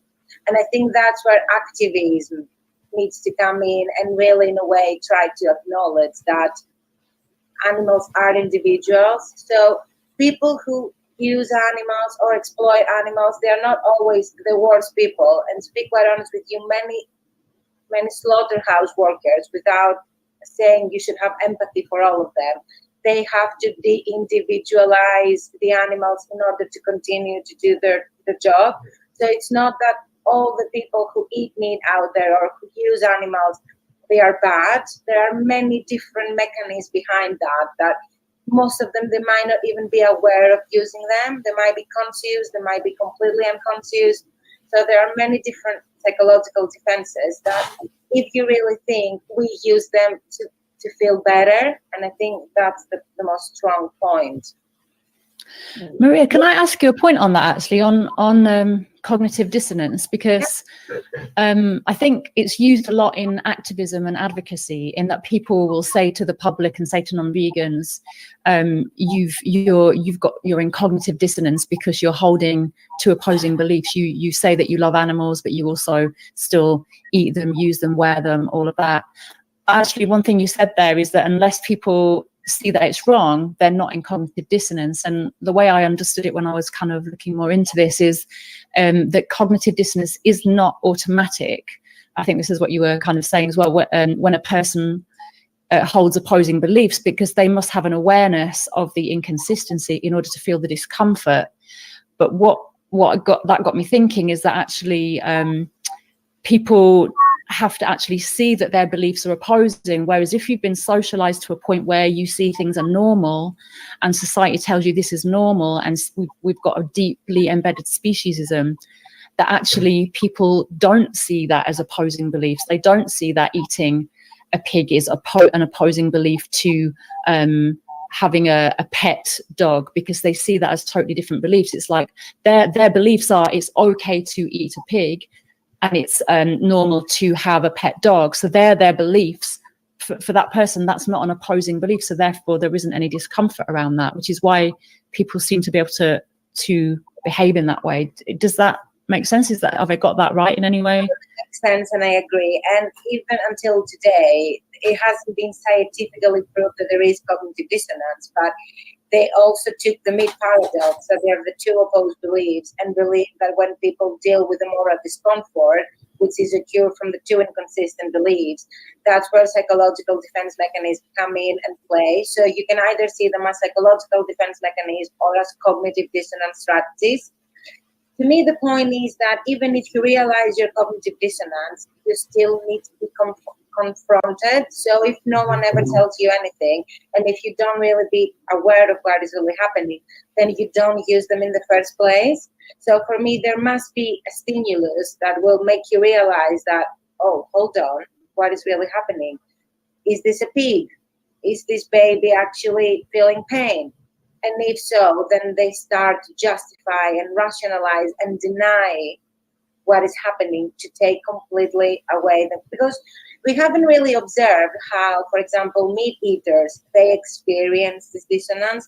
We don't know if they go home and feel that they experience discomfort. We don't know if they feel sad. We know that, and we can see that from activists as well. And actually, I can exclude activists for a second. I will briefly say to you a very quick experiment. So they've categorized people in two different conditions. Both groups that they took part in the study, they were eating beef, otherwise cow, but I'm just telling how the study was set up. And they were in the experimental condition that the people, they will eat either cashew nuts, and in the other condition, they will eat actual beef. But in both conditions, people were eating meat. But in one condition, it was only nuts, the other was it was only beef. And after that, they've asked them to rate the moral standing of cows and whether they believe that cows can experience pain or if they are, capable in autonomous rights. People that they were on the caseous condition, they attribute more status to cows than people who were in the beef condition. So that really shows us that even when they are both in the same pattern, they eat animals, depending on where they are and the condition they are, they try to justify their behavior by denying in one condition that they can experience pain, similarly to the other. So we don't quite know, well, at least I don't know whether it's conscious or unconscious, but people use them without sometimes understanding them. And of course they are influenced by society as well, because we know that it's normal, we know that it's natural, we know that we're doing this for a year and there is no reason of actually, saying why not? We're doing that. Our ancestors used to do it. There is no problem doing it. But once you see that the problem is morally problematic, then you either change it or you bring the psychological defense mechanism. Because if you ask anyone, would you harm a pig? They will say no. So those are the consistent beliefs that they pay someone else to harm the animal so they can eat the animal. But in the first instance, they will never say yes. Most of the times, they will never say, I want to harm the animal to eat the animal. So it's that disassociation, isn't it? They manage to, someone else does it so that they can be disassociated and distance from that act, from the other animal themselves, and also from the process that the other animal has to go through to become the product, the meat or the shoes or the handbag or whatever it might be. They're totally disassociated with that. The only lacking thing in this area is that we mostly focus on the food, and we know less about leather, how they use them, use animals in other content. But even if many meat eaters in the past, if they order a red steak and they see a lot of blood, a lot of them, they will feel disgusted. The reason why they will feel disgusted is because disgust is a moral emotion, and they link that with blood. So you see, again, if you observe from different studies, that when they see something that resembles the animals or blood, the dissociation is lower, while when they see the hamburger, the dissociation is higher. So society has managed to achieve dissociation in any way, either for language or the way that they present the use of animals with food, entertainment, clothing, anything. Yeah, that makes a lot of sense. Deb's brought an interesting question. I think this ties in to you, Roger, Dr. Roger Yates, into your sociology. Why do North Americans think it's terrible for Asians to eat dogs, but it's okay to eat pigs, cows, chickens? So maybe that could bring us onto the socialization a little bit. Yeah, and again, we're talking about privileged species again, so and that alters from culture to culture. In particular, I mean, in Japan, for example, foxes are seen as rather sacred beings, and obviously we know what we do with them in Europe. So there is that kind of there's a global differences, but there are always a question of some we revere on some level or other, and there's some that we exploit. And then going back to one thing that Tom said, I think about the categories idea is that there are some that we regard as pests or vermin. And they tend not to get much moral consideration whatsoever, those ones, but they can change depending, again, on the location, so it's a globalized kind of problem in a way. So I'm a bit conscious of the time, folks. So I did, let me just turn this off. I did prepare a kind of PowerPoint, which I then made into a film because I've got a technical problem with my PowerPoint at the moment. And so I'm not quite sure if we've really got time to go through this now. So I think what I might try and do, this is David Nybert, and that's the book that we're dealing with. And he says something about speciesism, which is very interesting from a sociological point of view. Now I'm gonna try and skip a bit, brother, as they say in Monty Python, and try to find yeah, okay, so let's try and go back. I think, Roger, I think we have time, and it answers a very important question: what is speciesism? And we have not answered that question yet. All right, and okay, so let's let me not look for that. If people have difficulty seeing this, it might be best to put your screen into full screen. And if you want to make a comment, you have to drop out of it and do it. So this is Neibert, right? And he's basically talking about the 1960s. And he says that the idea that prejudice is the primary cause of oppression was challenged. And because prejudice kind of puts the locus of oppression in the individual. And sociologists want to challenge that, or at least question that. And he also says, and discrimination is action, differential and unequal treatment of the member of a specific group solely because they are members of that group. So this is where sociology comes in, that there's a challenge to that in the 1960s, this kind of micro thing about, kind of individual prejudice held in the individual, and then there was a move towards a more institutional lens. And he says that racism, as well as sexism, classism, and the like, are ideologies. So that's described as various types of prejudice and discrimination are outgrowths of these individual ideologies that are created to protect privilege, which is kind of, I don't know, he's kind of talking about his Marxist position there, I suppose. But he says that some social justice writers avoid using the term oppression and oppressed groups because they believe that treats devalued others as passive victims. Now, Neibert argues against that. He says he understands that position and he respects that position, but he's reluctant to downplay the term oppression. And so he wants to keep oppression as a term. And he also says that in terms of speciesism, he promotes what he calls a second theoretical adjustment that's needed in understanding speciesism properly.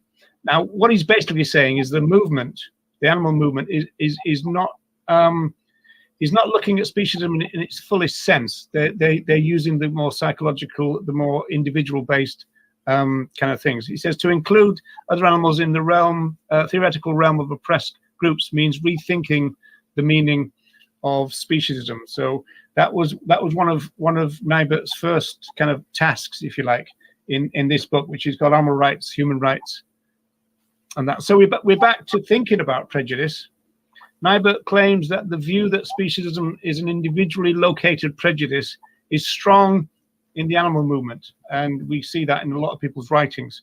However, he says the view that speciesism is prejudice hampers somewhat the analysis of the social structural causes of the oppression of other animals. And so he's basically trying to argue that the way that the movement has approached the issue of speciesism is only partially effective, and with a sociological understanding, then the understanding of speciesism could be richer. Essentially, that's what he's trying to argue. And because he's a sociologist, he wants to turn his focus on the institutions. So he says that if you look at the written work of the movement, so Richard Ryder, the person who coined the word speciesism, who was a psychologist, Peter Singer, Tom Reagan doesn't get missed out in terms of critique on this one, and Kim Stallwood, which some people in the chat will know, others might not. They all seem to go with this initial kind of individual-based idea. So the locus of speciesism within the movement is the individual. And so he gives this example from Animal Liberation, published in 1975. Speciesism is a prejudice or attitude of bias in favor of the interests of members of one's own species and against those of members of other species. Sorry, I'm going so quick, folks, but I'm a bit short of time. Yeah. So that's Singer. He then talks about a dictionary definition, I believe, is coming up. Yeah.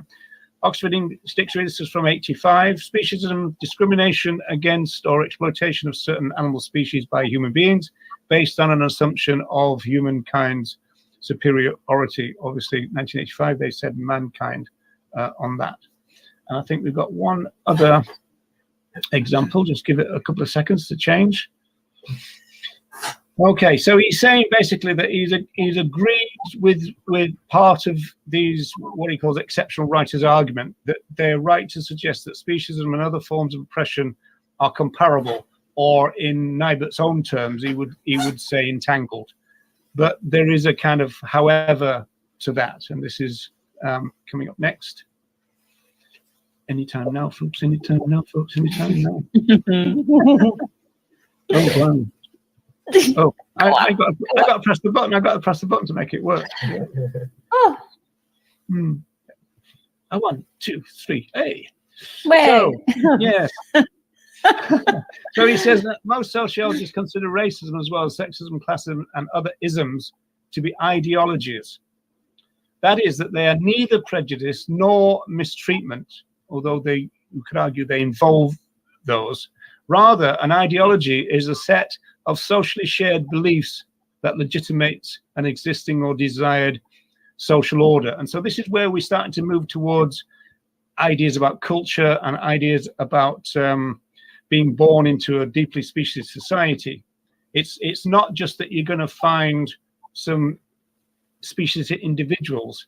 It's the fact that everyone is born into that society. And to some extent, vegans have gone to the trouble of kind of trying to escape that, and other people find it very difficult to do.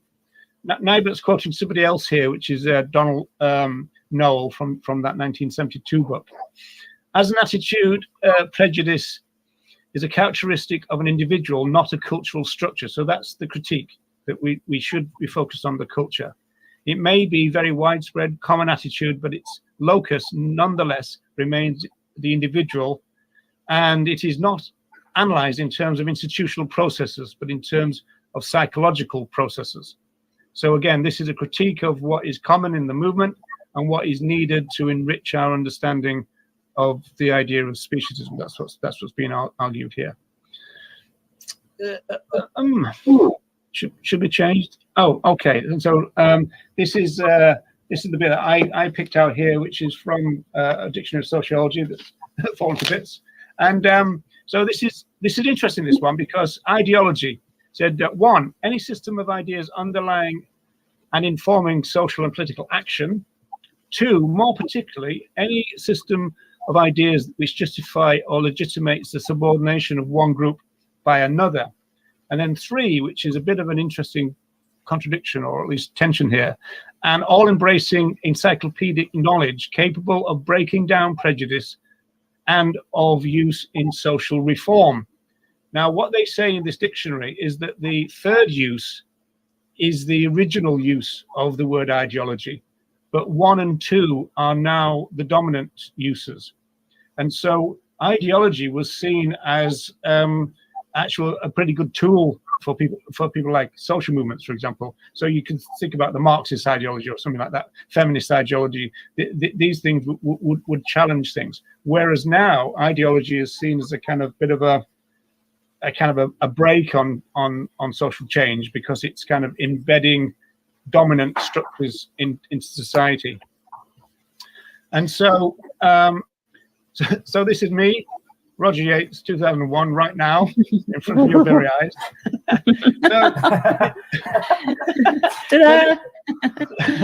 So this is why I'm always banging on ever and ever about cultural speciesism and claiming that cultural speciesism, and to understand that as the power of it, if you like, is our number 1 target. And I've always said that if we can't really do much about cultural speciesism, in other words, the system of beliefs and ideas that everybody is born into, then the other animals are only going to get at best a little bit of animal welfare here and a little bit of animal welfare there. It's not going to change much. We need a complete kind of paradigm shift in the way that we look at our relationships with other animals. And we can only get that is if we can attack, undermine, and transform the culture. So that's why I'm always banging on about that. And going back to what Noel said about institutional processes, one of the strongest, as Maria said before, are socialization processes. And another thing in terms of what Maria said earlier, is I very much agree with what she said about about denial. One thing I say sometimes in my talks is that we are very good, human beings are absolutely brilliant at denial. It's one of the things that we're absolutely excellent at. And it's one of the things that are a problem for us, you know, as social reformers, let's call us that, if you like, to do something about.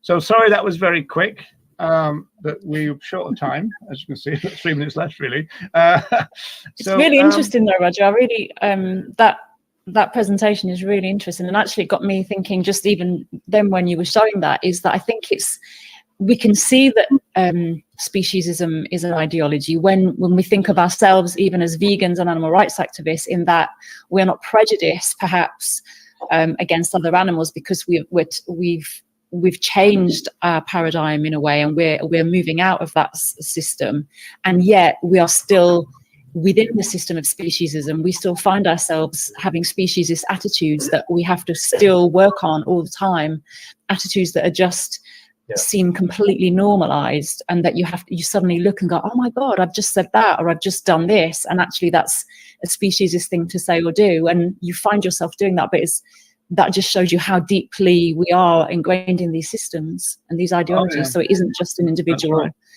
prejudice. So I'd like to invite our special guest panelist, Maria, as a psychologist.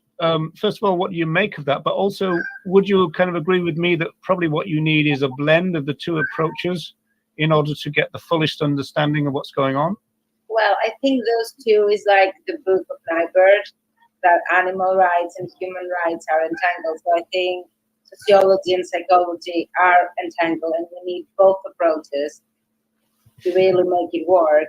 And I believe in a way that's why we even have social psychology as a core module, because we look about society and about tons of things that are going on without even knowing. But to me, the most important thing is those two to be able to work, but it's more about educating people. Like, it is still very shocking in 2021. There are so many things that people don't know. And I think there is not only one approach, that there are many ways to approach someone. And I'm sorry, but my cat. Oh, don't worry about that. We're used to that. This is Tokyo, everyone. Tokyo, yay! So I would definitely agree with you that we need both. And I think, especially for people that they are vegan and activists, we need to educate more and be able to pass that to other people as well, and work with ourselves and really look that there are many things we need to consider. Socialization process, categorization, how speciesism is embedded, the language we use. So I think, yeah, those two, I completely agree with you. They should just go together. I think sometimes there's a risk, isn't there, that you focus too much on one of those things and neglect the other. But yeah, like you said, Maria, I think that they are entangled, and we need to kind of pay the right amount of attention to them when we're advocating, for sure. I mean, you can use psychology and look about individual differences and personality differences and how people, they really relate in the out group. In group. But people, they are not intact, they are part of society. So that's where we need sociology to bring in and explain what really is happening. So I think those two, they always should go together. Well, we're kind of out of time, really. I think we've done what we usually do, Wendy, which is bite off more than we can chew, and so we probably should have done half of what we did. So maybe we're trying to tell you this. Yeah, I know. Yeah, because you're not guilty of it at all, are you? So that's good. So I want to thank Maria, and given the fact we didn't do much, we might be calling on you again sometime. We seem to have this way of spreading one show out into two now nowadays. So many things in one show anyway. So I want to thank you as well for having me, and I'm very happy to come a second and a third time as well. Okay, so we're gonna we're going to finish off then with this. Getting back to reality, I suppose. Finish off with our minute silence. Tom, do you want to remind us of the reason? Yeah, just as I said at the beginning of the show, today was a tribute dedication to 4 individuals who lost their lives. Rob Ennis lost his life a few days ago, sadly at the age of 29. Very dedicated and active, enthusiastic activist, well known in Croydon and Southeast London, and three other cow people, Dennis, Irvin, and Jethro, who sadly lost their lives recently. They resided at the Horse and Farm Animal Sanctuary in Wales. So I think the whole community is feeling the loss of these people, and we just wanted to kind of let everyone know and others know that they're in our thoughts, and felt it was appropriate to close the show with a minute's silence, like you said. Yeah. Okay. I'm going to mute myself and do that then. So thanks everybody for tuning in, and we'll see you next week. Thanks everyone. Thanks, Maria. Thank you. Thank you. Thanks, Maria.